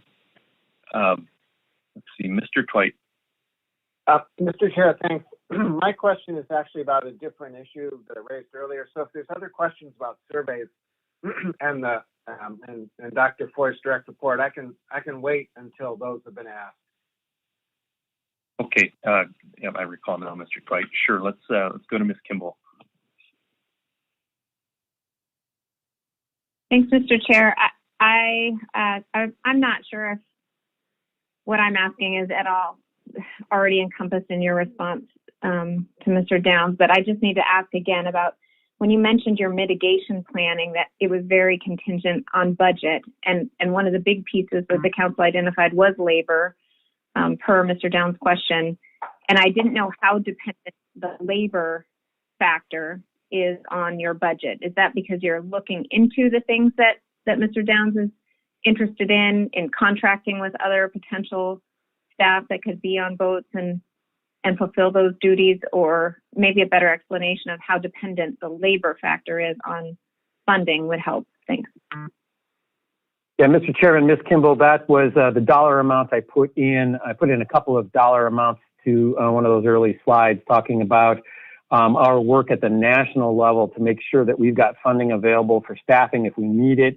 We have at least $300,000 worth of testing, and then also shelter in place. So those decisions have not been made. They're being made on a survey by survey basis. Again, that's being done nationally with all the surveys that we're working on, and we will also prioritize internally.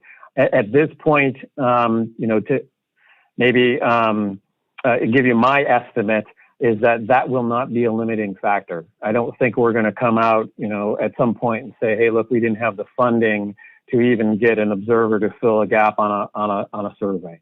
I don't see that as being an issue as we move forward here. And again, that goes to both the support we're feeling nationally as well as how we have prioritized internally for our survey data collection in 21. Thank you. And quick follow-up, Mr. Chair, those numbers that you were referencing, are they in our presentation, or were you referencing last October, the October presentation? Yeah, Mr. Chairman, Ms. Kimball, that they were in the presentation on the bottom of my slides aren't up, but yeah, they were about halfway through talking about mitigation. About $1 million and $1.5 million associated, a total associated with all testing, shelter in place, and the potential for staffing needs. Those are round numbers. Thanks, Dr. Foy. Let's go to Ms. Baker. Thank you, Mr. Chair, and thank you very much, Dr. Foy, for the presentation. I really appreciate it. My question is related to the last slide that you had for us, and what you indicated was new information since October in terms of the internal prioritization of the Northern Bering Sea. And I think you explained that, but I just want to make sure that I understand what that means. I think you said, although you can only look out so many years in terms of planning, what the internal prioritization of the Northern Bering Sea means is exactly that. For future planning, the agency has internally decided that the Northern Bering Sea will be a priority. Am I understanding that correctly, or is there anything that I'm missing there? Mr. Chairman, Ms. Baker, no, you do understand that correctly. To be more specific, what we have heard from the national level is that nationally there will be funds provided for us in the next year to help with the Northern Bering Sea. The reason I can't speculate on exactly how that impacts our long-term budget is because we're waiting on the FY21 budget. So that guides how many funds are available for 21 versus forward funding 22. So the complexity of how that support plays out remains to be seen with the 21 budget. But we are getting additional support from the national level, which means repurposing funds nationally to make sure the Northern Bering Sea is a priority. When I say internally in that email or in that PowerPoint slide, that is internal to the Alaska Fisheries Science Center. We're also making sure that we divert funds as appropriate to make sure that the Northern Bering Sea is a priority. As I've communicated in the past, that's a very tight budget, and divert to data collection for the survey means it has to come from somewhere, and we'll talk a little bit more about that in February. But per your desires to have, the Council's desires to have the Northern Bering Sea be a priority, we've done that both at the regional level as well as at the national level.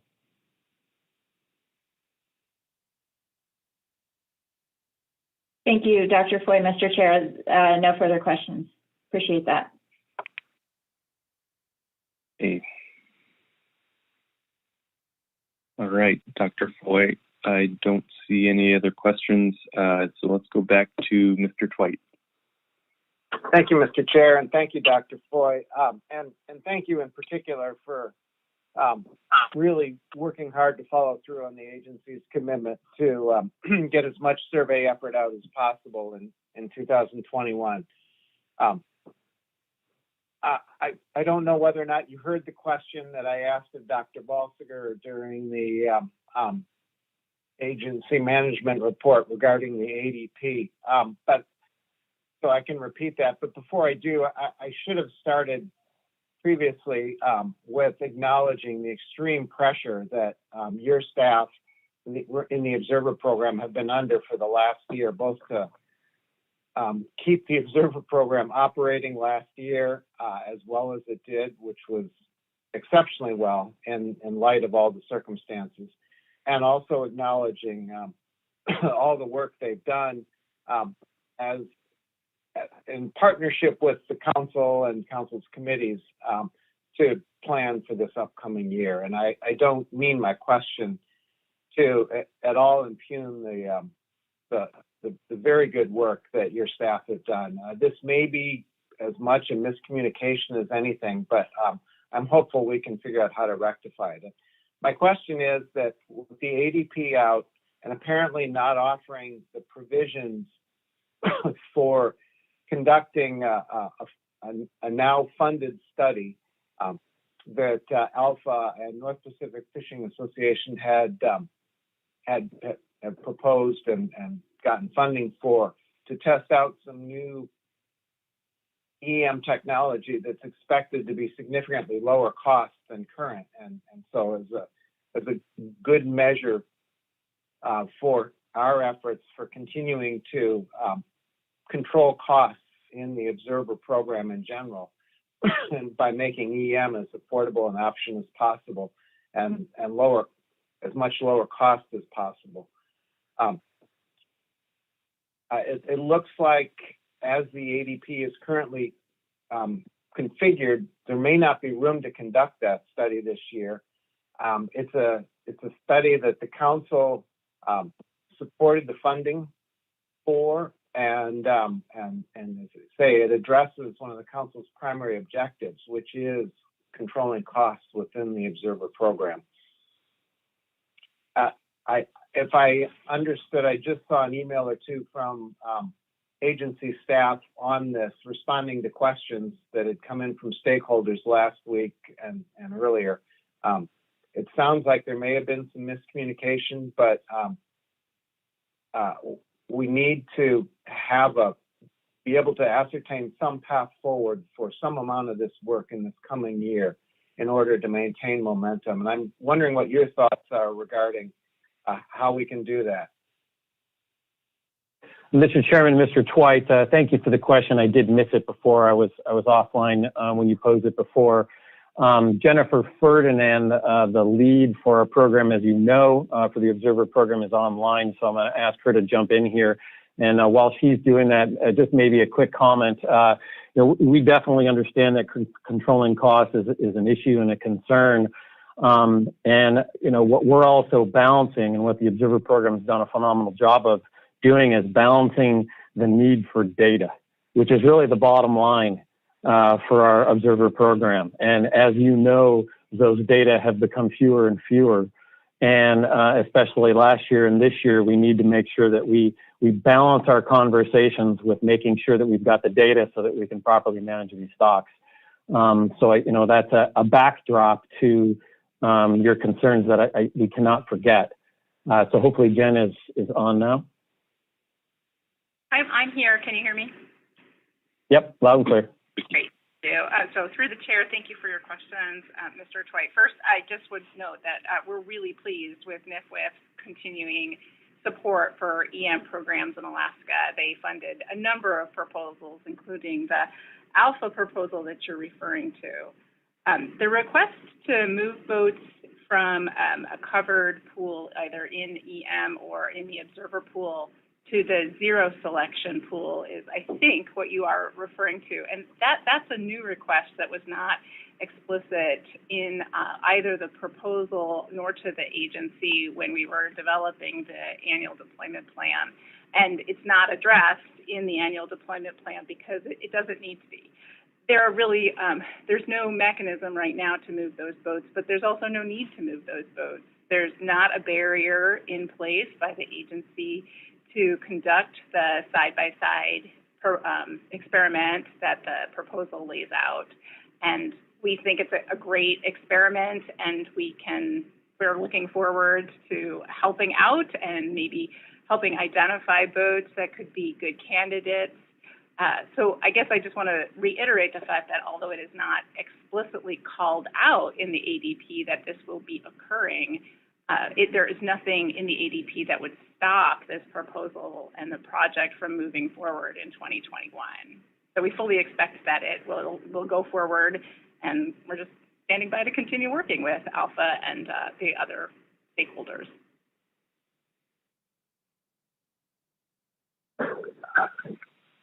Mr. Chair, if I may, thank you. Ms. Ferdinand, thank you very much for that. That's really helpful. I think we're going to get some public testimony on this. I hope you can listen to that, and that I hope we can then take both your comments now and the public testimony on this, and then collectively work offline to figure out a path forward for this year. And it sounds like from your answer that should be a realistic possibility. I also just want to acknowledge that we recognize the strain that you and your staff are working under this year just to meet the objective that Dr. Foy talked about, which is making sure we have enough data to manage these fisheries. So it's with some reluctance that certainly I push on these issues, and that I know the same is true of the stakeholders as well. And I know that we're actually going to be talking to you more about, there's a possibility of some further experimentation with the co-op idea for managing costs in the Observer program as well. We recognize as we come to you with these proposals just how much additional pressure it puts on you, and just how strained your resources are already. So it's with some reluctance, but at the same time, it's with a sense of urgency that knowing that the stakeholder support for this program is essential, and that if the stakeholders, as the stakeholders see us making visible efforts on proposals to adopt measures that will address and reduce costs, that's the best way to maintain the stakeholder support that we know we need to keep this program going long run. And our sense of urgency that stakeholder support has been eroding pretty rapidly. So again, it's an elaborate apology. I understand that. We feel a real sense of urgency about maintaining that stakeholder support. We equally are committed to ensuring that for 2021, we get the data we need, and that your staff don't just get overworked to the point of just breakdown that way. We recognize just how much your staff has done and you've done, and so I just want you to know that we're very cognizant of that, but we're feeling very pushed by these and very motivated by these various dynamics. Thank you, Mr. Twite, for those sentiments. We all feel exactly the same way, so I appreciate that. Mr. Chairman, Mr. Twite, just to respond as well, completely agree. And, we're in this together, and we want to make that clear as well, that we are in this together. And we very definitely see the need for the stakeholder support. We want to help with that. And we also want to be able to communicate the effects of varying availability of data along the way, so that we're all, making these decisions with the full picture in mind as we move forward. So, again, this is a team effort. So appreciate your comments. Ms. Kimball. Thanks, Mr. Chair. Probably more efficient just to bring it up now, but just to confirm with Ms. Ferdinand that those vessels, those 12 vessels, could then test that equipment this year. There's no prohibition on doing that. That also means they'd remain in the partial coverage pool, right? It could potentially be selected to take an observer. Is that correct? Through the chair, thank you for that question and clarification, Ms. Kimball. That is correct. The NPFMC proposal actually addressed both the partial and zero coverage pools. So there's no prohibition for Alpha and its partners to deploy these test EM systems on either vessels that are currently in the partial coverage pool, or those that are in the EM pool, or those that are in the zero coverage pool. So it's the field is wide open for them to select vessels that best meet the coverage needs and that fit the ability for these new systems to collect data. And thank you for that. And Mr. Chair, just I'm trying to get to the root of why we wouldn't have been able to include them in this year's ADP. And I want to ensure that the reason is not that we were not getting full information or biological samples from EM vessels. I just take a note of that based on Dr. Foy's initial comments, but that was not a factor in not including these boats in either the EM pool or in zero selection for next year's ADP, was it? Through the chair, thank you, Ms. Kimball. No, that was not the selection when Dr. Foy that was not a rationale for that choice. When Dr. Foy is referring to the data collection, these are systems that are going to be deployed that have never been used for catch monitoring. So they've only a single model has been deployed. My understanding, a single model has been deployed on tender vessels through the trawl EM EFP. So has done some work on compliance monitoring.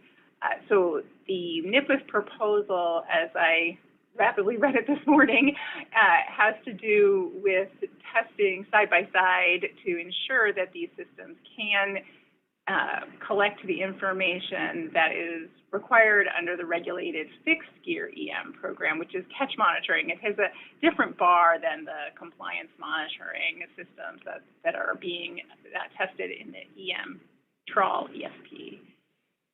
So these moving vessels out of a covered pool and moving them into the zero coverage pool and putting EM systems on them would result in no catch information, no catch rate information for that fleet as well. So that was the issue that Dr. Foy is referring to as far as no data, not biological. Thank you.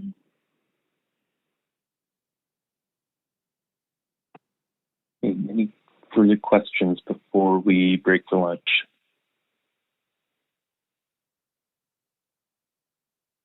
Okay, don't see any. So thank you, Dr. Ferdinand and Dr. Foy, very much for your presentation.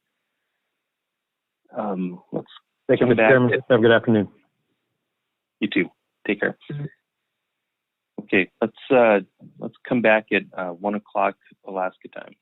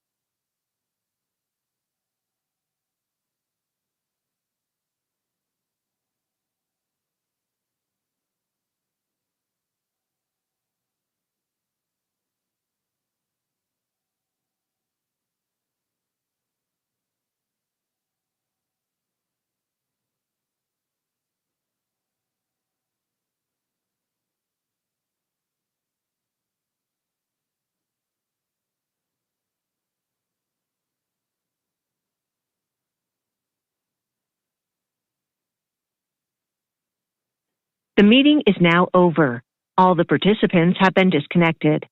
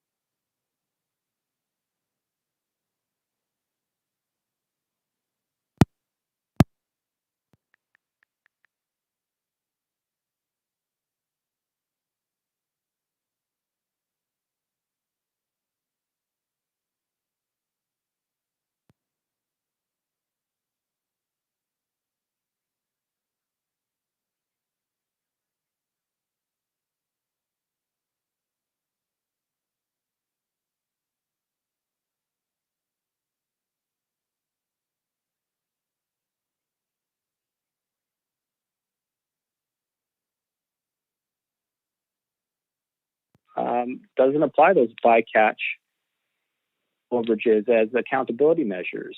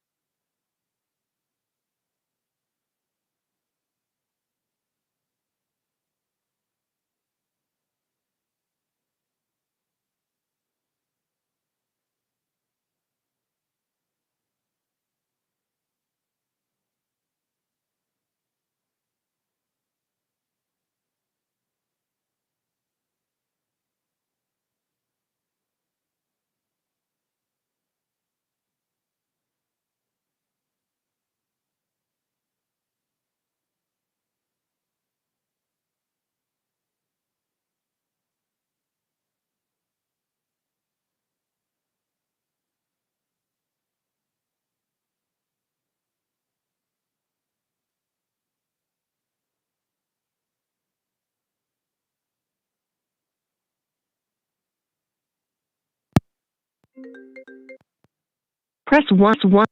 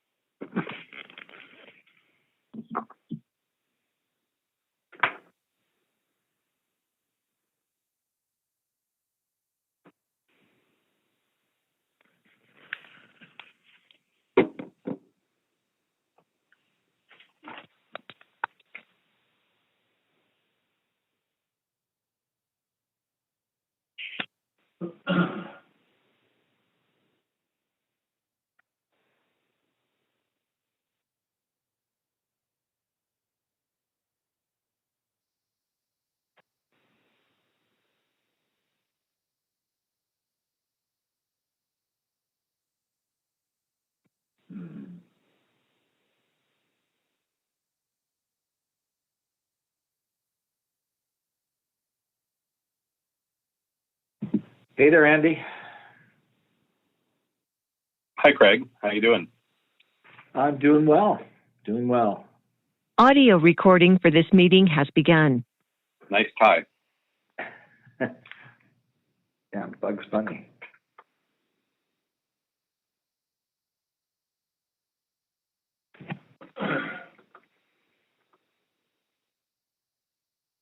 How's the third? Where you are, Andy? Yeah, that is good that he would observe that.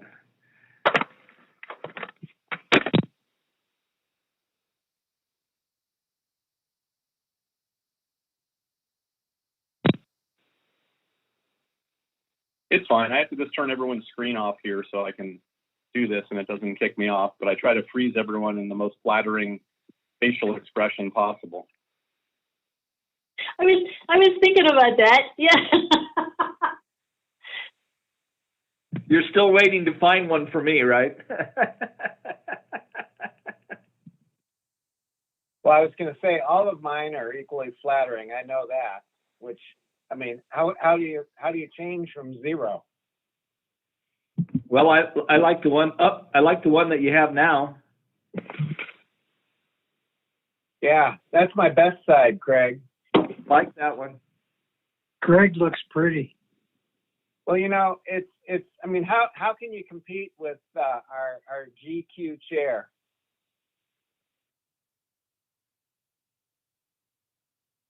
Apparently you're confused. Oh, come on, Bill. I like the other one better. Okay, how's that? That's the one I like. we are on record, so.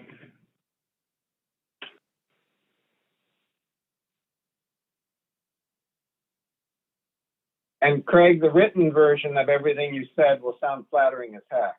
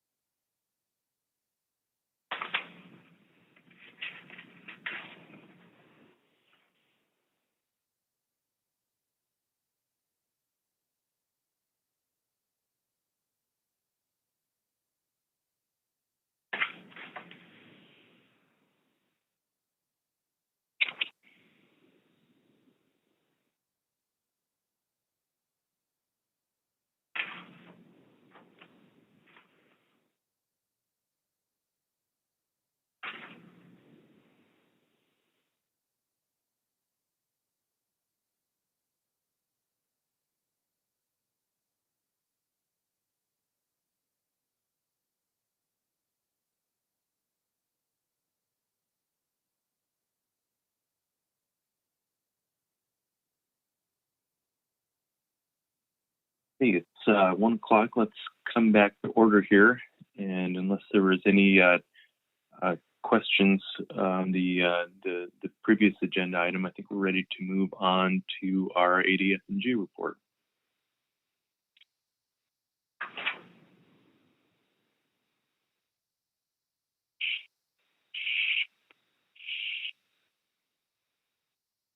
And can you hear me? Good afternoon. Yes, we can. I'll wait for it to load. Perfect.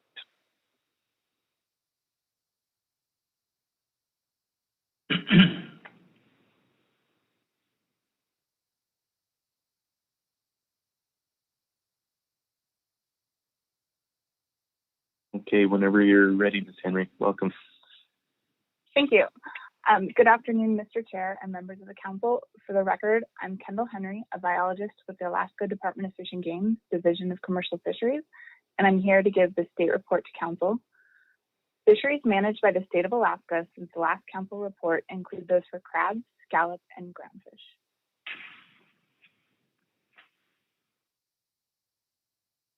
The Aleutian Islands commercial golden king crab fishery opened on August 1st. The total allowable catch for the stock is 6.61 million pounds and is allocated between the east and west areas. For this fishing year, the eastern tack is 3.65 million pounds and the western tack is 2.96 million pounds for a total tack of 6.61 million pounds.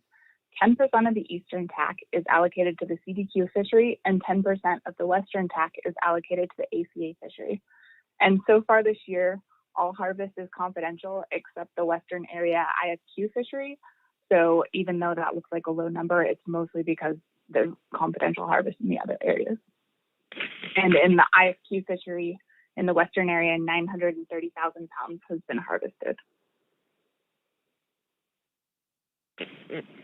And then in the Bristol Bay Red King Crab fishery opened October 15th with a tack of 2.6 million pounds, which is a 30% decrease from last year's fishery. 99% of the ISQ tack and 100% of the CDQ tack has been harvested. At this time, all vessels have checked out of the fishery, but it's expected that the ISQ tack will be fully harvested before the end of the season. 46 vessels participated in this fishery, and the average catch rate was 22 crabs per pot, which is higher than last year's CPUE of 16 crabs per pot. The average individual crab weight decreased this season from 7.14 pounds to 6.1 pounds this year. The Bristol Bay Red King Crab fishery closes by regulation on January 15th. Now on to scallops. Weathervane scallop fisheries in Yakutat, Kodiak, Alaska Peninsula, Dutch Harbor, and the Bering Sea registration areas opened on July 1st. The cumulative GHL for this season is 277,000 pounds, of shucked meats, which is a 10,000 pound decrease or increase from last season's GHL. To date, 226,000 pounds of shucked meats, 82% of the GHL, has been harvested. And then moving on to the state water specific cod fisheries. State water specific cod fisheries are established in the Prince William Sound, Cook Inlet, Kodiak, Chignik, South Alaska Peninsula, and Bering Sea Aleutian Island management areas. Guideline harvest levels are calculated as a percentage of area ABCs, and this table shows the harvest through November 21st of this year. As you can see, all areas have harvested over 90% of their GHLs. And I just want to note that because the 2019 GHL was achieved in the Aleutian Island subdistrict, the 2020 GHL was increased from 31% to 35% of the Aleutian Islands ABC. However, this GHL is capped by regulation at 15 million pounds. So the 2020 GHL for the Aleutian Islands is 15 million pounds. The Aleutian Islands subdistrict was open on January 1st to longline, trawl, and pot gears. Harvest in the Aleutian Islands was 14.9 million pounds, which is 99% of the GHL, and weekly harvest in the Aleutian Islands is confidential.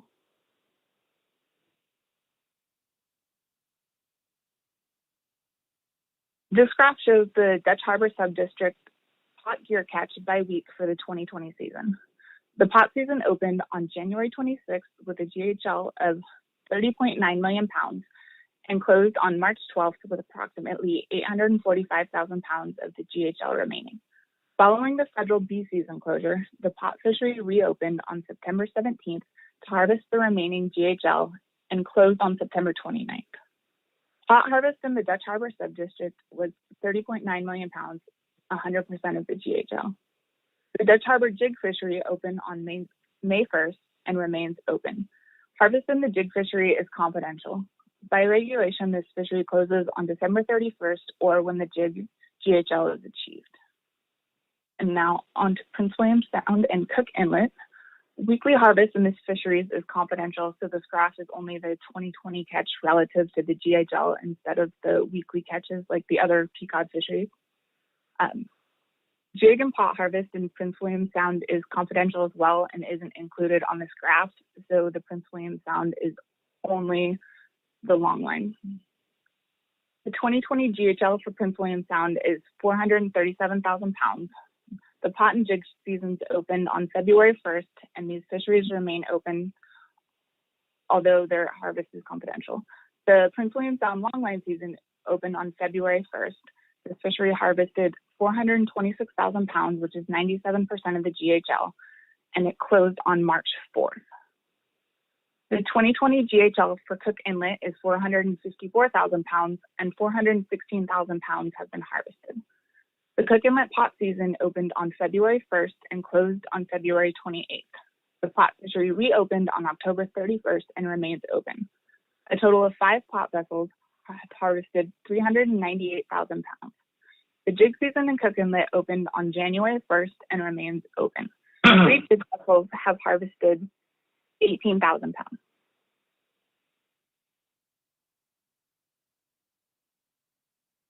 And now onto the Chignik area, where the 2020 GHL is 1.06 million pounds and is allocated 90% to pot gear and 10% to jig gear. The Chignik pot season opened on March 1st and closed on March 13th. The pot fishery reopened on August 15th because there was available jig GHL that had not been harvested. 4 pot vessels have harvested 980,000 pounds, which is 92% of the GHL. The State Waters jig fishery opened on January 1st. However, there has been no participation to date in this fishery.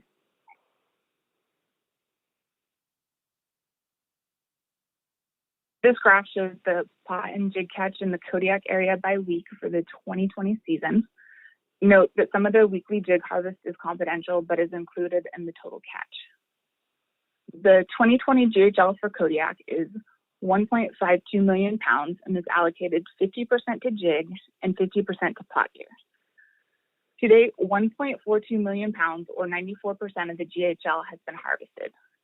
The pot fishery typically opens following the closure of the federal fishery, but without a federal fishery this year, the managers opted to open the fishery on February 24th, and it closed on March 11th after 7 vessels harvested 97% of the pot GHL. The pot fishery reopened on November 23rd, following a rollover from the jig GHL, and any harvest following this reopening is not included in this report. The Kodiak jig fishery opened by regulation on January 1st and remains open. 30 vessels have harvested 682,000 pounds, or 90% of the jig GHL.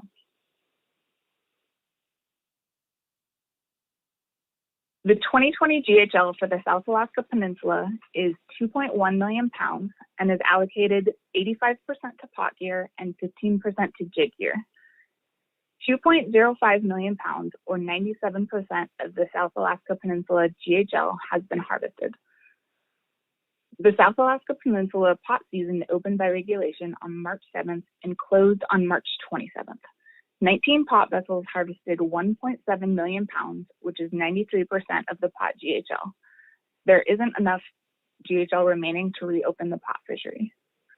The jig fishery opened on January 1st and remains open. To date, 15 jig vessels have harvested 375,000 pounds, which is 100% of the jig GHL and some of what was remaining of the pot GHL. And now on to the next Board of Fisheries meetings. The next meeting is scheduled for March 5th through 10th in Anchorage, and is the statewide shellfish except Prince William Sound, Southeast, and Yakutat, but including Prince William Sound shrimp. And then the meeting after, the comments for that meeting are due by February 18th. And the next meeting after that is Prince William Sound, Upper Copper River, and Upper Susitna River, finfish and shellfish. And that meeting is scheduled for March 30th through April 5th in Cordova. And that concludes my presentation. I want to thank ADFMG regional staff and fishery managers for their contributions to this report. And does anyone have any questions? Okay, thank you, Ms. Henry, for your report. Any questions?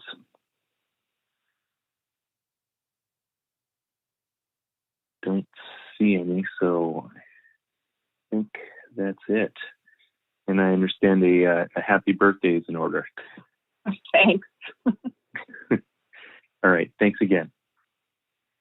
Okay, just a reminder to members of the public that if you'd like to sign up to testify, that you should do so here soon, as we're almost done with the staff reports. Mr. Witherell. Thank you, Mr. Chairman. The Coast Guard report, it includes a written report, and they provided an update on enforcement activities, as well as some updates on search and rescue cases. And I see that Lieutenant Commander Rasky is available to answer any questions.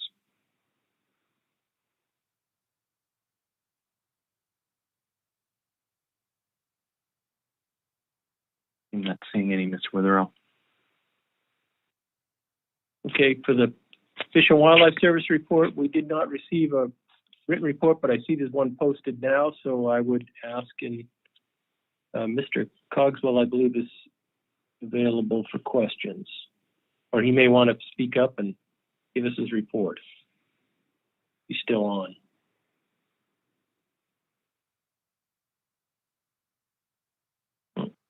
See him on our list here at this point. Oh, I see it just got posted, so I don't really have anything to add there. Okay. All right, and I don't see any questions, so Mr. Witherell.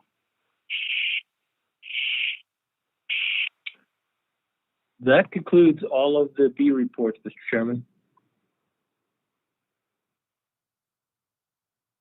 Okay, thank you, Mr. Witherell. All right, so that's going to bring us into public testimony.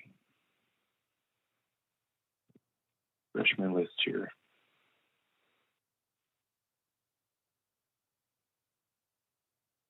It looks like we have 7 people signed up to testify. Mr. Chair, this is Diana Evans. Just noting that I don't believe Linda is in the room, and she sent us a message earlier saying that she was having a conflicting testimony times with the AP, so she might not be available to testify, just so you know. Okay, all right. Thanks, Ms. Evans. Okay, so we do have 7 signed up to testify: Linda Benkin, Stephanie Madsen, Natasha Hayden, John Warrenchuk, Abby Turner-Franke, Dan Falvey, and Chad C. Just a reminder that individuals have 3 minutes, organizations have 6.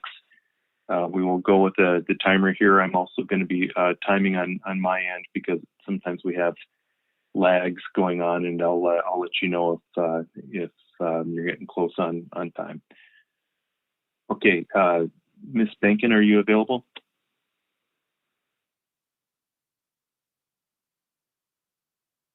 Right.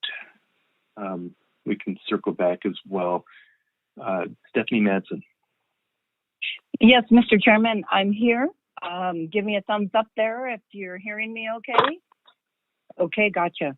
So good afternoon, Mr. Chairman and council members. My name is Stephanie Madsen. I'm with the at-sea Processors Association. Today, Mr. Chairman, I would like to speak to the legislation that was listed in the Executive Director's Report, HR 8632, the Ocean-Based Climate Solutions Act. I would like to highlight the nationwide industry letter that I submitted as part of public comment. As you'll note, it's a long letter because there's 800 signatures from the nation's commercial seafood industry. Mr. Chairman, my view of this legislation is that at this time, as written, Title II poses a threat to all commercial fishing. It also poses a threat to the Regional Fisheries Management Council process that we are so accustomed to and have many successes in. It occurred to me as we were seeking signatures several weeks ago that the seafood industry is like a jigsaw puzzle. We all are pieces that are interconnected and support each other piece to complete the puzzle. One example, Mr. Chairman, is interconnection. When I lived in Unalaska and worked for the processors, it was clear that if it weren't for trawl deliveries, those processors would not be able to be open to buy small boat fixed gear fisheries. Another example of our interconnectedness is that we all pay taxes. Those taxes go to support both the communities in which we operate and the state fish and game budget for fisheries management. Additionally, Mr. Chairman, we are all communities. Some of us are place-based coastal communities, and some are fleet-based. For example, I'll take my fleet. You often see me, but behind me is 5 companies, 15 vessels, close to 2,000 crew, thousands of families, and millions of consumers that depend on all of our seafood products. So we have much more in common than differences.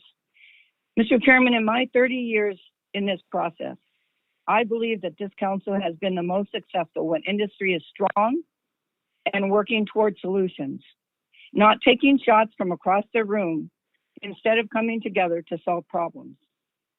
We are in the same boat. And if we are not careful, outside threats, such as this potential legislation, will provide a divide and conquer approach to those threats, and we will all be damaged. Mr. Chairman, that's the end of my testimony. I guess, as you can imagine, I am concerned about some of the kinds of public comments and conversations that I'm hearing at all of the different SSC, AP, and I really do think that we need some strong, bold leadership to encourage us not to take shots while we're all in the same boat, because that boat will sink.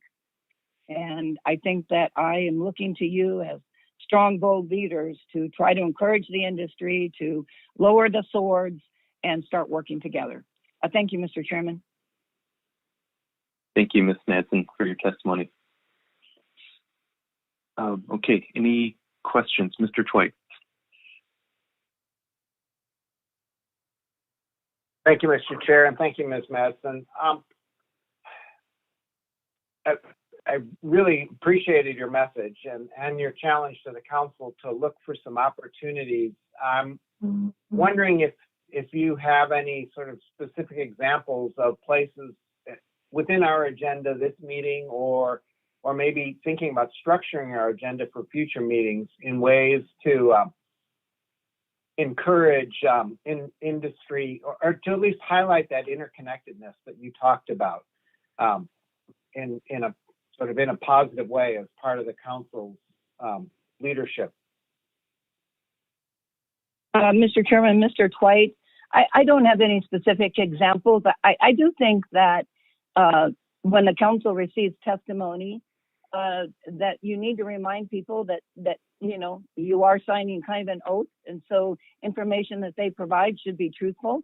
There are penalties for misleading the council on information. I think maybe it's incumbent a little bit more on the industry to point out that, for example, processors in my old hometown, they couldn't be open if they were just depending on small boat fish gear fish. I mean, we had a lot of small processors that never made it out there because of that. And maybe it's just a realization that there are bigger threats, and maybe that will bring us together, Mr. Twite. But I'll keep my thinking cap on and certainly let you know if I come up with something else.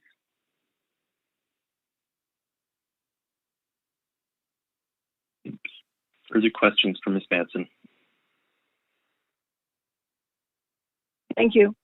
All right, thank you, Ms. Madsen. Next up is Natasha Hayden. Good afternoon, Mr. Chairman. Can I verify that you can hear me okay? Good afternoon, Ms. Hayden. Yes, we can. Okay, thank you. I would like to start out. So my name is Natasha Hayden. I am tribal council member for the Native Village of Afognak.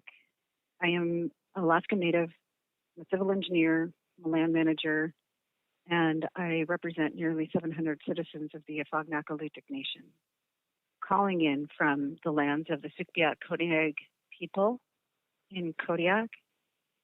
And I'd like to start out by expressing gratitude for some of the efforts made in recent actions to be more inclusive of rural small coastal communities through measures and vehicles such as the Community Engagement Committee, incorporating ecosystem-based management, LKTK, and the Social Science Plan team. I also would like to draw some attention to what I view as a barrier to participation in a critical component of federal fisheries management, which is the advisory panel. I'm going to highlight some portions out of the AP manual.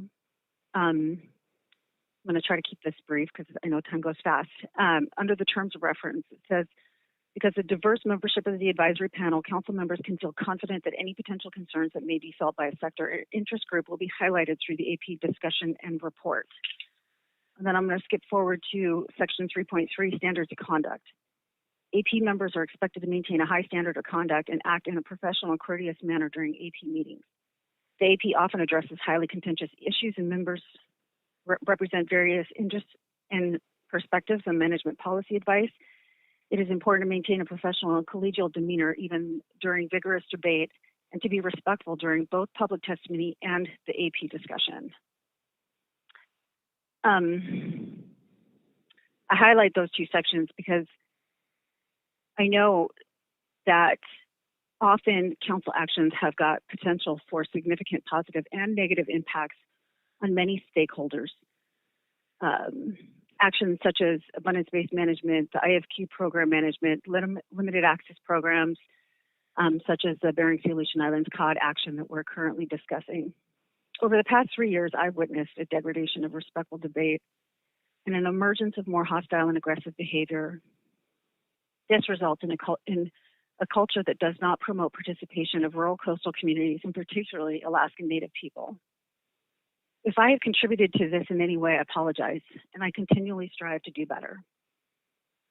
I believe you have a responsibility to select and support individuals to serve in this critical role that will conduct themselves in a respectful manner so as to not create an additional barrier to participation, which I know you are working so hard to overcome through those other efforts. So my ask today is that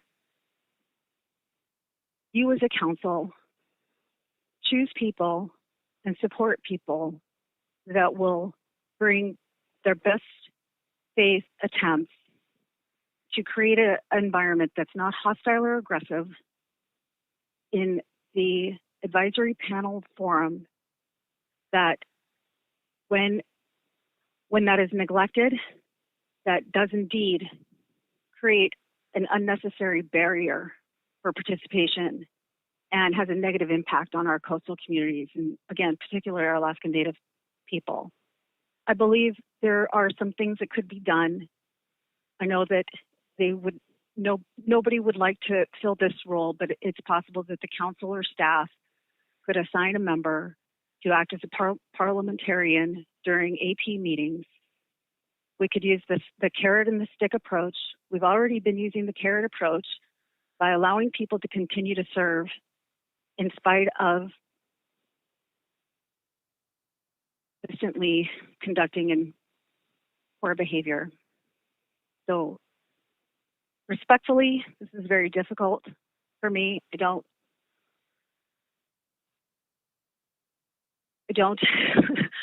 I don't really enjoy this. So I would be happy to answer any questions, but I wanted to just present it to you in a way that may or may not have been considered in the past. That when we have an environment that is not just friendly but unfriendly to all stakeholders, that it is erodes the ability of this body to conduct good fisheries management. So I'm going to leave it at that. And, with all the respect in the world, thank you.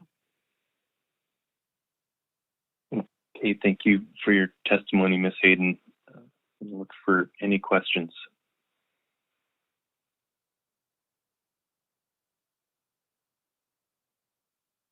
Okay, I don't see any questions. So again, thanks for your testimony and bringing your concerns forward.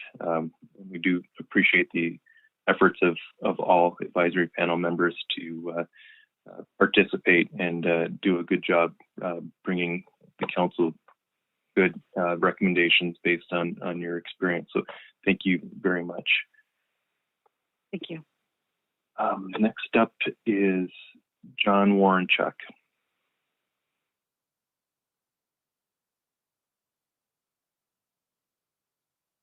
Mr. Warrenchuk?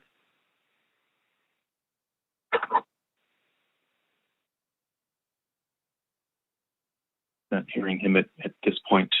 So let's move next to Abby Turner-Franke.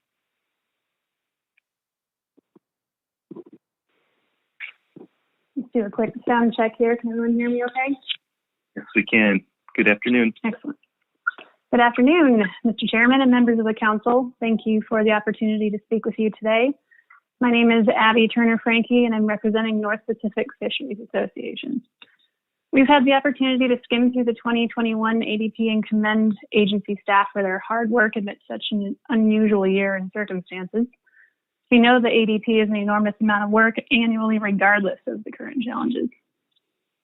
NPFA has been working with other stakeholders, looking to a future with increased monitoring costs and trying to come up with realistic solutions that provide the necessary coverage to keep our members fishing, but also to assist in the management decisions that contribute to bountiful catch and a healthy ecosystem. NPFA has partnered with the Alaska Longline Fishermen's Association, ALPHA, to obtain National Fish and Wildlife Foundation funding for a one-year grant proposal titled Improving Image Quality and Cost Effectiveness in Alaska's Sixth-Year Electronic Monitoring Program. With this proposal, the first goal is to provide image quality improvements that will result in instant feedback to skippers to provide more usable EM data on the management end. This is a tool that could be potentially used in any sector covered by EM with refinement. The second goal of our proposal is to test smaller transportable EM systems that are more affordable than the current systems that are being used. 6 of these would be tested side by side with the existing proven and operable EM systems being used in the regulated program, and we are not asking that these 6 vessels be placed in zero selection. The ability to move the other vessels recruited into zero selection would be helpful in advancing the goals of this proposal. We would be asking those vessels to turn on the new system for 3 consecutive trips for the purpose of having sufficient and timely data and the ability to expedite moving that portable system to 2 other vessels in the same season. This would allow us to pilot test these systems, these new systems, on 18 vessels total. As a result of that project design, zero selection would prove a useful tool in recruiting. Aside from the 6 vessels performing the side-by-side testing, there would be another 12 that would only be pilot testing the new system for catch accounting, as mentioned by Ms. Ferdinand before the break. If a vessel is not already in zero selection, it would be nice to incentivize these vessels to participate in piloting this new camera system by not having additional coverage other than the 3 trips we would ask them to turn the cameras on for. A third and pivotal reason is that if these vessels are placed in the zero selection pool, it keeps this project on the radar for NMFS and the entire council family. This collaboration has occurred in previous years with other EM innovation work and has made the Alaska region a shining example of stakeholder engagement to other regions across the nation that are currently building EM programs of their own. While it is possible to move ahead without putting vessels into zero selection, it makes it much more difficult to recruit vessels and may create greater challenges of uptake into the existing EM program. I will speak on my own behalf and apologize for any confusion that has resulted from ineffective communications. But moving ahead or looking forward, in the recruitment of vessels for pilot testing, a low-cost EM camera solution for catch accounting, if they are not already in zero selection has been mentioned, is it possible to offer zero selection as an incentive, working with the agency to recruit from areas that do not create data gaps? We look forward to any guidance that you may provide on how to best collaborate, and thank you for your time. Thank you, Ms. Turner-Franke, for your testimony. Are there any questions? Mr. Twite. Thank you, Mr. Chair, and thank you, Ms. Turner-Franke. I'll just ask this. It's really of both you and Dan, but because I'm assuming that at least some of Dan Falvey's testimony will be similar. I'm wondering if you heard Ms. Ferdinand and Dr. Foy's discussion today, and if you, I think I heard you suggesting that you're got confidence that that implementation this year should not reduce the flow of usable data into the catch accounting system. But I guess I'm wondering if indeed that's the case, then what do you think some next steps might be, given that the ADP is now out, in order to keep this on track for implementation this year?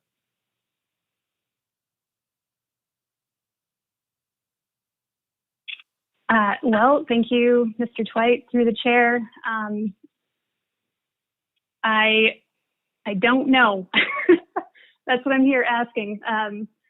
I think it's possible to still have that flexibility in the ADP. If, I don't know if it's it's easy for me to say because I'm not the one, sitting in Mr. Fonce's office, but is it possible to use that as a tool? And it would be 12 vessels or less, depending on who and where we recruit, that would even need to be moved. So I guess what I'm asking is it possible to do that?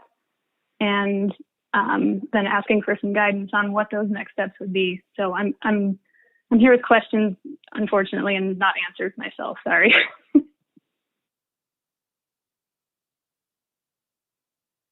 Any further questions?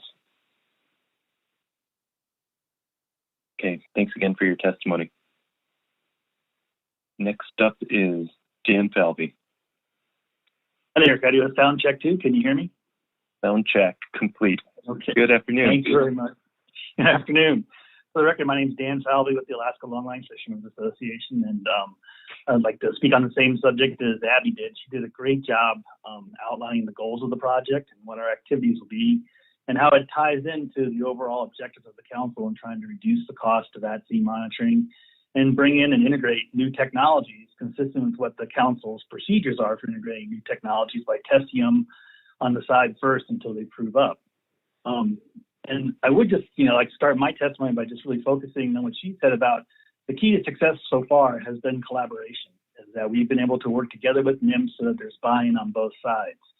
And one of the benefits of that has been the ability to recruit vessels by giving them incentive of either being in the EM pool or zero selection. And it's, we can probably proceed without that, but it's going to be more difficult if that tool is not available to us for this project. I know it's one that we've been using since 2014. It's one that NIMS uses itself in trying to recruit their own vessels for the EM innovation projects. So it's a useful tool that's used by both NIMS and the industry to advance and test new EM systems that are not part of the operational stream. So I guess I would just, also focus on, I heard some of Ms. Ferdinand's comments about how this is new information to her. And to me, I think that's a broader topic about where did the communication break down and why is this new information? Because I know it was brought up to the council in June for the council to consider supporting it in detail. It was brought up at the October PCFMAC meeting. We sent emails in early November when it looked like things were promising to try and keep that collaboration going and make this work. And somehow that if this is new information at the final ADP, that process didn't work as it has in the past. And I'm kind of curious if, what can we do on our end to try and, to get the collaboration back the way it was a few years ago, where we were able to do these things. Because moving forward, I think it's just going to be really important to continue that successful recipe of working together to develop new technologies and bring them into the program. So I agree with everything else Abby said. It'd be nice to be able to move something less than 12 vessels into zero selection as an incentive. I would also note that there were 3 vessels who signed up to be in the EM pool, and the ADP says they weren't allowed in because there's no equipment. But one of those vessels I know is interested in this project, and we have funding for both the equipment, the field service and installation, and the data review for that. Another vessel was an EM innovation last year, was removed from the pool. We scrambled to get them a regular EM system so they could be in the mainstream EM program, and that vessel is now back in the innovation pool this year, which frees up another full EM system for potentially one of the newer vessels who wanted to get into the EM pool this year, one of the 3. And it's that communication back and forth to try and maximize, the tools we have is what's led to success before, and it seems to have broken down this year somehow. And I say I'm out of time. I would just appreciate any insight you have on how to move forward collaboratively. Thank you. Thank you, Mr. Falvey. Any questions? Ms. Kimball. Thanks, Mr. Chair. Dan, thanks for your testimony and for Abby's as well.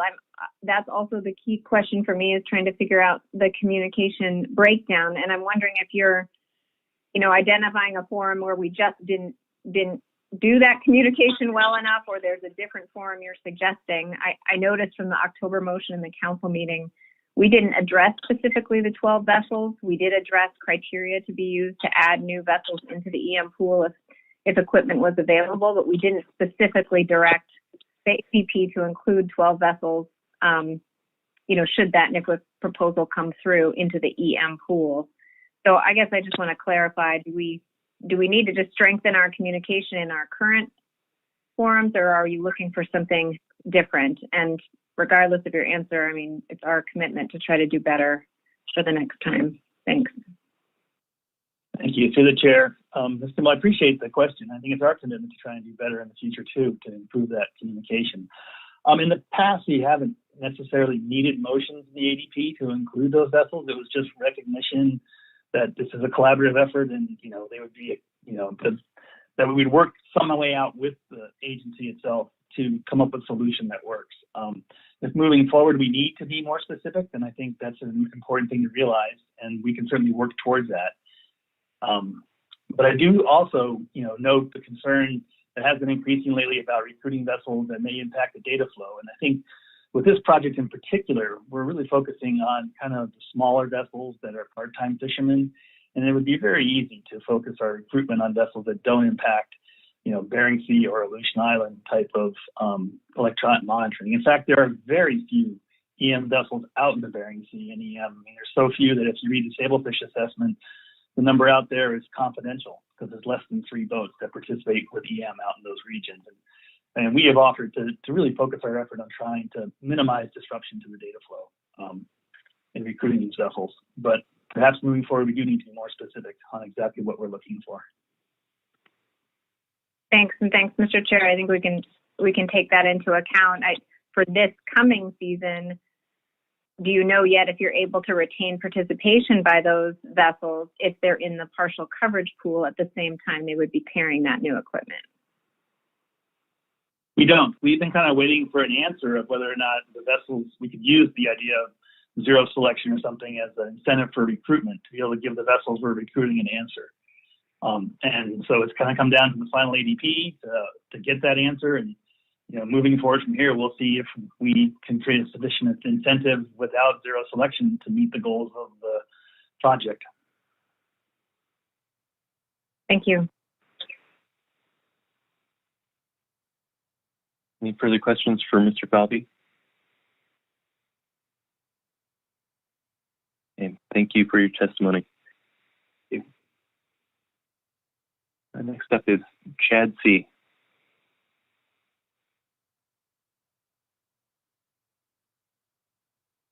Hi, can you hear me okay? Yes, we can. Good afternoon. Good afternoon. Thanks for the opportunity to testify this afternoon.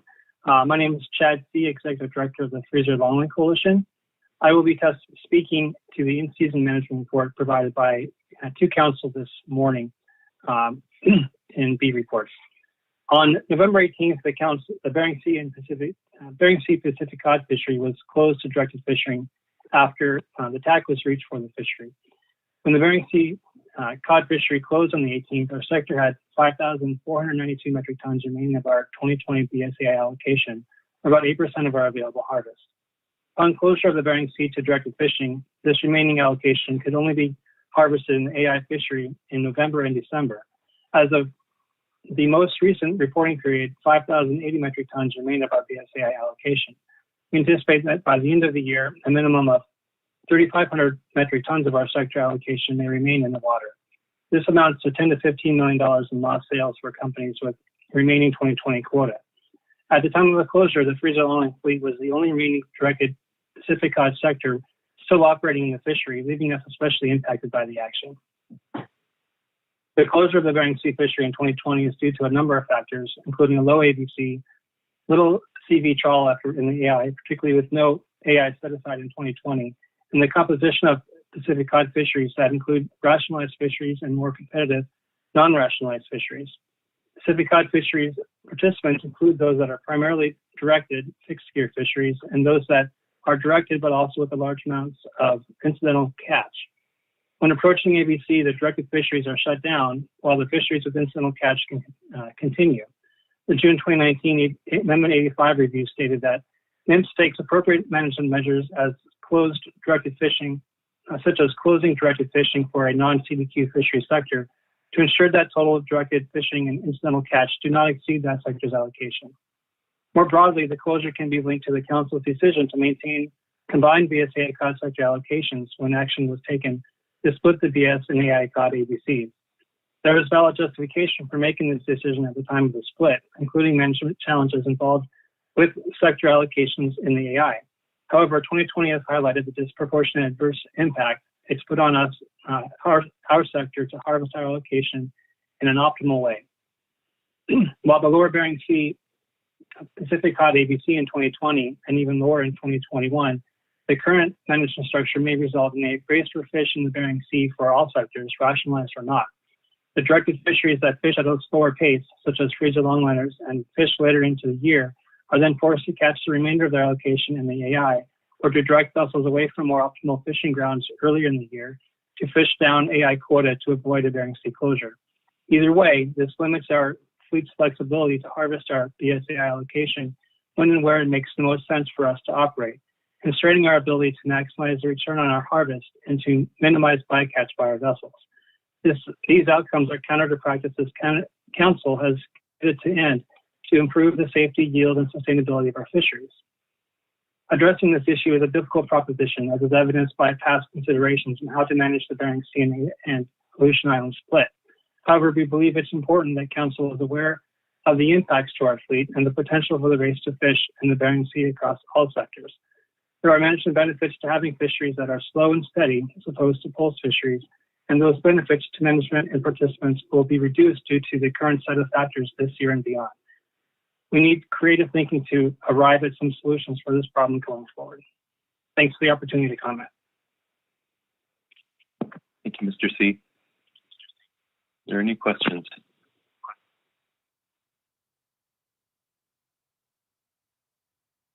Mr. Downs.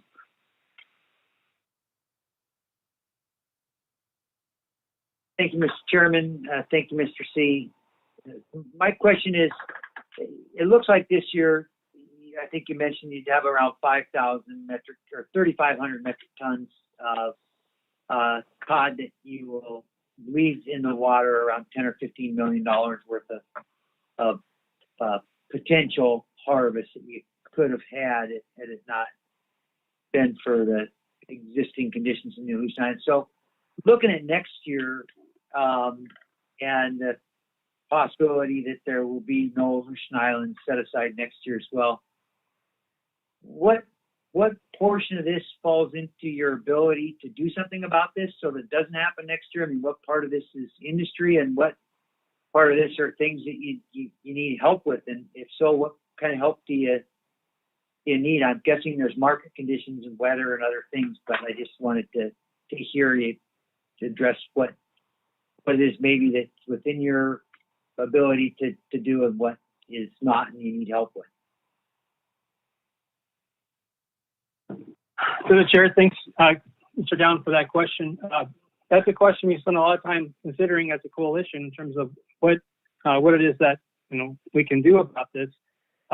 For certainly on our own operations, there will be more consideration about how we fish our allocation given the circumstances, and whether that's trying to catch our fish faster in the Bering Sea, or also doing more coordination in dealing with cleaning up some of the AI fish earlier. Those things are all on the table on how we might address that.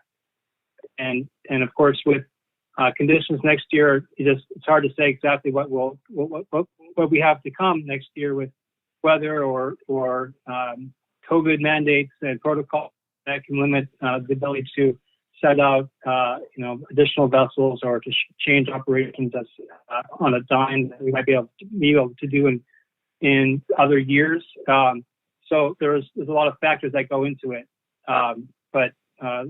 So it's something that we're giving a lot of thought to, and would be hoping to be able to readily engage with council on some solutions as we think of them and as we think of them.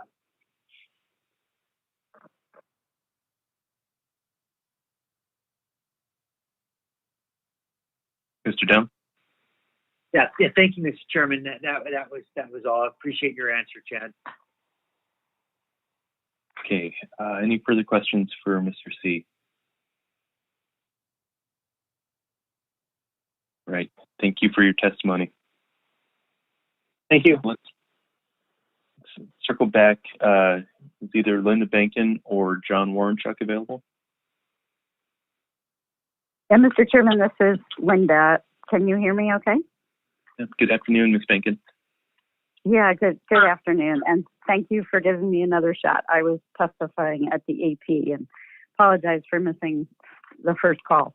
Linda Benkin, testifying for Alaska Longline Fishermen's Association on B reports, particularly on the response from Mr. Oliver to the letter from the industry about sablefish overages.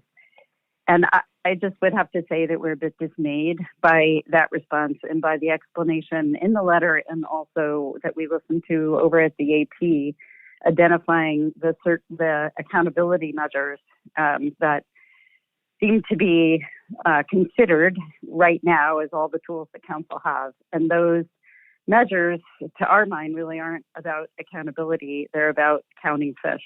It's observers. It's knowing how many fish are coming out of the water, but really none of them right now are being used, even if they have the ability to be used in this way, to stop the overages that we're now seeing in quite a few fisheries. I think sablefish has gotten most of the attention, but if you start to look at overages in the Bering Sea, it's starting to look as if ABCs don't have a whole lot of meaning in the council process. There was an explanation that the council's management of fisheries is so robust that these overages are not a stock concern. If they are, it'll get picked up by future stock assessments and just be reflected in lowering ABCs and directed fisheries, which is sure cause for concern to our group. We would not have expected that to be the council's approach to overall management of the resource of directed fisheries, of bycatch, of ABCs, of ecosystems, of a whole suite of directives the council usually follows, and to us doesn't seem consistent with the national standards that direct the council's action.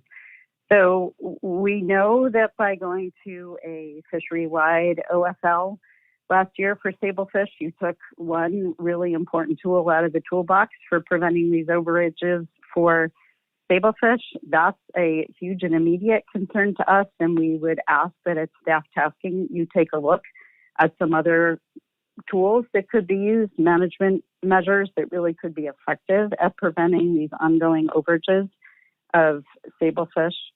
But we also think you need to take a little bit broader look at your management of annual catch limits, at your priorities for managing to those catch limits, your priorities relative to bycatch and to directed fisheries, and to think about what that is meaning for the communities that depend on those directed fisheries and have for quite a long time. So to sum up, we're a bit dismayed.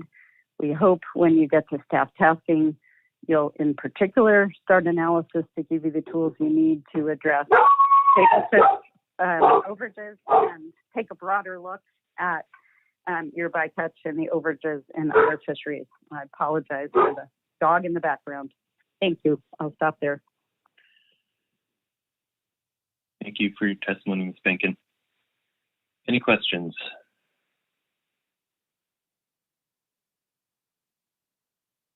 Ms. Baker. Thank you, Mr. Chair, and thank you, Ms. Benkin, for your testimony. I appreciate that.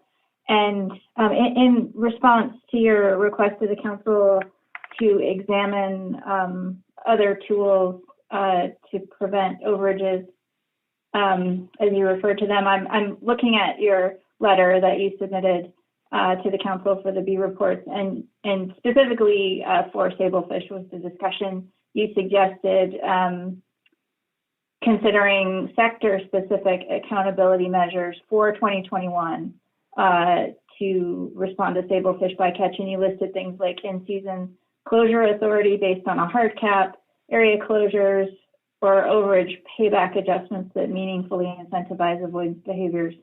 So I guess I just wanted to make sure that I understand you are asking the council to find a way to implement some sort of mechanism, perhaps like the ones that you listed here, within our current management system for 2021. Is that correct?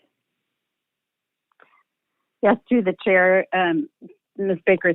Yes, I would really appreciate the council taking up the sablefish issue specifically, and I think the issues that we identified in our letter are some of the management tools that we think could be effective. I would just note in the list of accountability measures that were just explained over at the AP, in-season management was really the only one that was more than a counting fish exercise. And so if that's the best tool you have right now, maybe that's the one you move quickly on.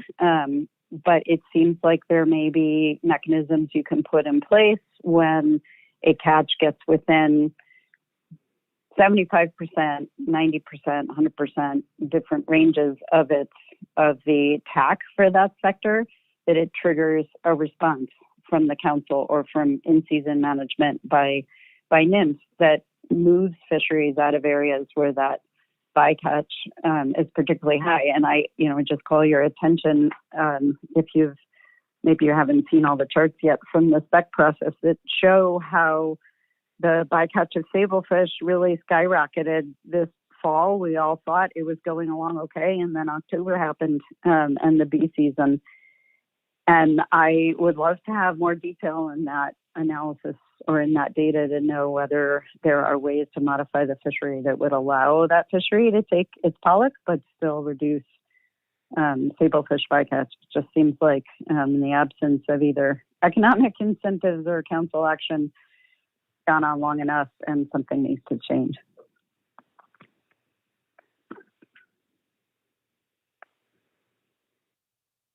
Ms. Baker. Thank you, Mr. Chair, and thank you for that, Ms. Benkin.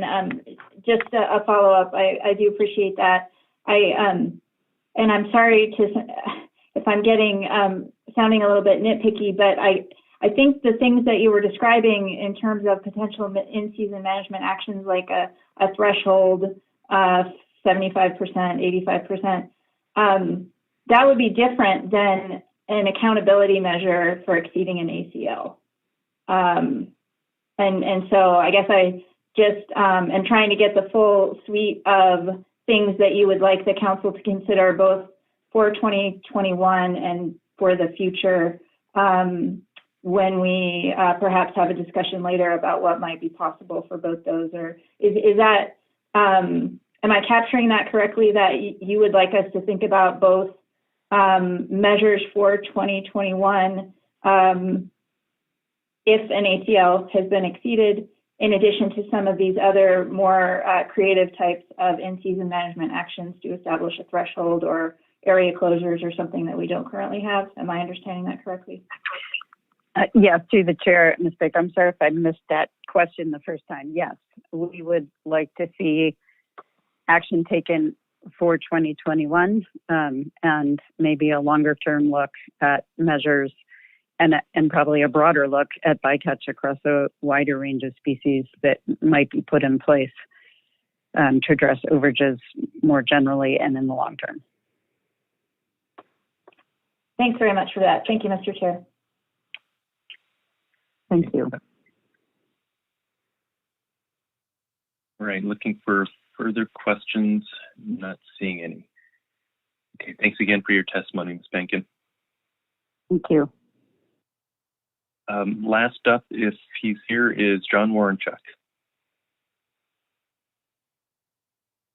Hello, I'm here. Good afternoon. Good afternoon, and thank you for circling back to me. We had a bit of spatial and temporal overlap in testimony opportunities on the same subject at the AP. So thanks for circling back. For the record, my name is John Warrenchuk. I'm Senior Scientist and Campaign Manager for Oceana. Oceana is a nonprofit environmental group dedicated to protecting the world's oceans. And while we submitted a letter on groundfish specs and under the B reports, I'll specifically target my comments here around accountability measures in the discussion. I think Linda did a great job stepping through some of the concerns we have. And, you know, we're concerned and disappointed that something you thought was working well doesn't seem to be working well at all. And we are getting a little bit of a circular logic argument that the accountability measures that are intended to be implemented through National Standard 1 are based on Alaska's best practices, and therefore anything Alaska is doing right now seems to be would be applicable under National Standard 1.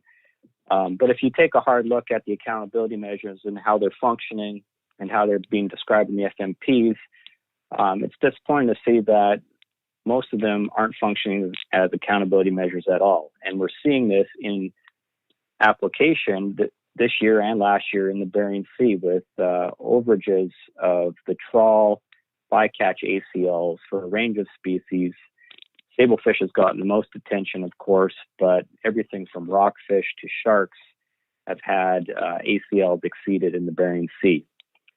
So it becomes apparent to us that either the FMP as designed with the accountability measures as described isn't working, or NIMS is not applying its accountability measures. And I apologize if you discussed this already when you had the in-season management report, but as we know, the trawl Bering Sea sablefish ACL was exceeded by quite a lot. And not only was it exceeded, but the retention limit was way over the allowed quota. So the quota for sablefish bycatch in the Bering Sea was 861 metric tons for the trawl fleet, but they retained 2,227 metric tons, you know, a 1,300 plus ton overage of sablefish that I assume was sold, and there was some money made off it. I think the council and NIMS some description or explanation on exactly how that happened, why it happened, and why or why not it applies under accountability measures. You know, that's a value of over $1 million if you're looking at $1 or so a pound. And that doesn't seem to fit with what National Standard 1's all about. There was some discussion at the AP. What would you do in season to apply accountability measures using in-season management for anything other than directed fisheries. And I think it's a fairly simple solution. You could close fisheries as they're getting close to their quota. You could move sablefish juveniles to prohibited species status much earlier. We noticed that sablefish weren't moved to prohibited species status until well into the fishing year. And in fact, there was some directed fishing opportunities opened in the Gulf for sablefish in the rockfish program. NIMS should have seen this coming, that we have a big influx of young sablefish and the quota was going to get exceeded. And so I question why those retention targeting opportunities were open in the first place. You could also,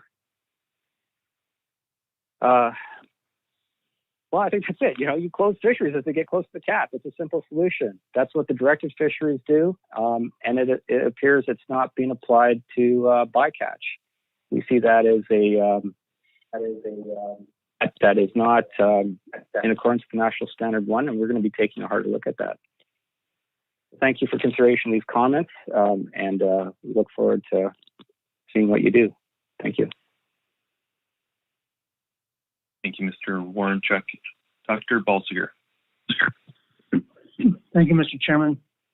Thanks, Mr. Warrenchuk, for that. And as you're aware, it's very similar to Ms. Benkin's testimony before that. And I guess my question is, you've noted that you've gone through the FMP and looked at the accountability measures as they're applied. And I think you're correct that they largely are around National Standard 1. But do you think that the regulations we have in place would allow our in-season management group to make decisions other than the way they did? Or I know Linda suggested the council would make some changes, but I think, in my opinion, our in-season management group, and as they presented the materials this morning, which I think you probably missed, really have a pretty tight set of guidelines on what they are able to do. The region and the in-season management group aren't going to decide how to open things up other than the way it's been directed by the council and the way those regs are in place. So I guess my question is, do you think that we need regulatory change, or do you really think there's a policy difference that the council can make without regulation changes, without action, that could solve some of these problems for this coming season, 2021? And again, thank you for the testimony. Thank you, Dr. Balsiger, and through the chair. That's a very good question and a difficult question. And answering some of that might be beyond my ability, but what it appears to look like is that some regulatory changes are needed. It seems right now maximum attainable allowance percentage is seen as the way that managing bycatch for groundfish applies as a National Standard 1 accountability measure. And I think, at least in these last couple of years, in some cases, that does not appear to work. So my answer is yes. I think you do need to look at some regulatory changes. I sympathize with in-season managers using the tools they have available. Perhaps some different decisions might have been able to be made, opening or closing some directed, targeted sablefish trawl opportunities in the rockfish program and for the Amendment 80 fleet. Maybe those could have moved to prohibited species a little earlier. Perhaps that would have saved some fish. I don't know. But my answer is yes, we need some regulatory change. Thank you.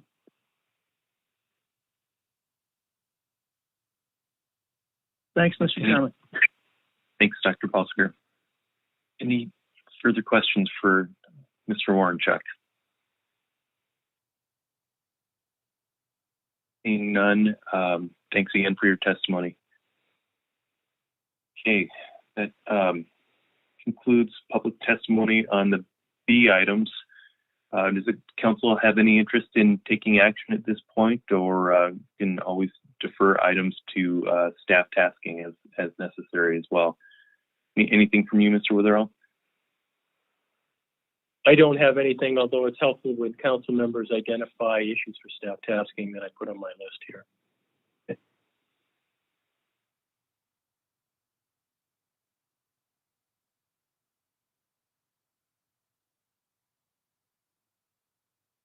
Mr. Twite. Thank you, Mr. Chair. I'm hopeful over the course of the week to learn a little bit more about whether there is any opportunity to comment on the, or at least compile CCC comments to date on the OCSA legislation. And then I'm also hoping to maybe do a little follow-up on whether the council has anything additional to offer in support of getting the communication straightened out regarding the NPFA Alpha grant and what we can do this year. So those sort of very tentative place markers for staff tasking. But I'm sort of checking with Nicole to see if she thinks that latter one makes any sense. Ms. Kim. Thanks. I think we can highlight that. I think if anything, we've already made comments to say we're concerned about that, especially, providing disincentives for people to continue to try to test technology. So I do think maybe over the week we can think about that. We can continue to talk to Science Center staff and see if there's any opportunities there. But otherwise, I'm, taking upon myself to be more in tune to kind of every line of communication to ensure we have a draft ADP that can accommodate those kinds of projects. Thanks. Thank you, Ms. Kimball. Ms. Baker. Thank you, Mr. Chair. I think my question is for Mr. Witherell, and you probably said this in your presentation of the ED report, but also with respect to HR 8622, if you don't hear anything contrary from the council, is your plan to, I believe you said, ask the legislative committee to sort of proactively kind of take the lead in developing a set of comments, recommendations for the council's consideration in anticipation of getting a request? Is that what you would intend to do? Yeah, Mr. Chairman, Ms. Baker, that was my suggestion for the council. I would seek your direction.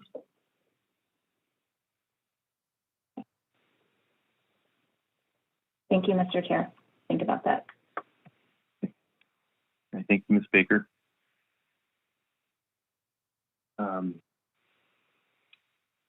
Further items. Mr. Dowd. Thank you, Mr. Chairman. Dave, I think, I'm interested in returning a staff tasking to discuss what the council's response might be to the public testimony that we've heard on the sable fish overages and the trawl fishery. And to the extent I'll spend time and hopefully talk to other council members between now and then to see if there's interest in that. But as one council member, I would be interested in having a discussion as to whether there would be an intention by the council to move forward with discussions or perhaps something on sable fish. So that's just myself as one council member to put that down as something that we may want to return to the extent that other council members might be interested in the same thing. Okay.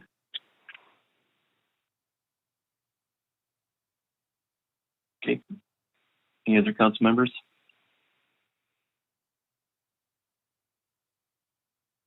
Right. Don't see any hands.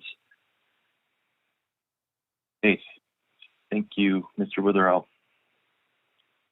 All right. That will then bring us to C1 Charter Halibut. Good afternoon, Mr. Chairman. This is Jim Armstrong. I'm ready to start whenever you are. Okay. I think we're ready. Excellent. Okay, well, Jim Armstrong, council staff. A few introductory remarks from me to briefly review the process.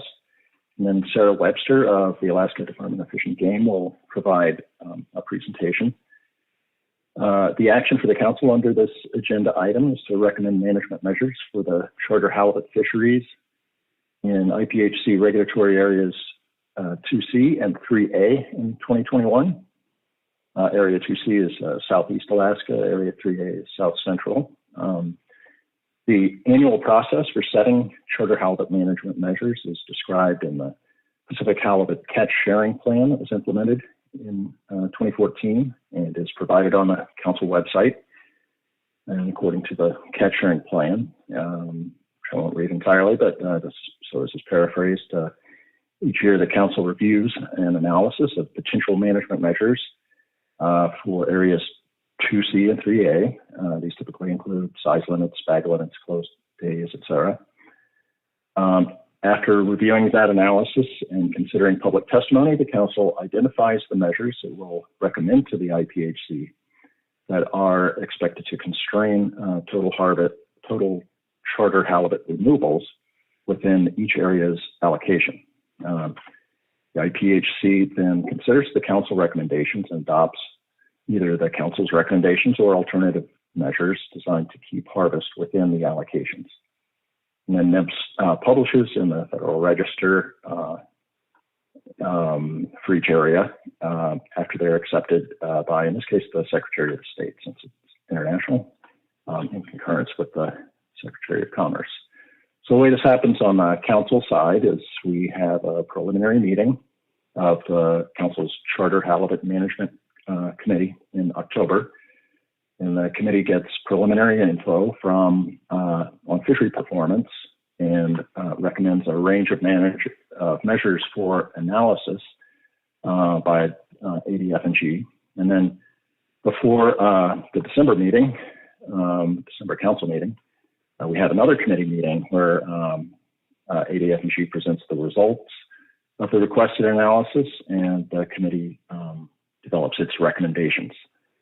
That second committee meeting was this past Monday, November 30th, and Sarah Webster presented the analysis, which she's done for the past 2 years.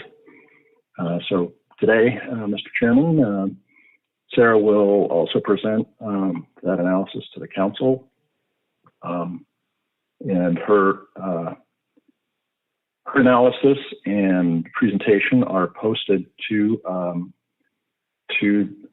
the agenda, and also the committee recommendations are also posted to the agenda. They're packaged within the committee report, and we also posted a link to the November 30 committee meeting, the agenda there, and I'll note that there's also a fairly large number of public comments that were submitted for this agenda item. So after Sarah's done, we'll put the text from the committee report, that portion of that report that consists of the committee's recommendations on screen. I'll address them briefly, and then the council can take action after that. And unless there are any questions, the next part of the staff presentation will be provided by Sarah Webster. Okay, thank you, Mr. Armstrong. Thank you, Mr. Armstrong. Good afternoon, Mr. Chair and members of the council. Just a quick confirmation that I can be heard. Yes, you can. Good afternoon. Great. Thank you, Mr. Chair. This is Sarah Webster. I am with the Alaska Department of Fish and Game in the Division of Sport Fish. As Mr. Armstrong said, I will be presenting our analysis of management measures for the Area 2C and 3A charter halibut fisheries for 2021. I also want to note that Dr. Jim Hasbrook is online. He is the Chief Fisheries Scientist for the department, and he'll be available to help answer questions if that's necessary. The Division of Sport Fish collects data on sport halibut caught through our annual mail survey, the mandatory saltwater guide logbook, and through dockside sampling. And we use this data to estimate removals and to provide information on the fisheries. These data are also used in forecasts under alternative management strategies for the charter sectors in 2C and 3A. I'm going to start with a fishery review through 2020. This will largely focus on charter removals, but I will also briefly update the council on the unguided removals. These are our preliminary estimates for charter halibut removals for 2020. They were produced in October using logbook data through August combined with dockside sampling data. We do typically only have logbook data available through July, but we were further along with data processing this year due to the reduction in trips that resulted from the pandemic. In Area 2C, charter removals were estimated to be 0.500 million pounds. This was about 36% under the 0.78 million pound allocation. And in Area 3A, the charter removals were estimated to be 1.597 million pounds. And this was about 6.6% under the 1.71 million pound allocation. Again, these numbers are likely to change a bit when they are finalized next year. This plot looks at the charter removals in Area 2C since 2006. The gray bars on here are estimates that are based on our statewide harvest survey or our mail survey. And then the blue bars are estimates that are based on the charter logbooks, and they do also include release mortality. And these were both stipulations of the catch sharing plan. Again, I'll note that the 2020 estimate is a preliminary estimate, and we will be updating that in the spring. The red line on here is the guideline harvest level through 2013, and it's the catch sharing plan allocation thereafter.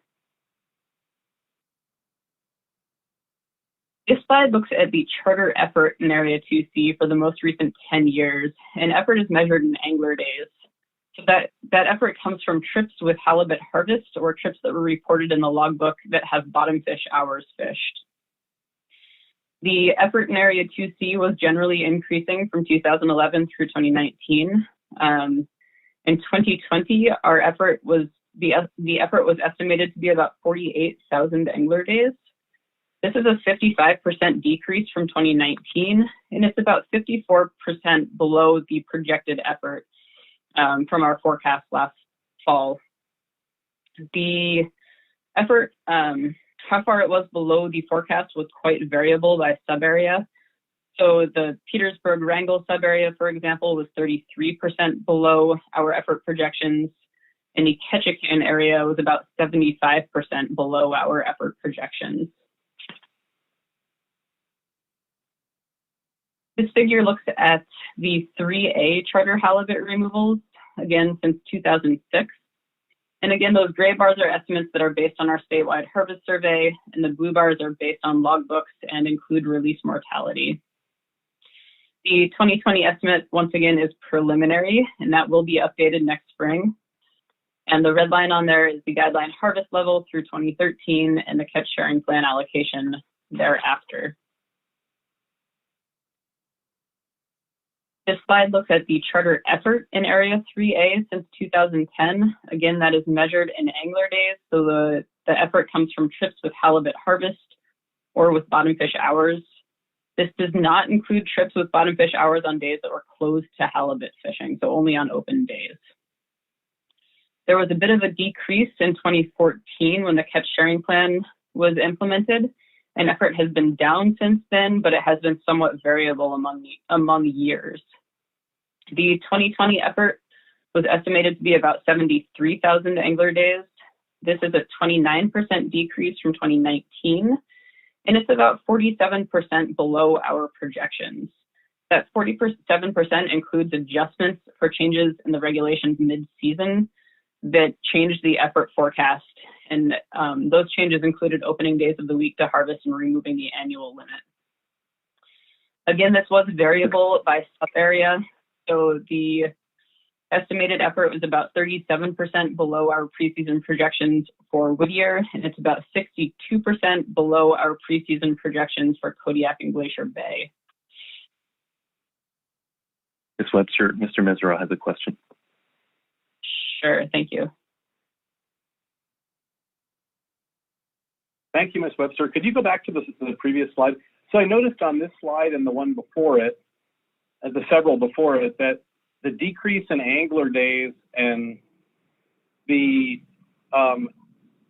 effort reduction numbers are much higher or lower than what was left over at the end. And in commercial fisheries, you tend to look at how close to allocation a fishery got to determine how successful they were or how far over they went. And in this case, there seems to be conflicting numbers where the effort in angler days and the effort projections are really big numbers, but what was left in 3A was a relatively small number of an underage of 6.6%. And even in 2C, the decreased effort was far larger than the allocation left in the water. And I think it would be helpful for the council to understand which one of those numbers helps understand the actual impacts on both sectors' fisheries in this last year. Through the chair, thank you, Mr. Mesereau. And that is an important clarification. The degree to which the fisheries were below their allocations, or with the different areas were below their allocations, really has a lot to do with the mid-season change in regulations that allowed the sector to get closer to their allocations. In 3A in particular, one of the things that we saw was that we think probably between the removal of the annual limit and the increase in the size limit, the HPUE, or the harvest per angler day, increased quite a bit. And that really is a lot of what had to do with them being able to get closer to their allocation. In 2C, it probably is largely a result of the change in the size limit that allowed the poundage to go up. But I think that what Mr. Mesereau was speaking to is that really the measure of success for these fisheries is in the number of days that you can get people to go out and go fishing, because that's where you make money. And so, being close to the poundage is one thing, and that is great for management. But I think as far as the overall success of the fisheries, what we want to look at is really where we are for our effort and for our angler days. Thank you.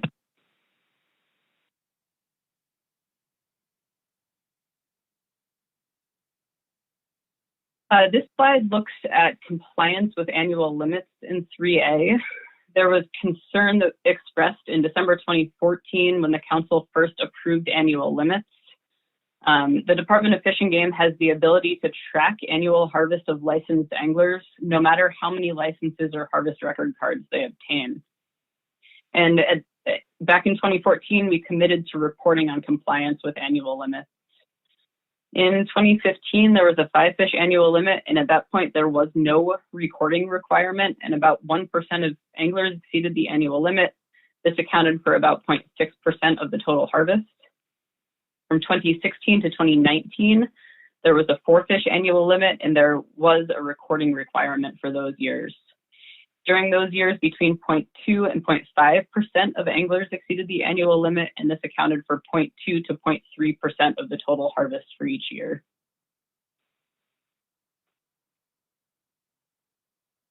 This table shows the number of businesses and vessels that reported halibut harvest in their logbooks in the most recent 10 years. These are all years since the Charter Halibut Permit Limited Access Program has been implemented. In Area 2C, the number of businesses reporting halibut harvests was consistently around 250. It was down to 191 businesses in 2020. And the number of vessels reporting halibut harvests has been between 500 and 550, and there were 384 vessels reporting halibut harvests in 2020. In 3A, the number of businesses reporting halibut harvests has steadily decreased since 2011. It was down to 191 in 2020, and that was a bit of a bigger jump than we have seen in other recent years. The number of vessels reporting harvest has been around 400 for the last many years, and it was down to 337 vessels that reported halibut harvest in 2020. Again, I'm going to just briefly touch on the unguided halibut removals. So this looks at unguided halibut removal since 2006. These estimates are based on our statewide harvest survey, and they do include discard mortality starting in 2014. The trend has been, this is for Area 2C right now. The trend in 2C has been relatively flat in recent years. Our final estimate for 2019 was 1.183 million pounds. We will not have results for 2020 until statewide harvest survey data are available next fall. We typically provide preliminary estimates based on a time series forecast, but it's unclear to what degree the unguided participation was affected by the pandemic this year, so we have not provided those estimates. And this is the same plot for Area 3A, unguided removals since 2006. Again, the data are based on our statewide harvest survey estimates, and they do include release mortality starting in 2014. In Area 3A, the trend has also been relatively flat in recent years. The 2019 final estimate is for removal of 1.705 million pounds in the unguided sector. And I will note that while we're seeing a pretty flat trend here, the harvest has been decreasing while the average weight has been increasing. So there are some different fishery dynamics going on despite the relatively flat removal trend. And again, we will have those 2020 estimates available next year once we have the statewide harvest survey data. I'm now going to move into our analysis of management measures for 2021, unless there are any questions on that first section of the fishery review.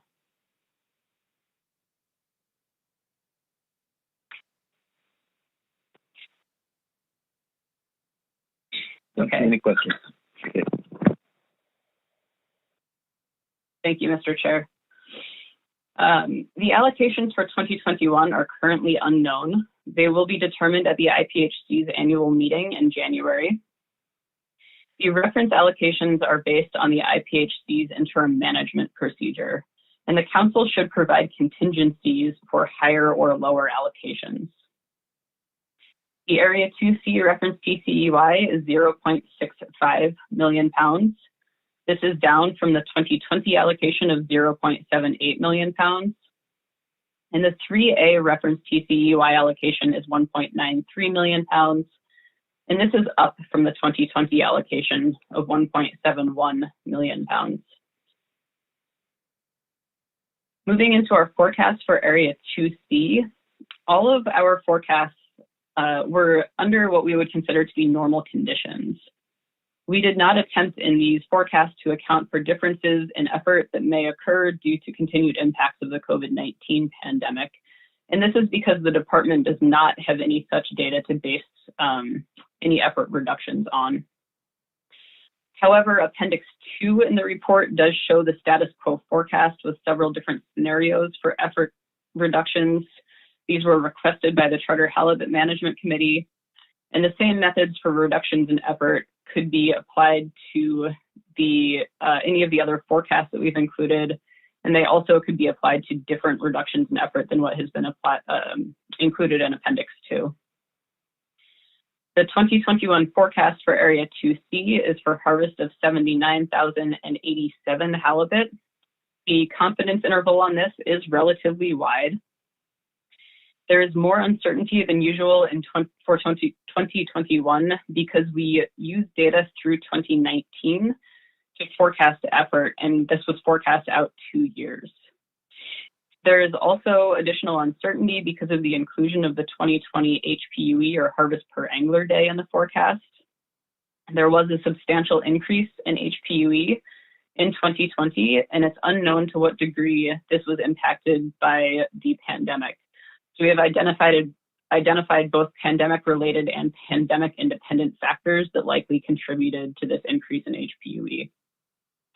I will note that the area-wide forecast for HPUE for 2021 is between the final and estimated values for 2019 and 2020, respectively.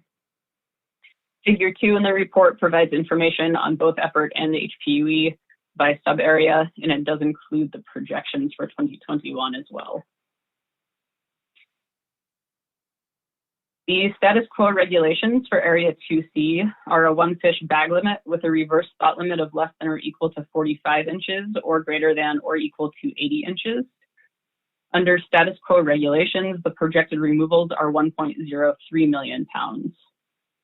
I did want to briefly touch on the original 2020 regulations. So if you recall, there was an emergency action taken by the council and the IPHC back in May and June that changed the regulations because of the pandemic. So the original 2020 regulations were a 1 fish bag limit with a reverse spot limit of less than or equal to 40 inches or greater than or equal to 80 inches. And the removal projections under the original regulations are 0.89 million pounds. The Charter Halibut Management Committee met at the end of October and requested analysis of alternatives for 2021. In addition to the status quo, we looked at a range of reverse slot limits. Just briefly noting that the results for each of these analyses are in the tables listed at the end of the bullets. We also looked at implementing an annual limit of 1 fish of any size with reverse slot limits on all other harvests, and we looked at this both with and without annual limits. We looked at a 1 fish of any size bag limit at the beginning of the season with a reverse slot limit thereafter with several different dates on which the regulations would change. And we looked at more liberal reverse spot limits at the beginning of the season and more restrictive reverse spots at the end of the season, again, with several different dates where regulations would change. We did provide some additional analyses for Area 2C with lower removal estimates than the original request, and this was in consultation with committee members. So we also looked at reverse spots with annual limits. We looked at reverse spot limits combined with closure days, and we looked at reverse spot limits combined with both annual limits and closure days. This table looks at each of the management measures and in the same order from the last 2 slides, and it provides information in that middle column on whether there are options that were analyzed that are below the reference TCEY allocation under normal conditions. The only suite of management measures that provided options below the reference TCEY under normal conditions required a combination of reverse spot limits with annual limits and closure days. The column on the right provides information on whether there are options that are below the reference TCEY allocation if there is a 35% reduction in effort next year due to continued effects of the pandemic. This 35% adjustment for effort is a recommendation of the Charter Halibut Management Committee, so I know you haven't had their report yet, but thought that this would probably be good information to provide at this juncture. There are many different options available for alternative management measures if there is a 35% reduction in effort that is applied to all of the projections. I will note that there are a couple of alternatives here that have the word maybe next to them. That's because there was quite a bit of uncertainty in how these regulations might affect effort. And so we have some higher and some lower projections, and these aren't provided as an option of whether you want to select the higher or the lower scenario, but just as a sort of range of uncertainty that we have. And so for those in one scenario, there were options that were below the reference TCEY allocation, but in another scenario, there were not. And we just don't really know where the removals might actually fall next year if that type of regulation were implemented.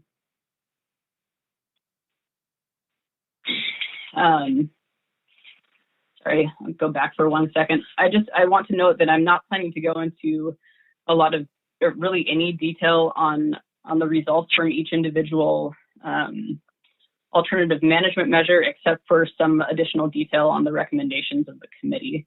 So I'm happy to answer questions about each of the alternatives or about specific alternatives if people do have questions.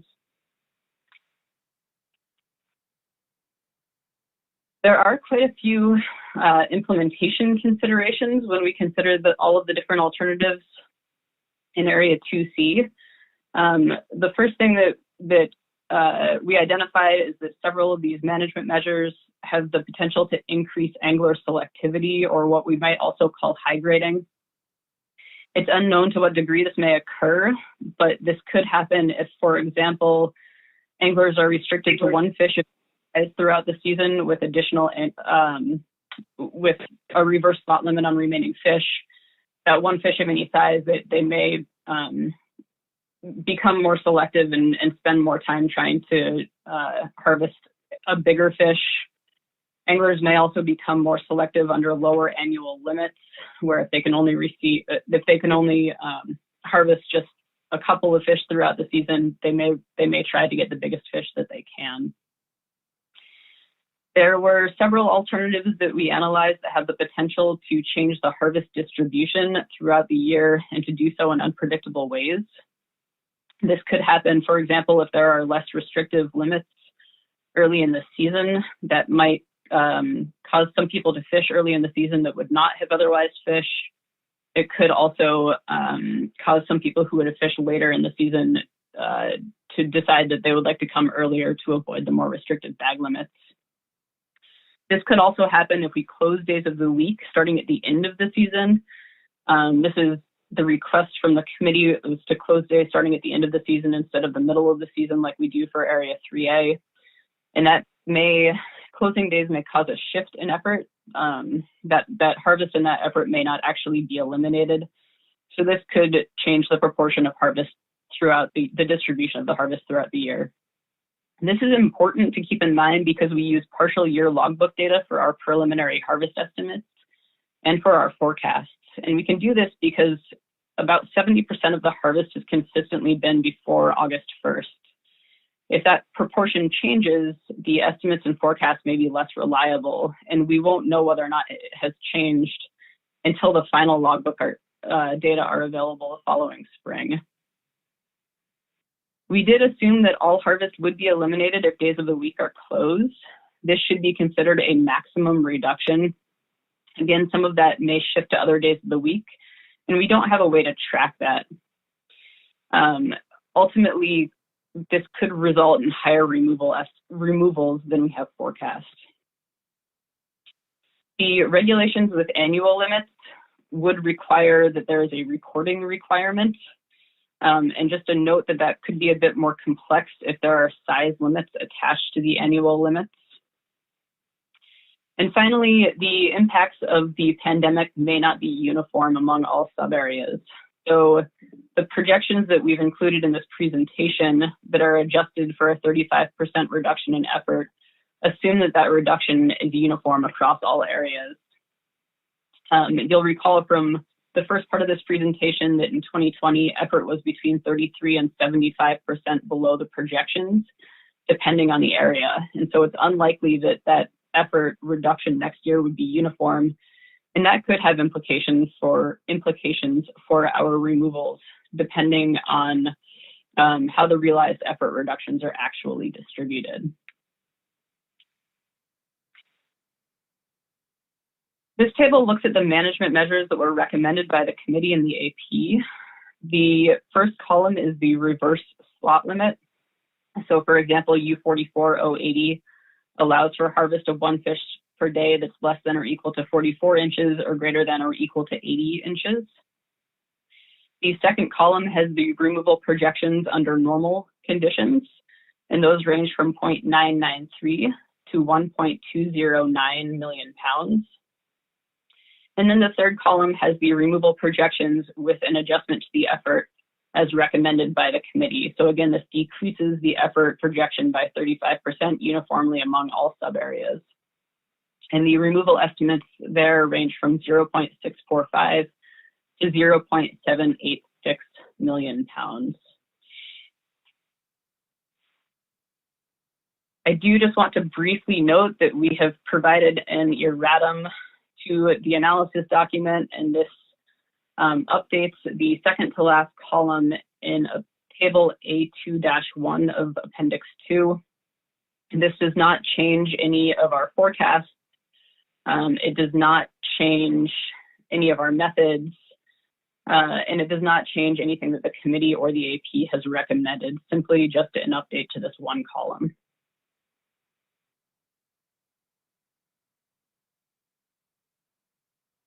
Moving into Area 3A. Again, all of our forecasts are done under what we would consider to be normal conditions, and we did not attempt to account for differences in effort that may occur due to the continued impacts of the coronavirus pandemic. Appendix 2 of the report does show the status quo forecast with some different effort reduction scenarios as requested by the Charter Halibut Management Committee back in October. And the same methods could be applied to other alternative management measures or to different effort reductions.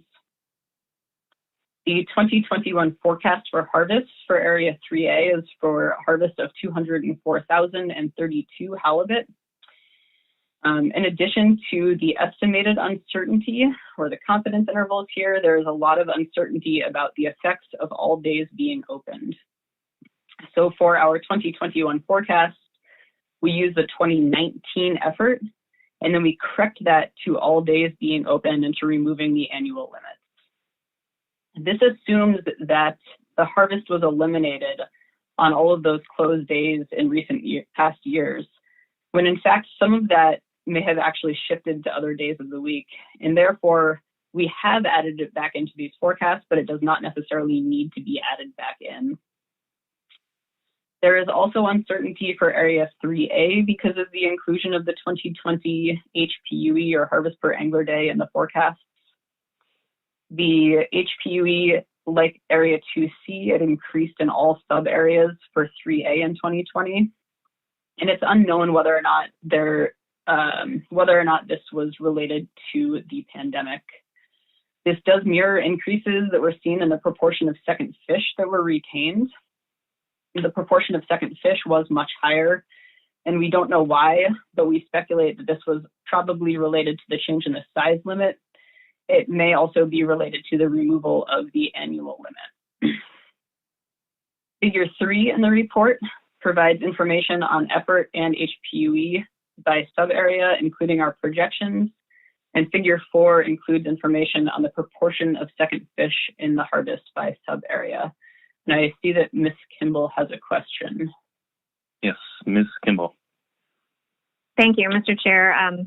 Sorry to interrupt, but I wanted to catch it before I lost my question. And in both areas, you were making it clear to the council that you, when you were correcting for open days, and you were assuming that on a closed day, for instance, I guess I should say it that way, all of those removals were incorporated. No capacity was added to another day to accommodate the fact that people could still move their trip to another day. Is that different from what we've done in the past in this analysis? Is that why you're bringing that out, or are you just being thorough? Through the chair, thank you, Ms. Kimball. That is the same thing that we have done in the past. I'm just making sure to bring that out, especially because in this situation, we're now looking at what's going to happen if we open days again. And there is a lot of uncertainty in how that might play out because we don't know what has happened in recent years when we have closed days. We don't know whether that effort has shifted or whether it has actually been removed. So thank you for that question. Thank you. Thank you for that explanation. And just follow up, Mr. Chair, I remember not having that information, especially in the initial years in which we were trying to enact management measures on an annual basis. Is there any future analytical work that's possible to determine whether that assumption is grounded or whether there is some range we could attach to that management measure that would say we know this percentage of capacity would be moved to another day? It's kind of a question for the future, not correcting this work here. Through the chair, thank you, Ms. Kimball. And again, that is a great question. The department does not have data that we collect that we could use to answer that question. That would probably have to be a separate social study of some kind. Okay, thank you. Thanks, Mr. Chair.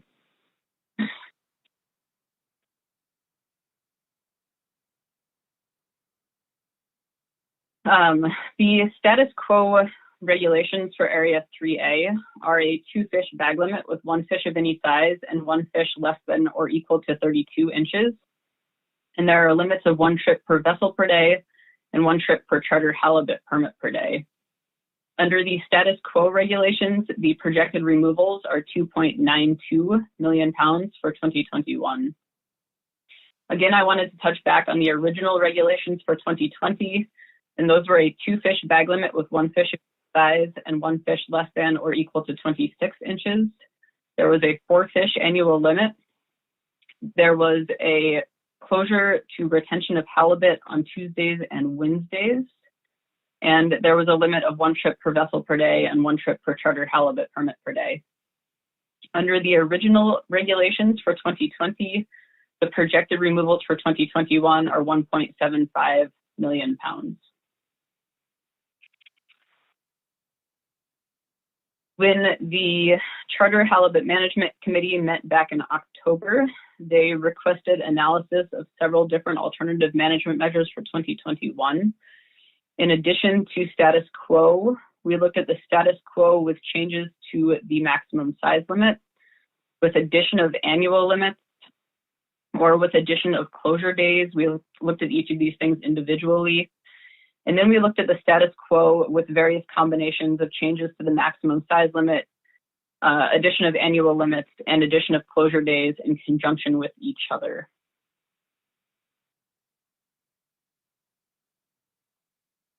This table looks at the management measures for Area 3A that were analyzed and provides information in that middle column on whether there were options analyzed that were below the reference TCEY allocation under normal conditions. There were several suites of management measures that provided options below the reference TCEY in normal conditions, and this would require the combination of size limits, annual limits, and closure days. The table also provides information in that right-hand column on whether there are options that we analyze that are below the reference TCEY if there is a 25% reduction in effort due to the pandemic. And again, this 25% reduction in effort is a recommendation from the committee, and you will hear more about that in the committee report. And if there's a 25% reduction in effort due to continued effects of the pandemic applied to the forecast, and there are many different options that are available for management measures for 2021. Again, I don't plan to go into a lot of detail on these results, except for some additional detail on the committee's recommendations. There are several implementation considerations for Area 3A as well. So again, and this is what we just briefly were touching on, we have assumed that all harvest would be and has been eliminated when days are closed, and those should be considered maximum changes. So we used the 2019 effort as a baseline for our effort estimates, and in that year, all Wednesdays and 5 Tuesdays were closed. This should be considered as the starting point for evaluating removal estimates. And if there are more open days, those would be considered maximum increases in the removal estimate. And if there are more closed days, those should be considered maximum decreases in the removal estimates. Again, this is because the effort and the harvest may shift to other days of the week, and we don't have a way to track this. And we have assumed that all harvest was eliminated and would be eliminated, and that it now should be added back in, or that it should be eliminated. Sorry, that's quite confusing to try to articulate well, but again, this might not be the case. We don't really know to what extent opening and closing days has the full effect. We did look at several alternatives with annual limits, and that again would need a recording requirement. As I touched on in the beginning of this presentation, annual limits were used in Area 3A from 2015 to 2019, and between 0.2 and 1% of anglers violated the annual limits in those years. So relatively low incidence of violation. Again, the impacts of the pandemic may not be uniform among all sub-areas. So these projections that adjust the effort by 25% to account for continued impacts of the pandemic are uniform across all sub-areas. And in 2020, the effort was between 37 and 62% below our projections, depending on the area. It's pretty unlikely that the any changes in effort in 2021 will be uniform, and that could have implications for removals depending on how the realized effort reductions are actually distributed. This slide looks at the committee and AP recommendations.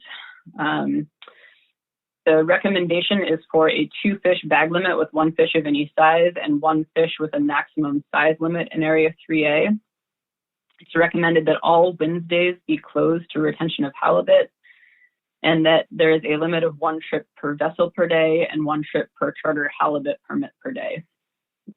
The first column here looks at, the second column here has the removal projections under what we would consider to be normal conditions for this set of management measures. And the projections range from 2.378 to 2.470 million pounds. And the third column has the removal projections with an adjustment to the effort as recommended by the committee and the AP. And again, this decreases the effort projection by 25% uniformly among all sub areas.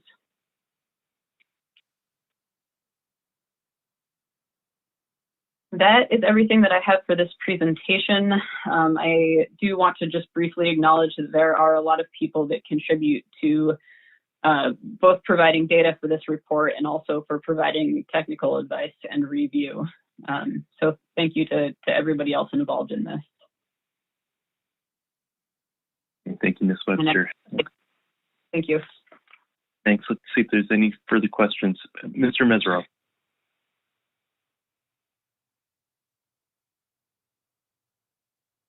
Thank you, Mr. Chairman, and thank you, Ms. Webster, for a great presentation and really good work here in a tight time frame with the committee asking a lot of you, and you really gave them everything they asked for. So thank you for that. So I just want to back up to one of your early slides here, because there's just something about the way this analysis was done this year and the numbers that came out of it that give me a little bit of pause, and I'm hoping that you can clarify or for me this sort of disconnect that I'm seeing here. So the 2020 allocation for Area 3A was 1.71 million.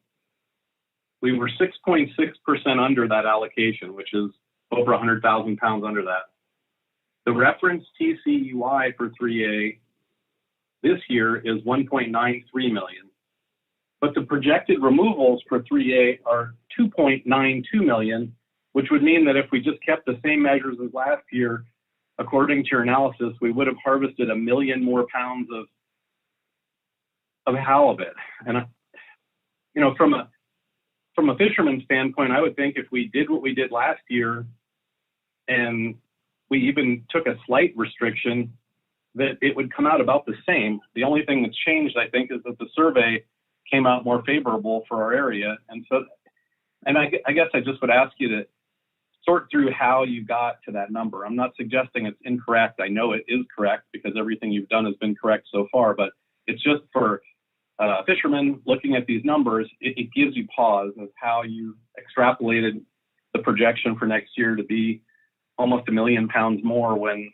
we left fish in the water last year.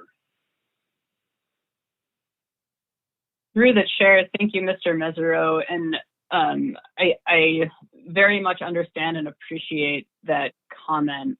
I think you also need to keep in mind that we did estimate that we were 47% below the effort projections that we had for this year. So when you look at that 1.597 million pounds, but you consider the fact that effort was down 47% from what was projected, that would actually end up being much closer to the 2.92 million pounds if that effort actually had occurred this year.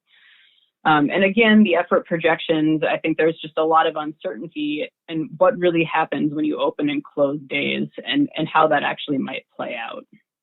So I recognize the concern and I recognize what you're saying. And I think there is just a lot of uncertainty in those projections that we don't necessarily typically have, but opening and closing days is quite difficult to really know what's actually happening. Thank you. And Mr. Chairman, can I follow up with this because I think it's important? Mr. Misero, yep. Thanks. I guess now that you said it the way that you did, Ms. Webster, I realized that I just asked you a question that is the exact reverse of the other question that I asked you, which is why 6.6% doesn't really paint the picture of the fisheries performance. And now that you explained it the way you did, I think I understand that I was thinking about the same thing, but just looking at a different table and asking you the reverse of the first question I asked you. So I appreciate your answer, and I do understand more now about that. Ms. Kimball. Thank you, Mr. Chair. I hope I'm not belaboring this, but I wanted to make sure I understood. Sarah, did you say your projected removals, absent any kind of COVID accommodations, their projected removals for 2021 are very similar to your projected removals for 2020, also absent any COVID accommodation? Through the chair, Ms. Kimball, I believe that is correct, aside from the fact that the HPUE projection did go up quite a bit for both areas. And so the projections will all have gone up a bit from 2020 just to account for that change in HPUE. Okay. I did hear that. Thanks, Mr. Chair. And then I just said it's all along these same lines because we did an emergency management measure, I guess, as we were nearing the season that is confusing me on one of the slides. So on slide 7, when it talks about your 47% below effort projection for 2020, can you just briefly explain again what that includes?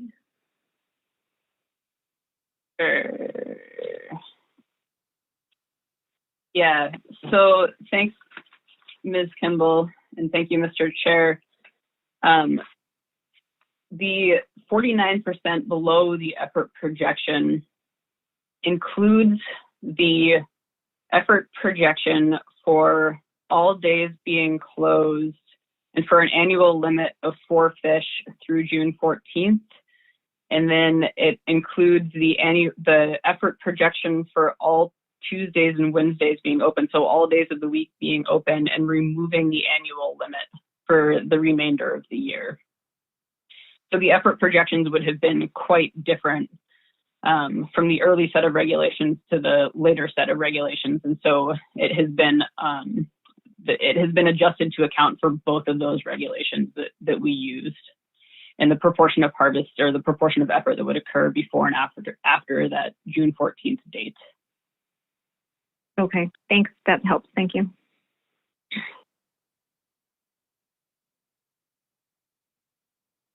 Any further questions for Ms. Webster?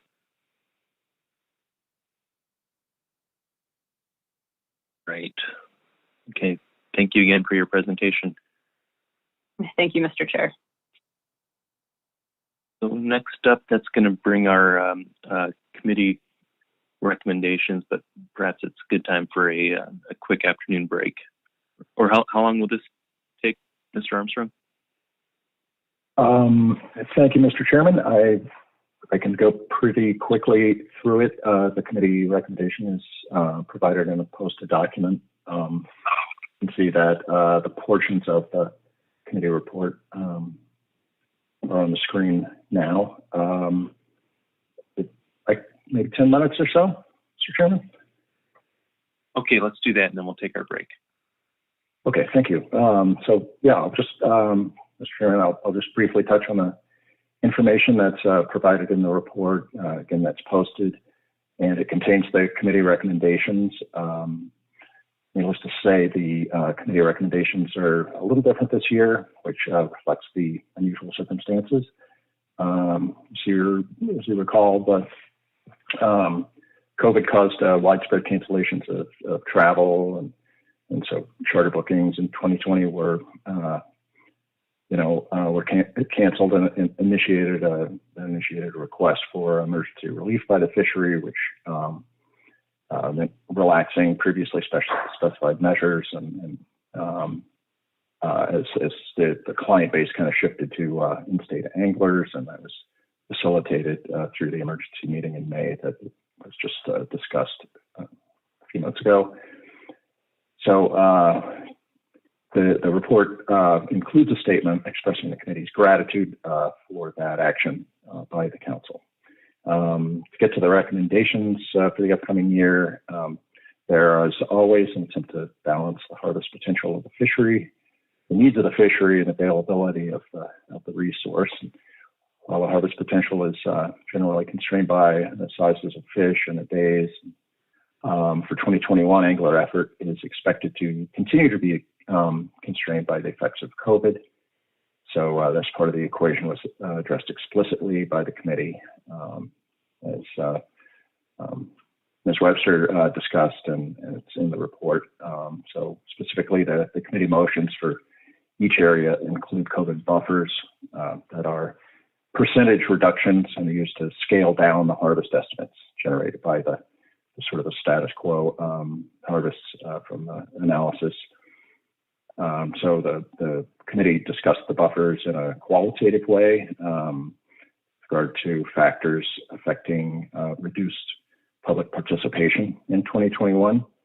These factors include recent increases in COVID counts, continued constraints on travel to Alaska, financial distress among potential clients, requests for rollovers from 2020 bookings to 2021 to be extended into 2022, health liability precautions, non-participation in vaccination efforts, other considerations.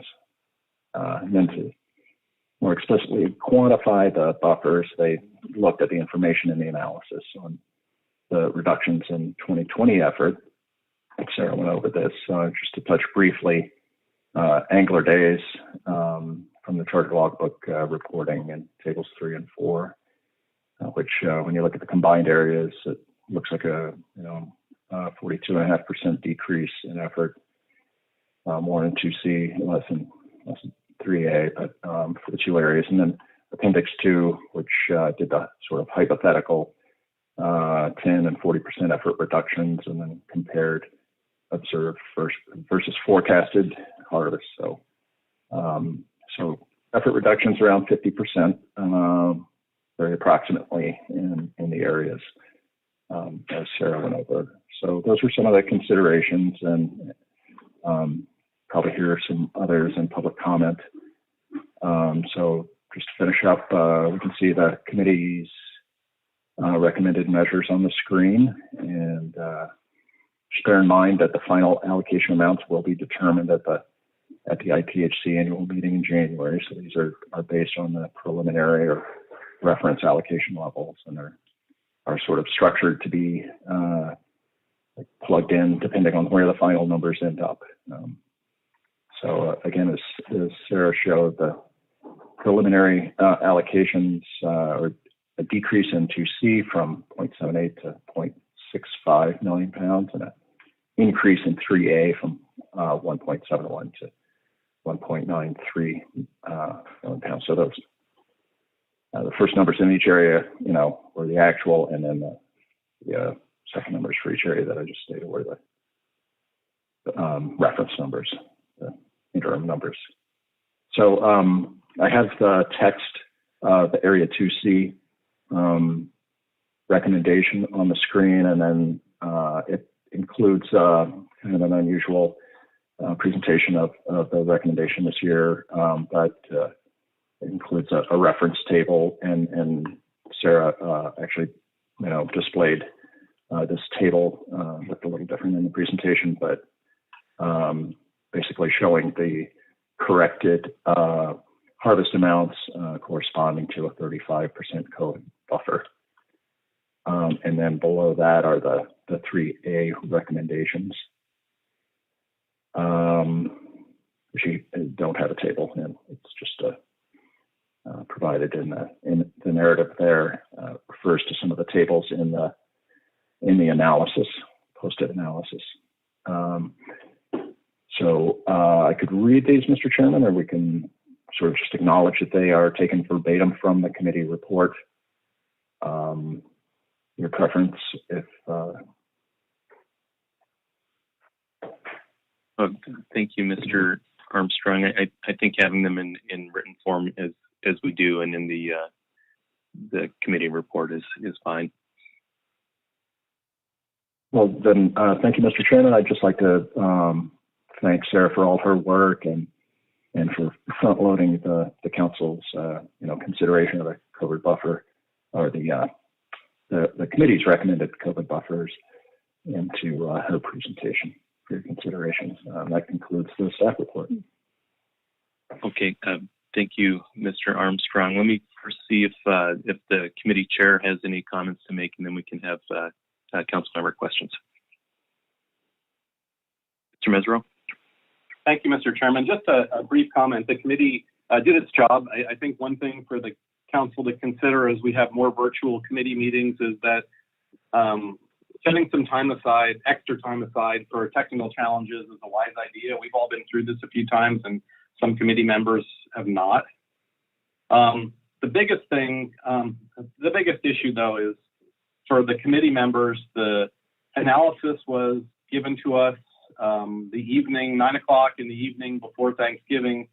And on Monday, we had our committee meeting. So we had Friday, well, we had Thanksgiving, if you wanted to count that, and then Friday and Saturday to shop these management measures around to 1,500 charter operators. And that's not enough time. And this year it was okay because I think we're going to, make some considerations for COVID. We're not having particularly austere management measures, but next year we're going to have austere management measures because we're going to have to fall back into a higher HPUE and we're going to have to take some deep cuts. And we really need more than 3 days or one business day and a weekend after a holiday to shop that around and speak to stakeholders and come back with some coherent management measures. And so whatever we can do to encourage this process to happen just a little quicker, so we at least have, 5 business days for the committee members to reach out all over the state to charter operators before our meeting, then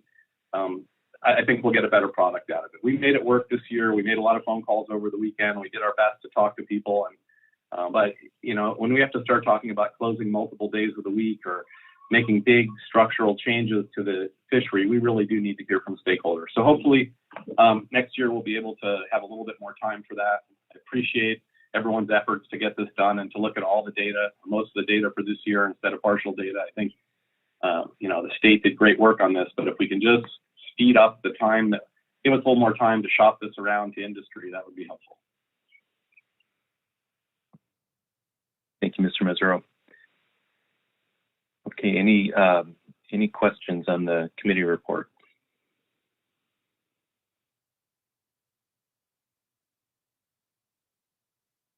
Okay, I don't see any, so let's go ahead and take our afternoon break here. Come back at 3:20 Alaska time, and we'll start up with the AP report and public testimony and take action.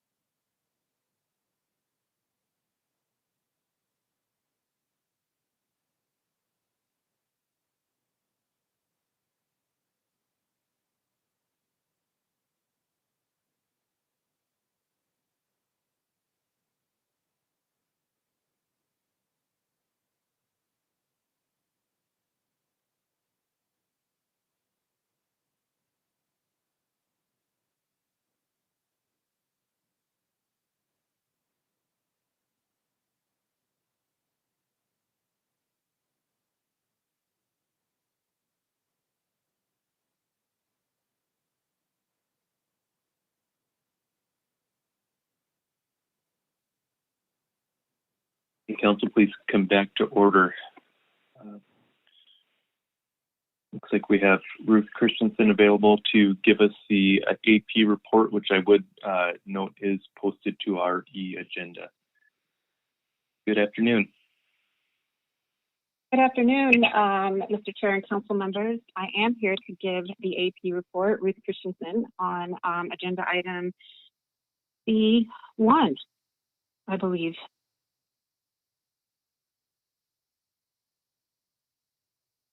Do I have control of the slides? Yes, you can advance the buttons on the bottom. Okay, thank you. Just wanted to double check. Okay, so again, I am here to give the AP report on agenda item C1. The AP recommends that the council approve and send on to the International Pacific Halibut Commission the following management measures for IPHC Regulatory Area 3A. All management measures shown below include, unless otherwise specified, a daily bag limit of 2 halibut with 1 fish of any size and 1 with a maximum size limit, no annual limit per charter angler, Wednesdays closed to halibut retention all year, 1 trip per halibut charter vessel per day, and 1 trip per charter halibut permit per day. If the allocation is less than 1.93 million pounds, the status quo FCEY, but greater than or equal to 1.85 million pounds, according to Table 22 on page 45 in the ADF&G analysis of the proposed harvest regulations for 2021. Close all Wednesdays to retention of halibut with a maximum size limit on the second fish of 32 inches and apply a 25% COVID impacts buffer as described in Appendix A22 on page 59 in the ADF&G analysis to bring the projected harvest within the Area 3A allocation. Removal projection without the COVID buffer is 2.470 million pounds. Removal projection with the buffer is 1.85 million pounds. If the allocation is less than 1.85 million pounds, but greater than 1.78 million pounds, according to Table 24B of the ADF&G analysis, adjust the size of the second fish down to a minimum of a maximum size limit of 30 inches to keep the charter harvest within their allocation and apply a 25% COVID impacts buffer as described in Appendix A22 on page 59. Removal projections with the buffer range from 1.78 to 1.85 million pounds. The AP also recommends the council approve and send to the International Pacific Halibut Commission the following management measures for IPHC Regulatory Area 2C. Apply a 35% reduction in projected removals for 2021 under a reverse slot limit in Table 6, page 26 of the analysis, and use the suggested table for determining reverse slot limit harvest measures. Number 2, 1 fish daily bag limit.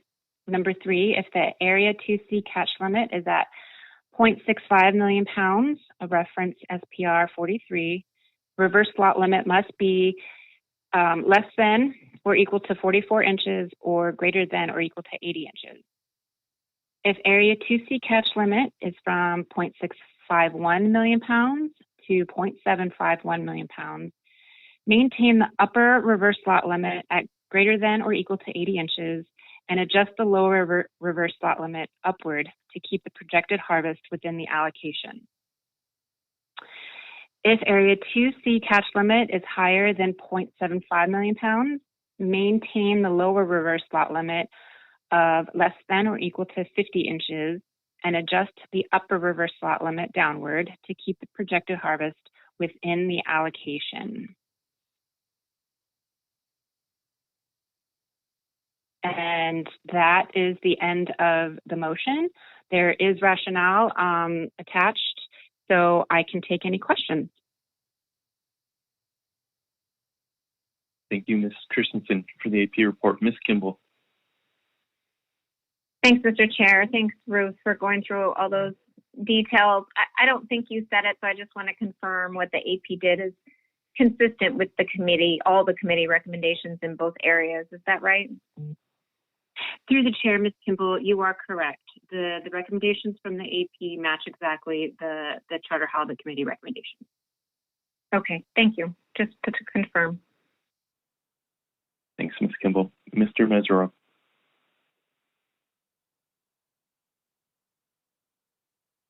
Thank you, Mr. Chairman. Thank you, Ms. Christensen. I just was wondering if you could share with the council if there were any concerns or objections or issues in the discussion at the AP regarding these management measures. You have a lot of IFU shareholders on there, and I was just wondering if the flavor of the discussion. Thank you, Mr. Mesereau. Through the chair, no members of the AP raised any concerns with the proposed management measures. It was a relatively brief discussion on our part, and we just confirmed the Charter Halibut Committee's recommendation. Thank you. Mr. Twite.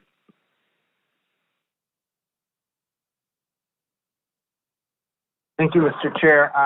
I think my question may actually be for Mr. Witherall. Ms. Christensen referenced the AP's sort of points in favor. And when I look at the AP motion, at least as it's posted on the web, all I've got is just the motion itself. And for me, it doesn't matter for this motion, but it just occurs to me that we're going to want to be able to reference those and potentially in future AP recommendations. And so I'm just wondering, am I missing something, or do we have a disconnect in getting those posted? Mr. Chairman, Mr. Twite, you're looking for the actual motion that went to the AP coming forward to us.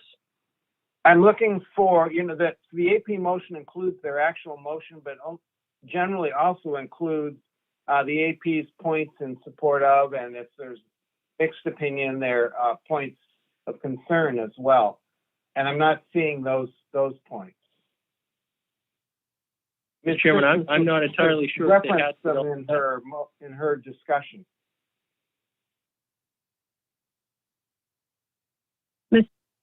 Mr.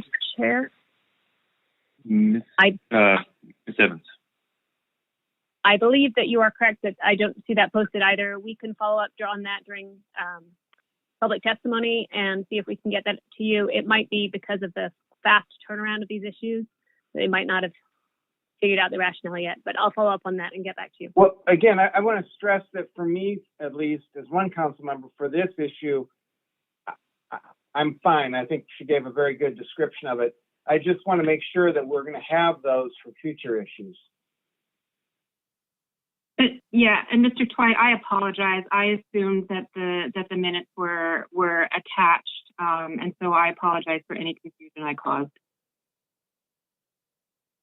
Actually, I appreciate that you flagged that they should be available. So, thanks. Okay. Any further questions on the AP report? Thank you, Ms. Christensen. Thank you. Okay, that will bring us to public testimony.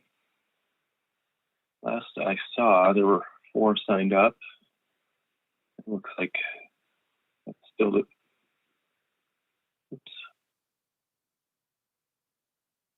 Wrong bucket.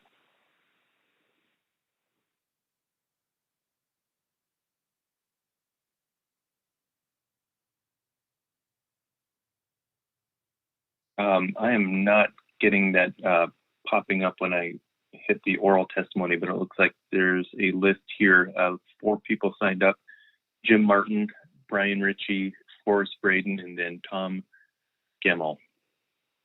Mr. Martin, do we have you? Yes, I'm here. Great. Good afternoon. Thank you, Chair. This is Jim Martin. I am Executive Director of the Alaska Charter Association.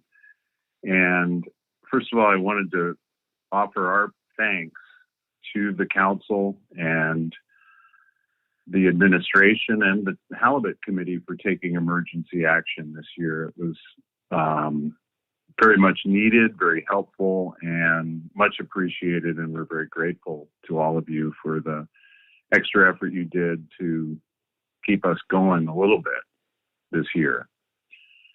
I wanted to mention that Richard Yamada put together a survey this year after the season was over so that we could put together some kind of idea of where people are at, looking in the past, what happened, and also in the future. And what we found, we had about 150 responses to the survey, and that's a pretty good sample of active charter operators for halibut this year.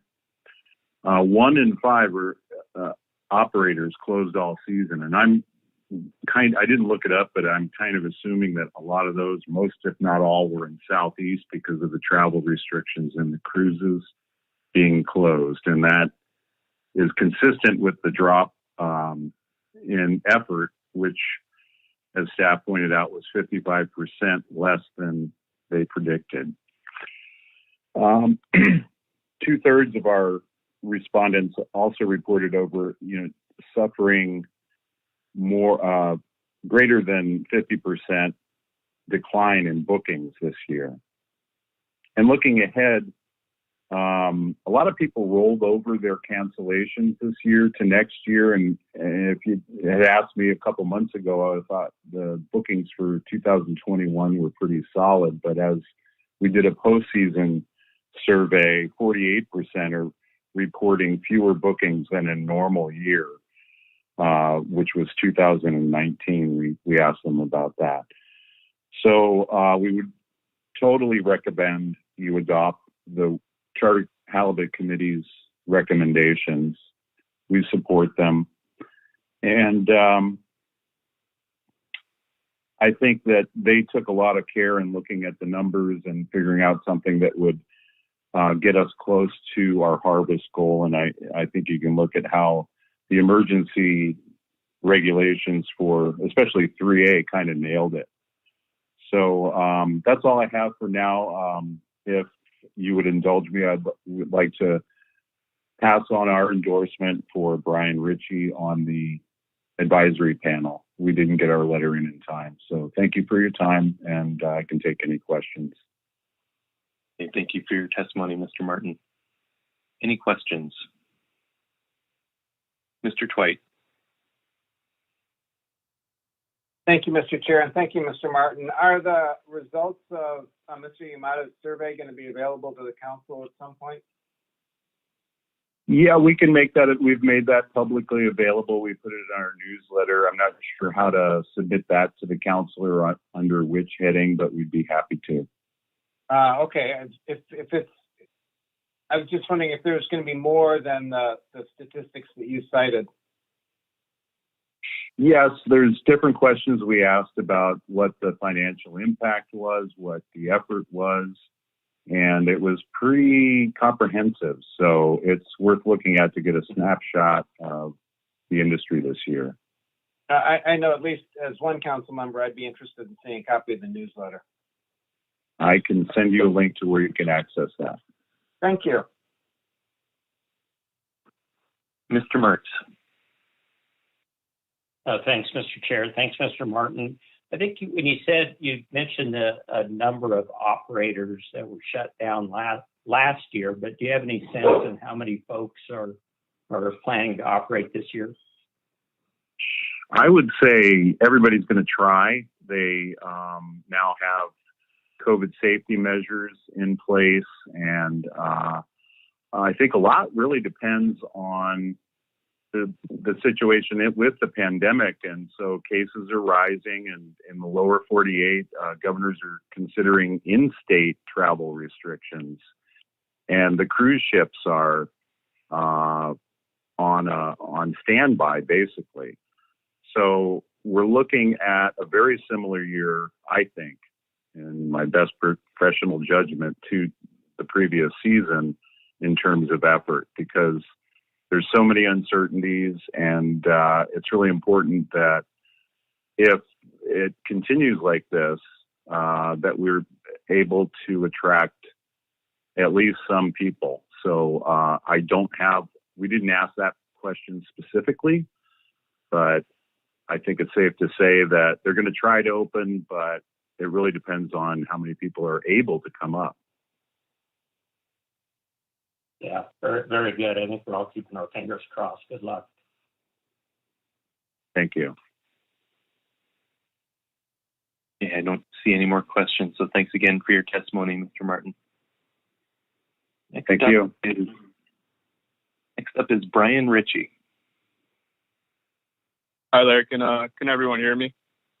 Yes, we can. Good afternoon. Good afternoon.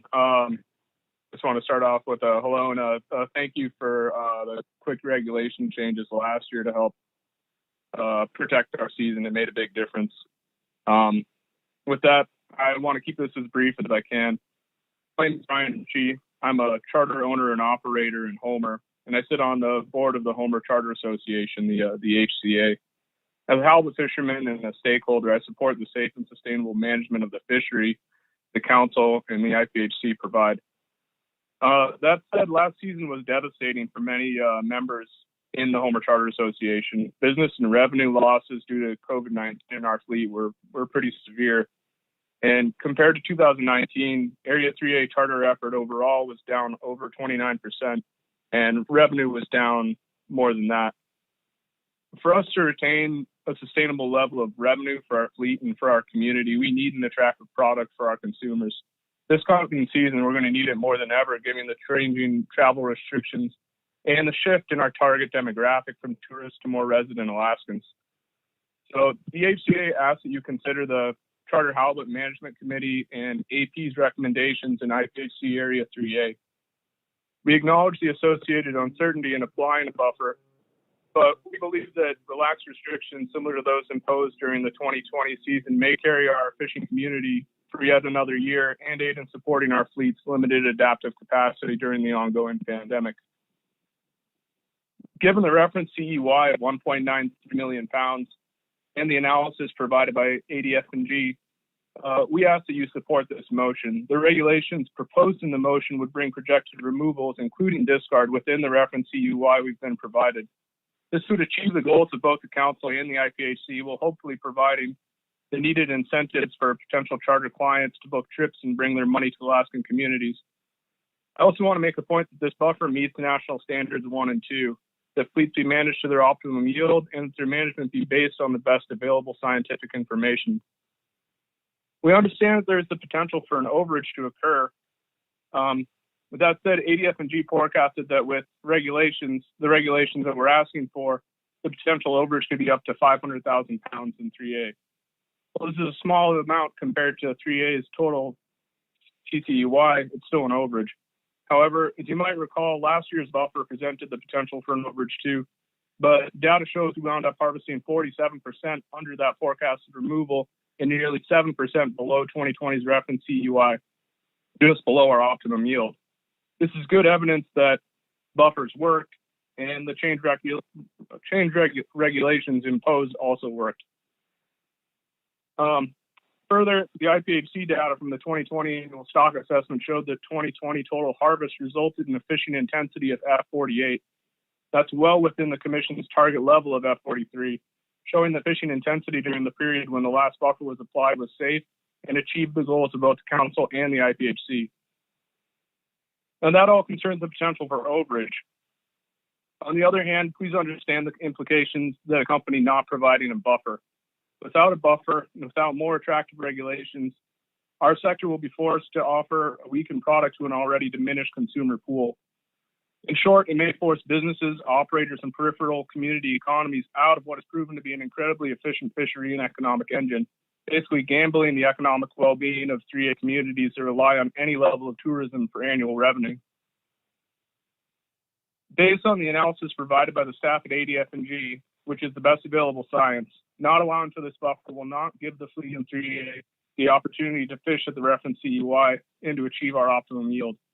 Further, it would fail to fulfill the objectives of National Standards 1 and 2.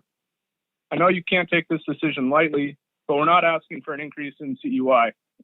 We're just asking for the opportunity to fish at a level close to the reference CUI we've been provided, and we think this buffer is our best chance to do that based on the data and information that's available. With that, I'd like to thank you for the opportunity to comment and for considering this action. Thank you, Mr. Ritchie. Okay, any questions?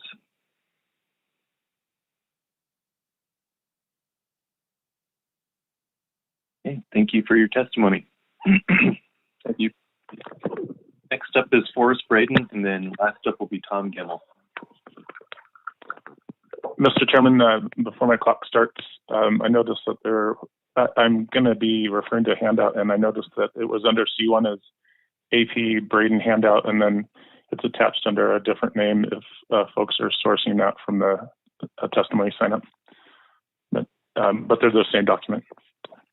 So, Mr. Chairman, Mr. Chairman, members of the council, I'm Forrest Braden, speaking on behalf of Southeast Alaska Guides Organization, and probably going to sound like a broken record here, but we do appreciate what was done last minute for us this past season, and I don't think you were obligated to jump through all those hoops, but it did make a difference. I've spoken to a lot of operators, were chiefly in 2C, that just had nothing but good to say about you rounding up and helping us hit that. We support the recommendations that came out of the Charter Halibut Management Committee for both 3 and 2C, but I'll keep my remarks more based on 2C recommendations. I did some work after looking at Sarah Webster's charts, and I just, for my own information, I extended out kind of what our ask is and some of the projections that were made in the analysis, and that's slide 1 of my handout. All of my information is, I've just taken harvest numbers that came straight from the analysis. So what I've added there, you can see 2021 bar, which was estimated effort, and the yellow bars is what was in Appendix 2, what was projected if you take the effects of COVID in 2020 and project them onto 2021 harvest. And then finally, the green bar is just what our ask is for 2C, a 35% reduction. So that's assuming some modest gains or modest behavior differences from 2020. So as I think about this issue, I think really the two questions that come to my mind are our assumptions reasonable? And what's at stake if we do get it wrong? And this is real new territory for all of us. And so we're going off the best information we've got. I'm going to skip to slide 3 and just look at some of the things that our clients are looking at, that we're looking at. And just the pattern of COVID, the exposure, the amount of infection that's going on here. I'm not seeing a near future that is looking any different than we were faced with last year. We do have a vaccine on the horizon, and I'll address that in a minute. But what prohibited people from coming up and why our effort was so low last year is really a lot of the folks that for 2C, 95% of our clientele or more are non-residents, and so we don't have that resident participation in the fishery in Southeast. And so all these folks were faced with the travel requirements, the logistics of getting in, which I think we're going to face this year again. And then a lot of the charter clientele, and this probably represents 3A as well, these folks a lot of them are mature in their years, the folks that can afford to come up or pay for their family to come up. A lot of them will fall into the older ages, high-risk categories, or they're corporate clients. And corporations are definitely, this is not an environment where they're spending money or putting clients into a potential risk situation. There's too much liability there. I have looked at economics a little bit, and third quarter was better than first and second quarter. Projections for fourth quarter okay, but I definitely don't think we can make the statement that our economy's robust again, or that we've come fully around. And I think that there's going to be ripple effects from 2020 moving into 2021. There was a shot taken by the guy's name's Robert Watcher. He's a doctor and chair of the Department of Medicine, and this is slide 4 at the University of California, San Francisco. And I thought it interesting how he projected the rollout of the vaccine. And if you're able to look at that, he's got some timelines here where high priority groups might have access to the vaccine, where herd immunity might develop, and then eventually where the whole population will be immune or temporarily immune. And I think there's a lot of questions. I know that you've all done your own study on this, and we don't know. There's a lot of things we don't know about the vaccine, and how long will it last, or how long will it keep us immune. But coming just back to the overall picture, I just can't say with confidence that we're not going to be facing the same or worse situations as operators and trying to get clientele up from the lower 48.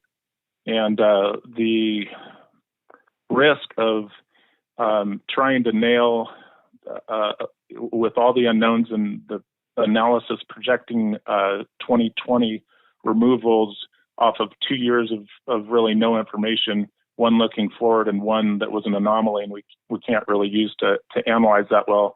I just think that these assumptions are reasonable, and I think the recommendations from Halibut Management Committee are reasonable in both areas, and we would hope that you'd take that into consideration, and are certainly, again, thankful for all that you've done up to this point. And I'll leave it at that and take any questions if there are any. Okay, thank you. Let's see if there are any. Mr. Down. Thank you, Mr. Chairman, and thank you for this. I'm just looking at your handout, which I was able to find fairly easily, so I think we had a chance to look at that. But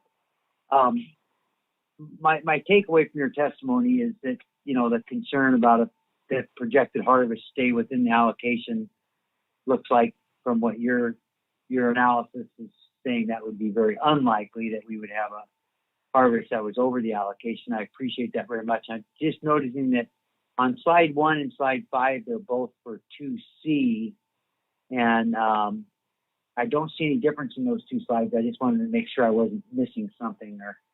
But I thought I'd note that was my question is, am I missing anything, and that I got the takeaway correctly? Thank you.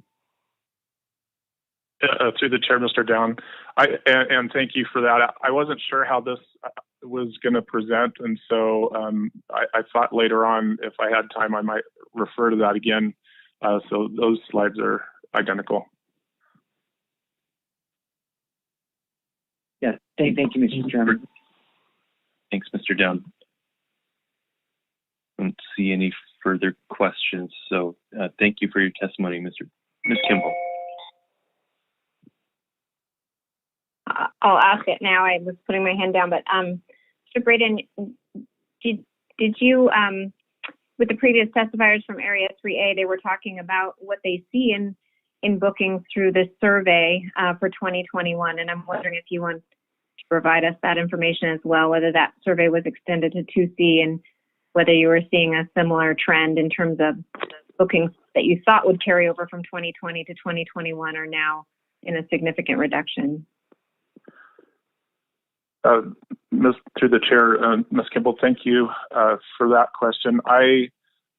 We did not send out a survey, and I've not looked at the survey that ACA did or that's being spoken to. So what I'm going to share will be just my observations from speaking one-on-one with operators across Southeast, which I've done a lot of in the last couple of weeks. There's a pretty big range from folks that are really struggling, looking worse than they did. If they project what their bookings look like for 2021, they actually expect that they might not even do as well. To folks that are feeling more comfortable. But the first question I always ask them is, so what portion of your 2021 season is rollover from 2020? And I've heard numbers from 30 to 70%. And as we go through the conversation, we'll have you talked to these folks about what they're going to want to do for 2021 if these rollover folks that are weren't comfortable coming in 2020, if they're faced with similar circumstances, what they're going to do. And really the discussion kind of goes to, I have had some people starting to roll over to 2022 saying we're still not comfortable with what's happening.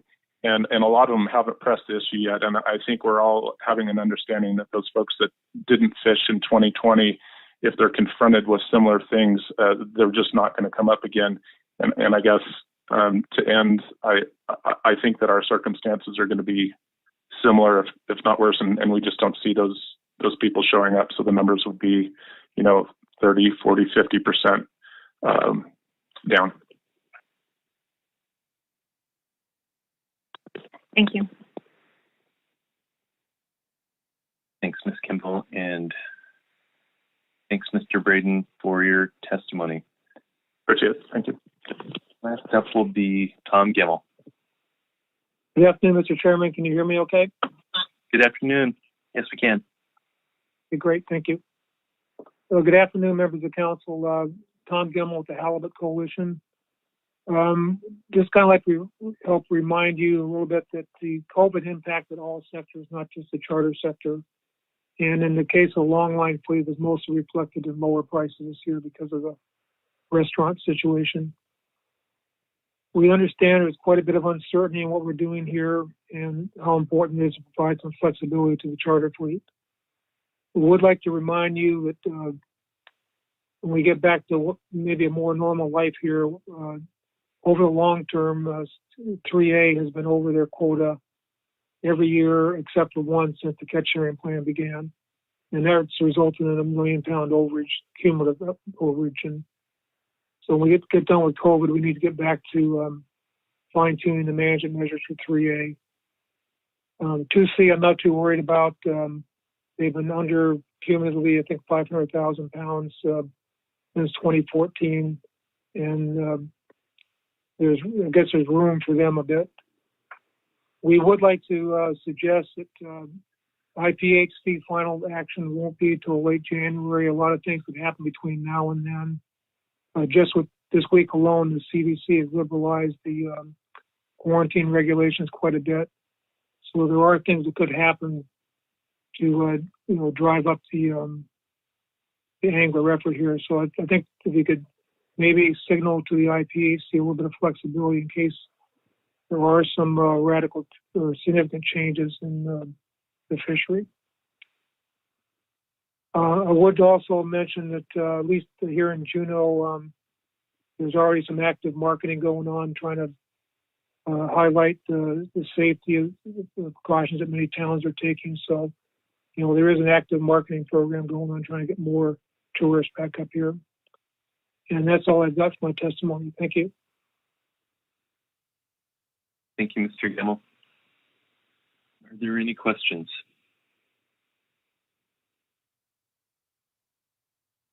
Great. Thanks again.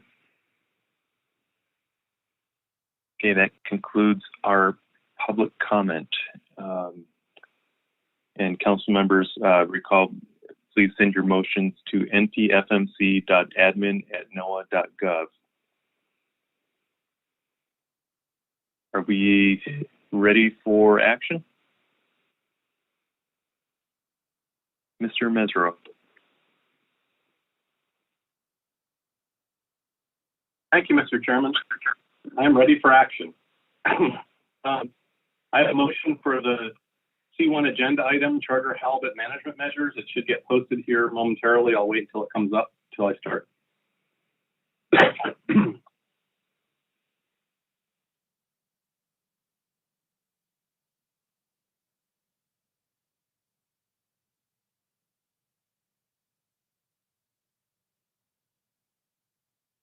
There we go. Okay, the council motion here is that the council moves to approve and recommend to the International Pacific Halibut Commission the following management measures for IPHC regulatory areas 2C and 3A. IPHC area 3A harvest measures. All allocations shown below unless otherwise specified. Daily bag limit of 2 halibut with no annual limit per charter angler. Wednesdays closed to halibut retention all year. 1 trip per halibut charter vessel per day, 1 trip per charter halibut permit per day. If the allocation is less than 1.3 million pounds, the status quo FCEY, but greater than or equal to 1.85 million pounds, a daily bag limit of 2 halibut with 1 fish of any size and 1 fish less than or equal to 32 inches. All Wednesdays closed to retention of halibut with a second fish of 32 inches or less, according to Table 24 in the ADF&G analysis of proposed harvest regulations for 2021 to bring the projected harvest within Area 3A allocation. That can be referenced on Table 22 on page 45 of the ADF&G analysis, and the yield is 2.470 million pounds. Apply a 25% COVID impact buffer as described in Appendix A22 on page 59 in the ADF&G analysis to achieve a yield of 2.470 times 0.75, which gives you 1.8 million pounds, which is the projected removal. If the allocation is less than 1.85 million but greater than 1.74 million, then the allocation, if the allocation is below 1.85 million pounds, adjust the size of the second fish down to a minimum of 30 inches to keep the charter harvest within their allocation. And that can be seen on page 24, Table 24, page 47 of the ADF&G analysis. The IPHC Area 2C harvest measures apply a 35% COVID impact buffer to projected removals for 2021 under a reverse slot limit on Table 6, page 20.